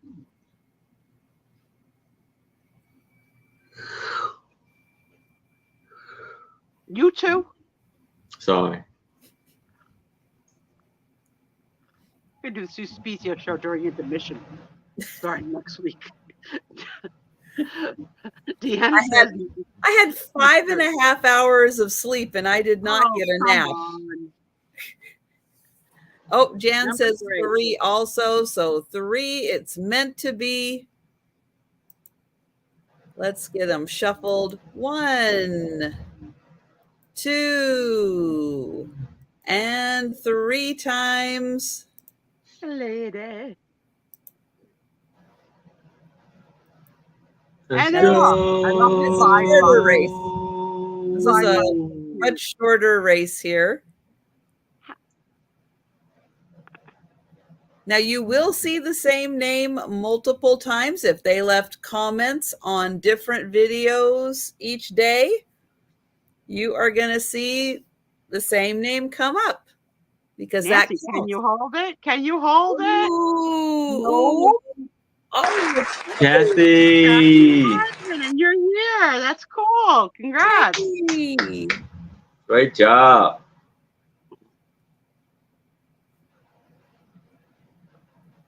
Okay, the next race is going to be if you left a comment on a live.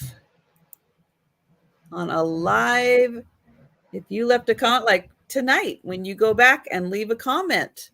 Like I love Sue Spiezio. So, Kathy, give us a number. Come on. Be quick. Be quick. Be quick.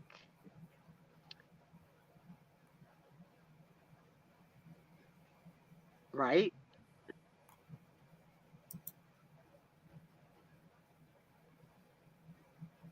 4. All right. 1,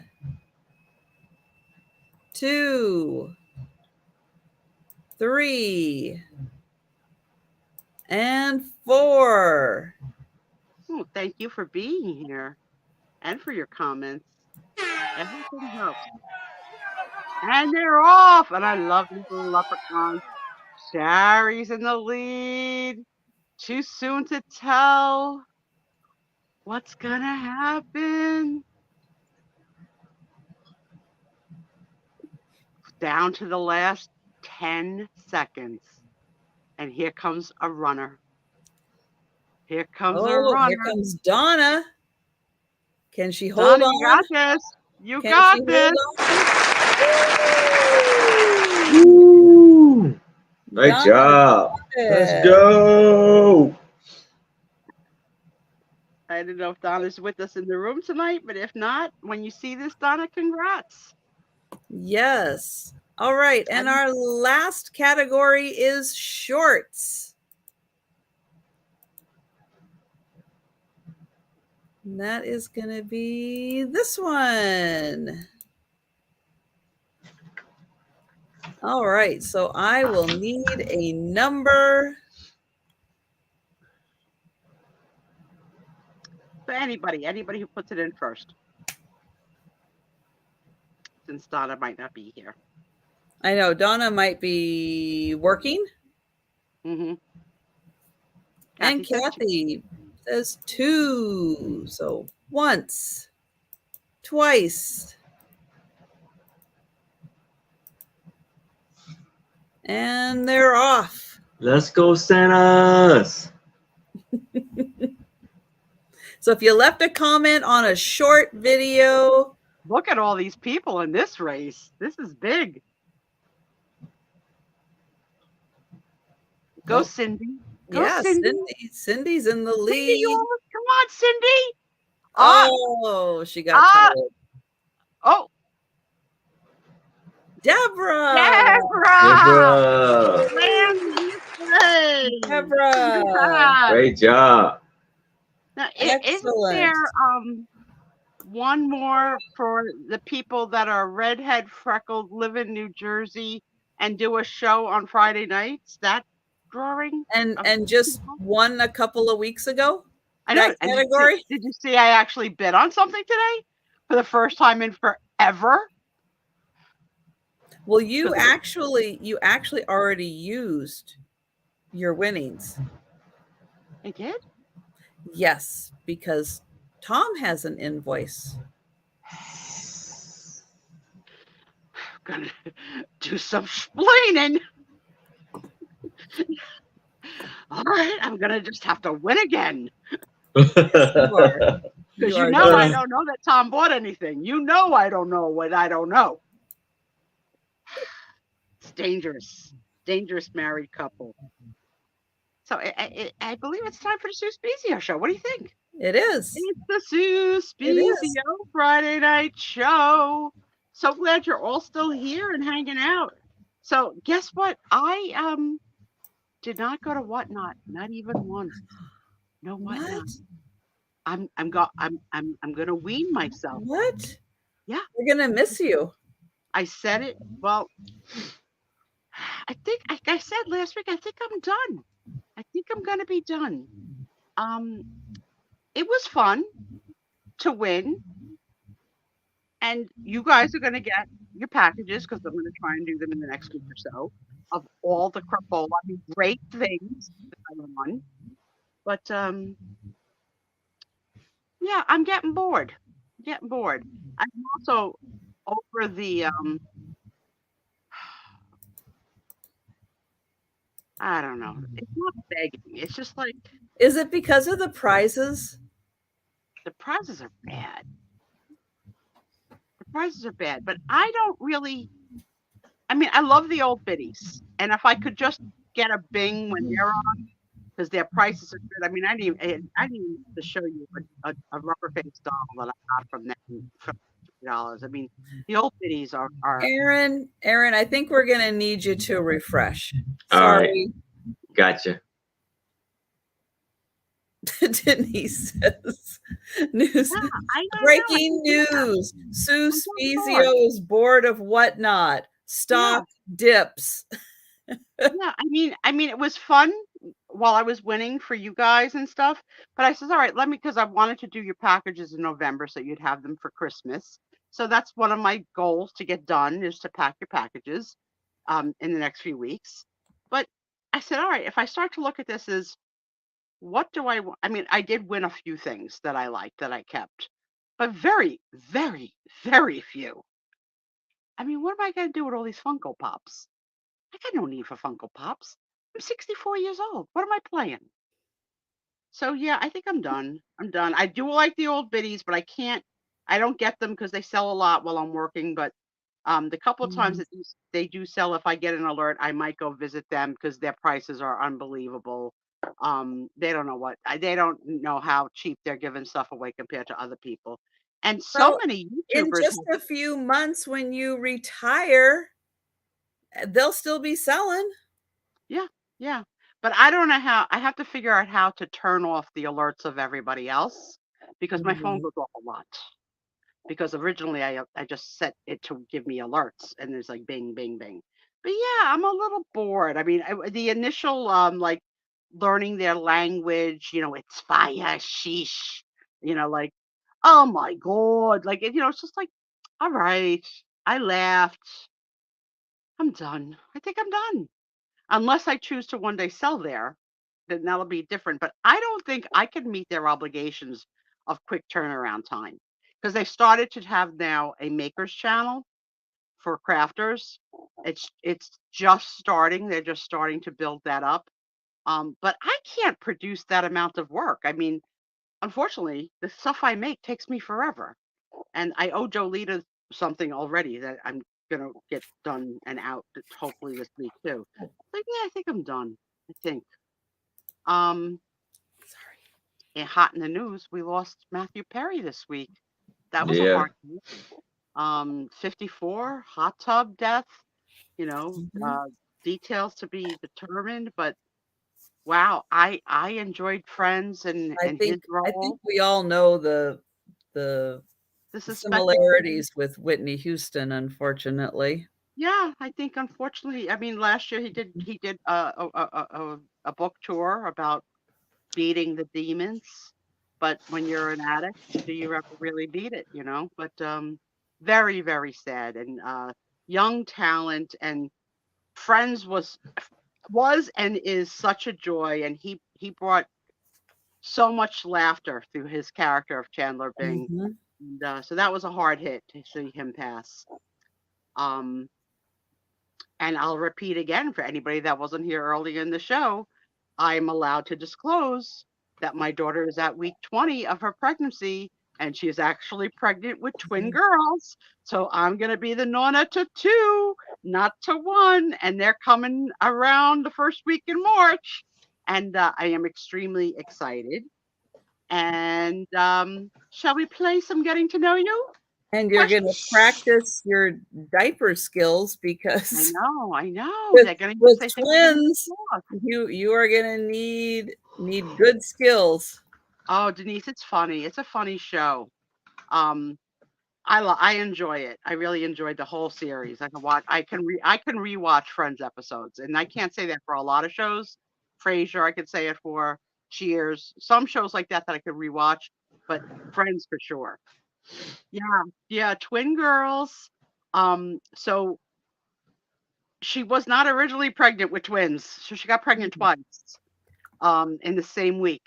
So there is not one embryo that's split into identicals. It's 2 separate pregnancies with 2 life support systems and 2 embryos, and we are blown away. And she hasn't let me say anything about the double, so I've been biting my lip. But next week we get the 3D moving picture video of them. We're so excited, and I shared with the folks that were here at the beginning of the show. Tony knows because she was here Saturday, and she sat in my recliner, and Tony spent half of his time listening to the heartbeat of one baby, who she calls Frick, and then changed his position, for the other half of the time to listen to the heartbeat of the other baby, who she calls Frack. And it was, I couldn't believe that the dog knew. Like the dog frickin' knew. He frickin' knew. So it was cool. I got to see her. She's not feeling well. She's still high risk. So good thoughts and positive vibes. Please keep sending because we need them. But oh, I am so excited. I'm like beyond. And now that I'm allowed to tell, oh, crazy. They've got some names picked out. I don't think she's going to let me say names, but I'll let you know when I'm allowed to share names. But there are some that they're thinking about that, we'll see. We'll see. I also said to her, go in with a bunch of names and look at the babies and they'll tell you what their name is. Like, that's how I feel. Like, you'll look at them and be like, oh, your name's, Lucinda or Kathy or whatever. And just saying it over and over again also. Yeah. And my millennial Sam, who has come and visited our room several times, had her baby on Halloween. She gave birth to a 10-pound, 9-ounce baby girl named Francesca, and they're going to call her Frankie, and they were discharged from the hospital today. So we've been very happy with she's videotaped video with us from the hospital. We got to see the baby. I saw the baby within her first hour. I was like, can you imagine when they're mine? Like, I'm going to be like, forget it. Just forget it. Okay, let's go back to getting to know you. Getting to know all about you. Where were we? Last week, I think the last question I asked was, what's the worst movie you've ever seen? So let's repeat that because we always repeat the last question. I answered Glengarry Glen Ross. Worst movie I ever seen.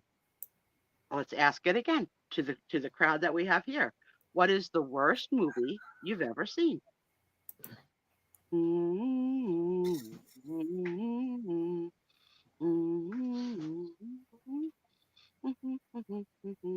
Aaron, show some interest or I'm going to smack you. Oh, man. There are so eight-legged freaks. many. You didn't like the movie Freaks? Eight-legged freaks. Oh, well, I wouldn't like that. Oh yeah. But did you know that there's a very taboo in today's world old movie called Freaks that was about the members of with body morphic issues that were used in circuses and traveling ringling brothers. Yeah. And exploited. One thought could be exploited, the other thought could be given a career, or depending on how you want to look at it, maybe a little bit of both. But that old movie is so unnerving to watch now in today's headspace. Yeah. I just watched like a group of people that I watch their YouTube channel a lot, and they just put together a list of like what they thought was like the top 5 like mind-bending endings, to a movie. And one of the movies they picked is a movie I don't like at all. Right, and it's Shutter Island. I never saw it. Scorsese and Leonardo DiCaprio. It's like I did not like that movie at all. I don't like Leonardo DiCaprio. I've got an attitude about him. I don't know what he ever did to me, but I just can't see his face. I don't want to see him act. I don't like the boy. He never did anything to me, but I don't see the talent. There are several of his early movies that I did enjoy his performance. What's Eating Gilbert Grape? Yes. Okay, I'll agree with you there. And the Western with what was the name of the Western? It had, who was it? No, not Sharon Stone. Russell Crowe and him and I can't remember the name. I'll say the two of them just coming out with something again now because I just saw it promoted with Martin Scorsese film starring. And that movie is supposed to stink. I don't doubt it. Stink. Let's see what Sunshine names a movie I never heard of. The Clan of the Cave Bear with Ringo Starr. That's got to be a really obscure film. No, it has Cocaine Bear. That was supposed to be good. Have you seen it? I haven't seen it. I've seen parts. It was weird. It looks really stupid. But people have said it's kind of good. Recent disappointments were they cloned Tyrone. I thought that was so stupid. I haven't seen that. So stupid, but only good for the settings, the period, the costuming, but the story is ridiculous. The Gangs of New York. Yes, I get Titanic. I did like Titanic, but I liked it in spite of him because I just loved the whole story of Titanic. So it had me with the story. And then the glitz and the glamour and the ballrooms and the clothes and the casting, except for him. The Quick and the Dead. That's what I was trying to remember. The Quick and the Dead. You liked or you did not like? I did like that. I liked him. I liked him a lot in that movie. The Quick and the Dead. I cannot stand Titanic. I think it is a horrible movie. I can't stand it. But I did like Gangs of New York. I liked that movie. Did you ever see a movie called Newsies? Yes. I love that. Like 1,000 years ago, but yes. All right, I'm older than you. You don't have to rub it in. 1,000. Okay. It's like 1,000 years ago. Yeah. Back when Christian Bale was a teenager. Keep it up, Otto. Keep it up.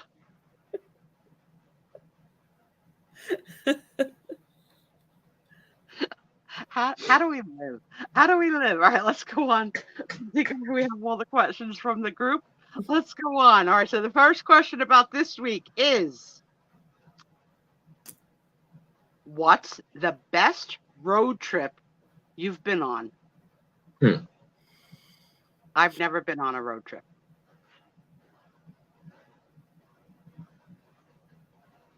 Went to the shore. That was an hour and a half away. That was a road trip. I guess I would have to take the road trip. Oh, no. We went to Mount Shasta. We drove down to Mount Shasta one year. That was a fun trip, but I got really sunburned because we were in a convertible with the top down. I got very sunburned. A little burnt to the shrimp crisp. Oh, yeah. Like really, really bad. Amsterdam to Paris. Well, you're starting and landing points for both good stuff. That must have been good. Yeah. Ohio to California back in the 70s. Any cross-country road trip is excellent. I don't do well in a car for multiple reasons. Well, especially with Tom. Let's start with that. But even when I had just Nicole without Tom, I don't like any talking at all in a car. Oh. I like it completely silent. And I really don't like any. Why? I don't know why. Because I'm weird, Trisha. I live in silence. I know that people think I'm chatty, but I'm really not chatty. Like I said, I don't drop something and say, oh, poop. I never, like my lips are sealed. I don't talk. So Tom never stops talking. And when Nicole was little, I taught her to not talk in the car because I told her it would cause me an accident. So I had her trained. Tom came untrained. And I don't like, and if it's music, I don't want to hear your music. I want to hear my music. So if we can't hear my music the whole way, I can't compromise, because if there's like an hour of country, I'm going to jump out. No jazz, no country, no rock and roll. So no, I would not do good on a car. I probably would be good in an RV where I'm in the back by myself and just looking at rocks outside the window. But no, so where has some other people gone? All of your vacations as a kid. Sweeney Todd, that was good. Driving across our country with stops in so many big cities, starting from San Francisco Bay to Boston, Massachusetts. Kathy sings in the car. Aaron is always falling asleep. Always. Okay? He doesn't get a second wind. He worked a full-time job all day. You know, Aaron just rests.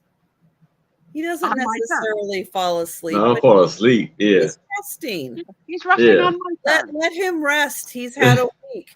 That's what this is for. Relaxing, unwinding, resting, having a good laugh, having fun. I call on him.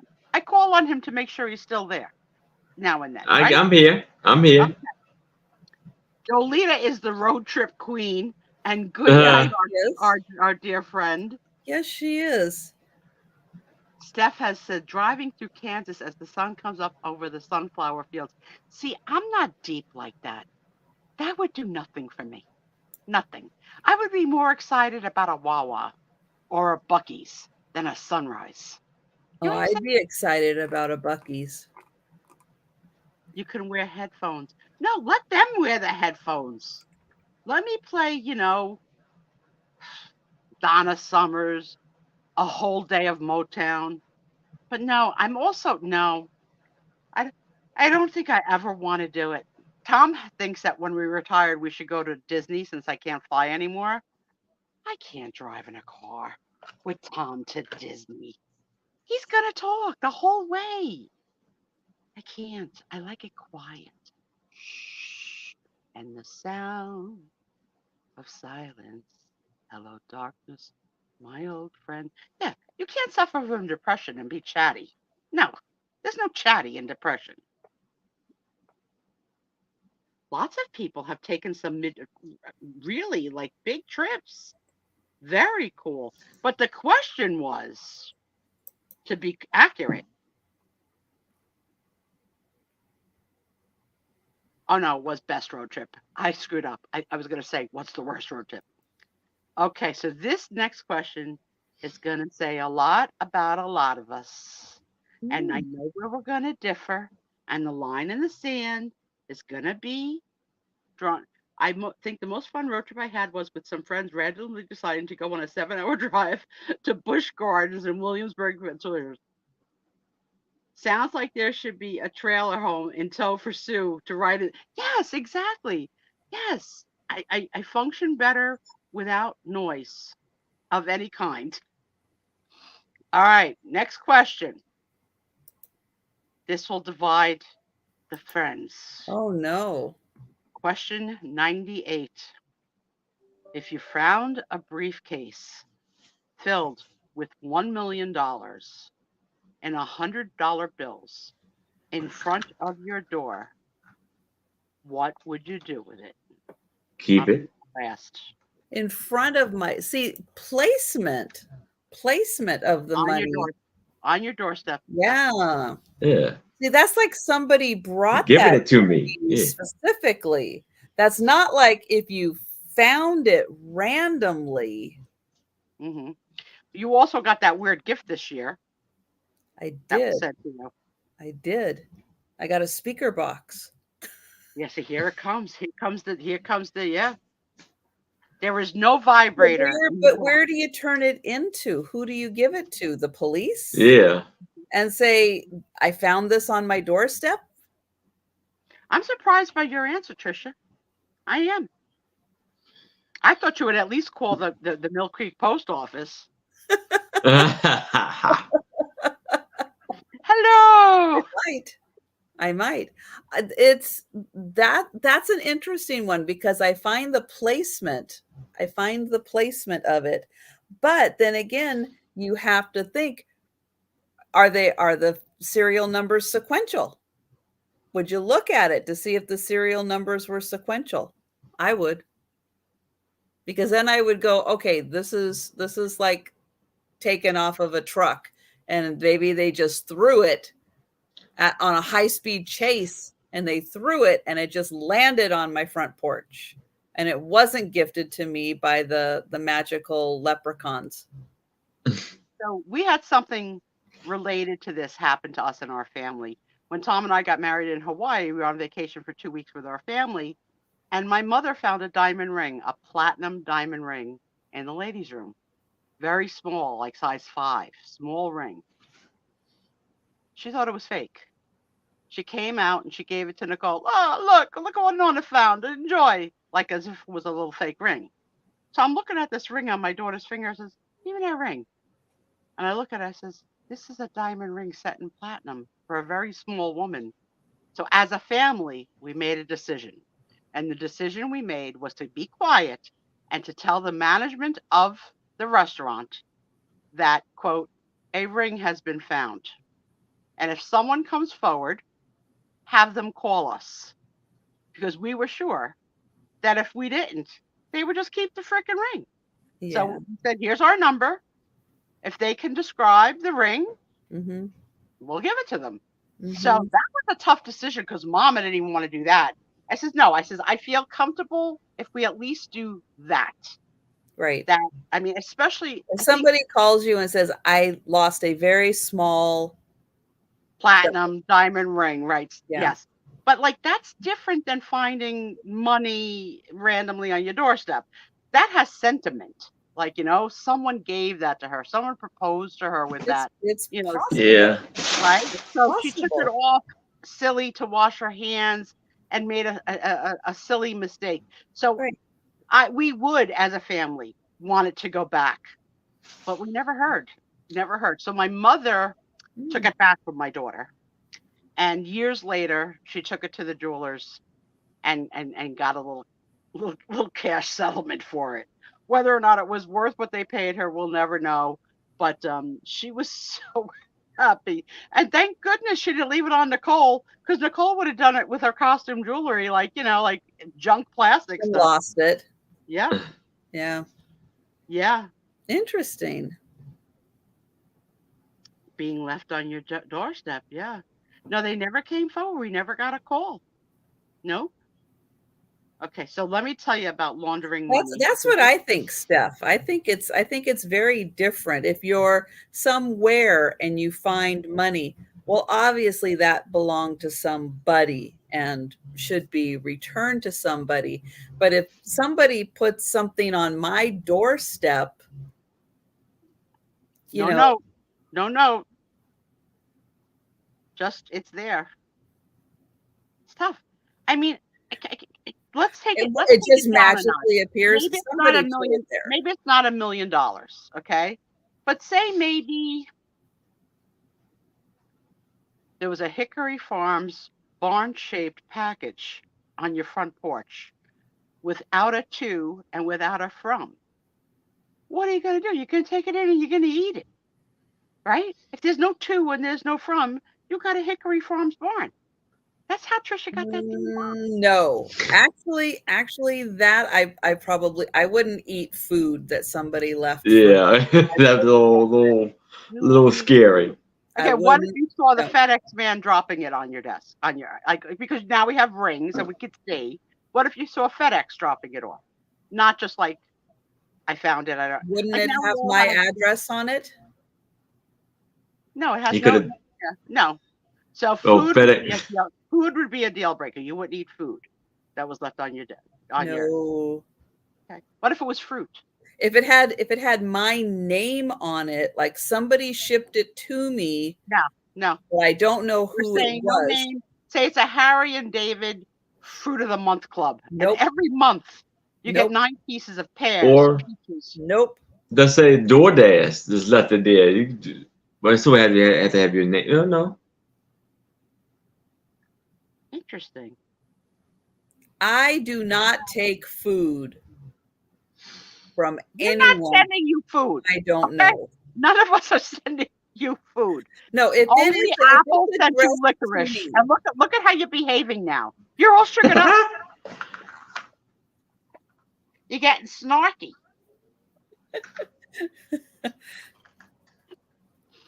I have to say, one of our friends sent me some special cookies, and I ate them, and I enjoyed them. And so I trust and believe. But you knew who they were from, Yes, and one it of our was friends addressed to Yep. you. That is different. All right, say you live in a big apartment complex, and I have. okay, and there's all these, mailboxes and packages. I live in a place where there's 85 units now. Would you ever be tempted to pick up a package that wasn't yours and walk home with it like a little old lady? No. No. No, so never steal. No. Okay. All right. Mm-mm. Doug says, Trisha's never going to get into the white van with no windows, even if they offer. Well, I don't know about the black licorice. Nope. I have no clue, Steph. So, Steph, I thought you were Italian. Aren't you Italian? What is Steph? She likes Italy, but I don't she think loves she's Italy, Italian. See, Italians we don't have guilt. We give guilt, but we don't have guilt. You understand? There's this fine line. Like I said to my daughter, she said, "Oh, Ma, I forgot to give you your birthday present." And I said, "I know." And that's all I said. I know. My birthday was in August. It's now November. All right, you're pregnant with twins. You remembered your father's birthday present? Nicole, if you're watching. Oh, you got to. I think the twins are your birthday gift. I know. And you know what, Denise? If you look up your address, I'm sure all of us have neighbors that are on the sex offenders list. All of us. I could not believe the amount of dots surrounding my house. Like maybe not next door, but like 2 blocks over. Yeah, scary. Very scary.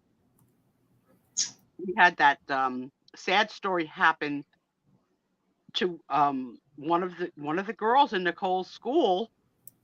Father got arrested on viewing and storing child pornography.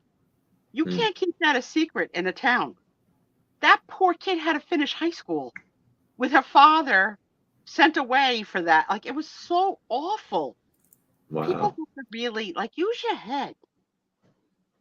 All right, let's see. So we've done sex offenders. We've done $1 million. We have no, we go in a million directions. All right. Question 99. Wow. Oh, this is good. What's the worst advice someone has given you? The worst advice someone.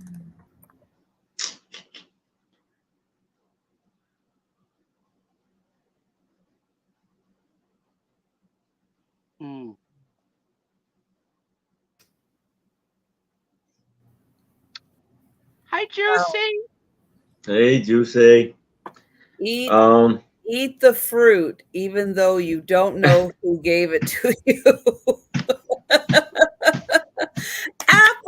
Apple. Thank you. Hey, Apple. Thank you so much. She's all freaking sugared up. She's had 2 pieces. Thank you, Apple. She's Thank you. She's so great. I had 2 pieces. That's all. Follow your dreams. All right, so I'm going to go on a limb here because it was probably the best advice, but I didn't and haven't yet taken it. So technically it's the worst advice. So the advice was to forgive my ex-husband. Oh. Okay, that is probably good advice. But I've been unable to forgive him in 35 years. So technically it's the worst advice because I can't meet the objective of the advice. Is the objective of the advice to have peace of mind because you've forgiven him? What is the point of forgiving him? What's for the yourself, objective? right? For yourself, right? Wouldn't it be for yourself? Can't do What it. does Haven't been able to do it in 35 years. Still have nightmares almost every night of wanting to hurt him. I mean, like talking the movie Misery hurt him. I mean, bad. I'm on a lot of tough psychotic meds. I've cut that man up a million. I love you, Jan Goodwin. Don't forget, leave your comment. I love the Sue Thank you, Jan. show. And congratulations, Hey, Jan. Yes, on your win Hey, tonight. man. So what kind of advice have you gotten? Like, I'm sure. Did someone tell you, don't do this full time, Trisha? You won't be able to survive. Yes. You had to be told. It does. Right? It does stress me out constantly. Very much so. But it's a different kind of stress than what I experience working other jobs, and the stress of it's a different stress of the unknown, because I have been restructured out, reorganized, where we sold the company, we're doing this, we're doing that. I have been, like the post office, that job went away because they changed and are transferring all the mail down to Seattle for processing. So there was no need for my position anymore. It's like, it's a whole different kind of stress, but I would rather have this stress than the other stress. I have seen you at your sickest with flu-like symptoms, pushing through. I have. So, but you're working for you're not working for the man, you're working for yourself. And I was told when I got divorced, you have to sell your house. You'll never be able to afford to keep it. And I'm here all these years later. So that was really bad advice, but that was the advice of my attorney and my accountant. But they didn't know what I was going to be able to do in the career world, what I was going to be able to do. But I knew what I was capable of. I didn't know for sure what kind of money I would bring in, but I was willing to take the risk to try. And all these years later, I'm in this house. Now, does it remind me of my first husband? Not at all. He wasn't here long enough. And Tom's been here 28 years. So, but yeah, I'm so glad I didn't move it into an apartment with a newborn. Like, I'm so glad I said, let me see what I could do. Mm-hmm. Yeah. No, getting into my condo was a really big thing. And now I'm getting closer and closer and closer to paying it off, because I put a lot of money up front into this. The first few years, I put a lot in. So no, even though I have a 30-year mortgage, it's not taking, it's going to be paid off in a few more years. I have put that much into it. And then you could be able to sigh a little and take a day off if you need to, or be sick a day if you're really sick. I mean, the last thing any of us want to do is see you vomiting on camera as you're holding up Christmas. Well, that's not going to happen. That's not going to happen. No. Bye, so Doug wants to know how I really feel. Doug, you're going to hear how I really feel for eternity. We're going to write it in the sand like the 10 Commandments of Sue Spiezio. But I'm glad to hear that there are other people who know and have expressed the same difficulty with forgiveness. Forgiveness is the freaking hardest thing. I just haven't been able, and trust me, therapy, talking, and all that, and years, time will heal all bullshit.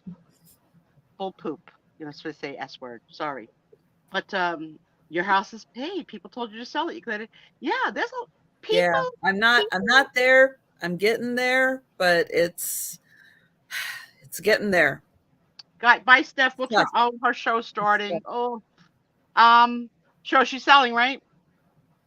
I don't know. Well, she just said gotta go. So she did say gotta go. All right, so here's what we're gonna do. We're gonna do one more question, and we're going to then say goodnight, and we're going to send you off to Steph because she didn't sell last week because she wasn't feeling well, so she probably is selling tonight. And I wasn't really looking at the clock, but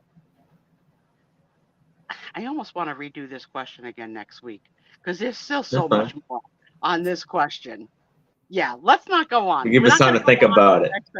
We're going to start with this question again because I feel like there's a lot of things people have to get off their chest about bad advice that people have given them. And for myself, biting my tongue to not give advice to my own child. So, for example, when she said to me 7 or 8 names, I hate one. I'm not going to say it out loud, but I'm really hoping that's not the one she picks, right? It's not my business. I'm just the nonna. I'm not the mama. So I'm trying to learn as I go on in life to give positive, constructive support to anybody that asks, but not have a damn opinion on something that's not my business. And that's a learning curve. So Aaron, remember what I told you last week about saving those golden books with the letter A? I still mean it. You're gonna be a father All right. one day. Don't be selling it to us knuckleheads. We don't deserve it. You got your own family one day that's gonna come. Yeah. You're gonna be like, look what Daddy saved for you.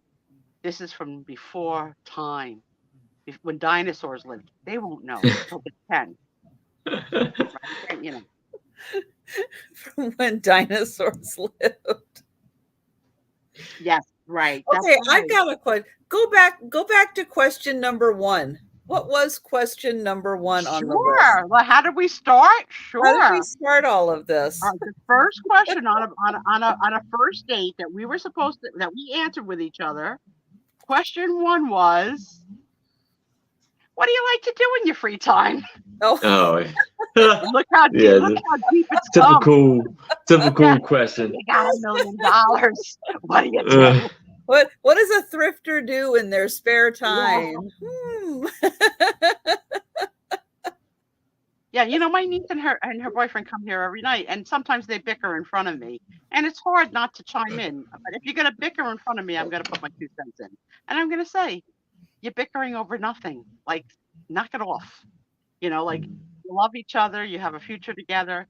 You know, they have a habit of telling each other, and I don't like this, either shut up or be quiet if the other one interrupts the other one. I said, those are people that love each other should never be saying to each other, shut up or be quiet.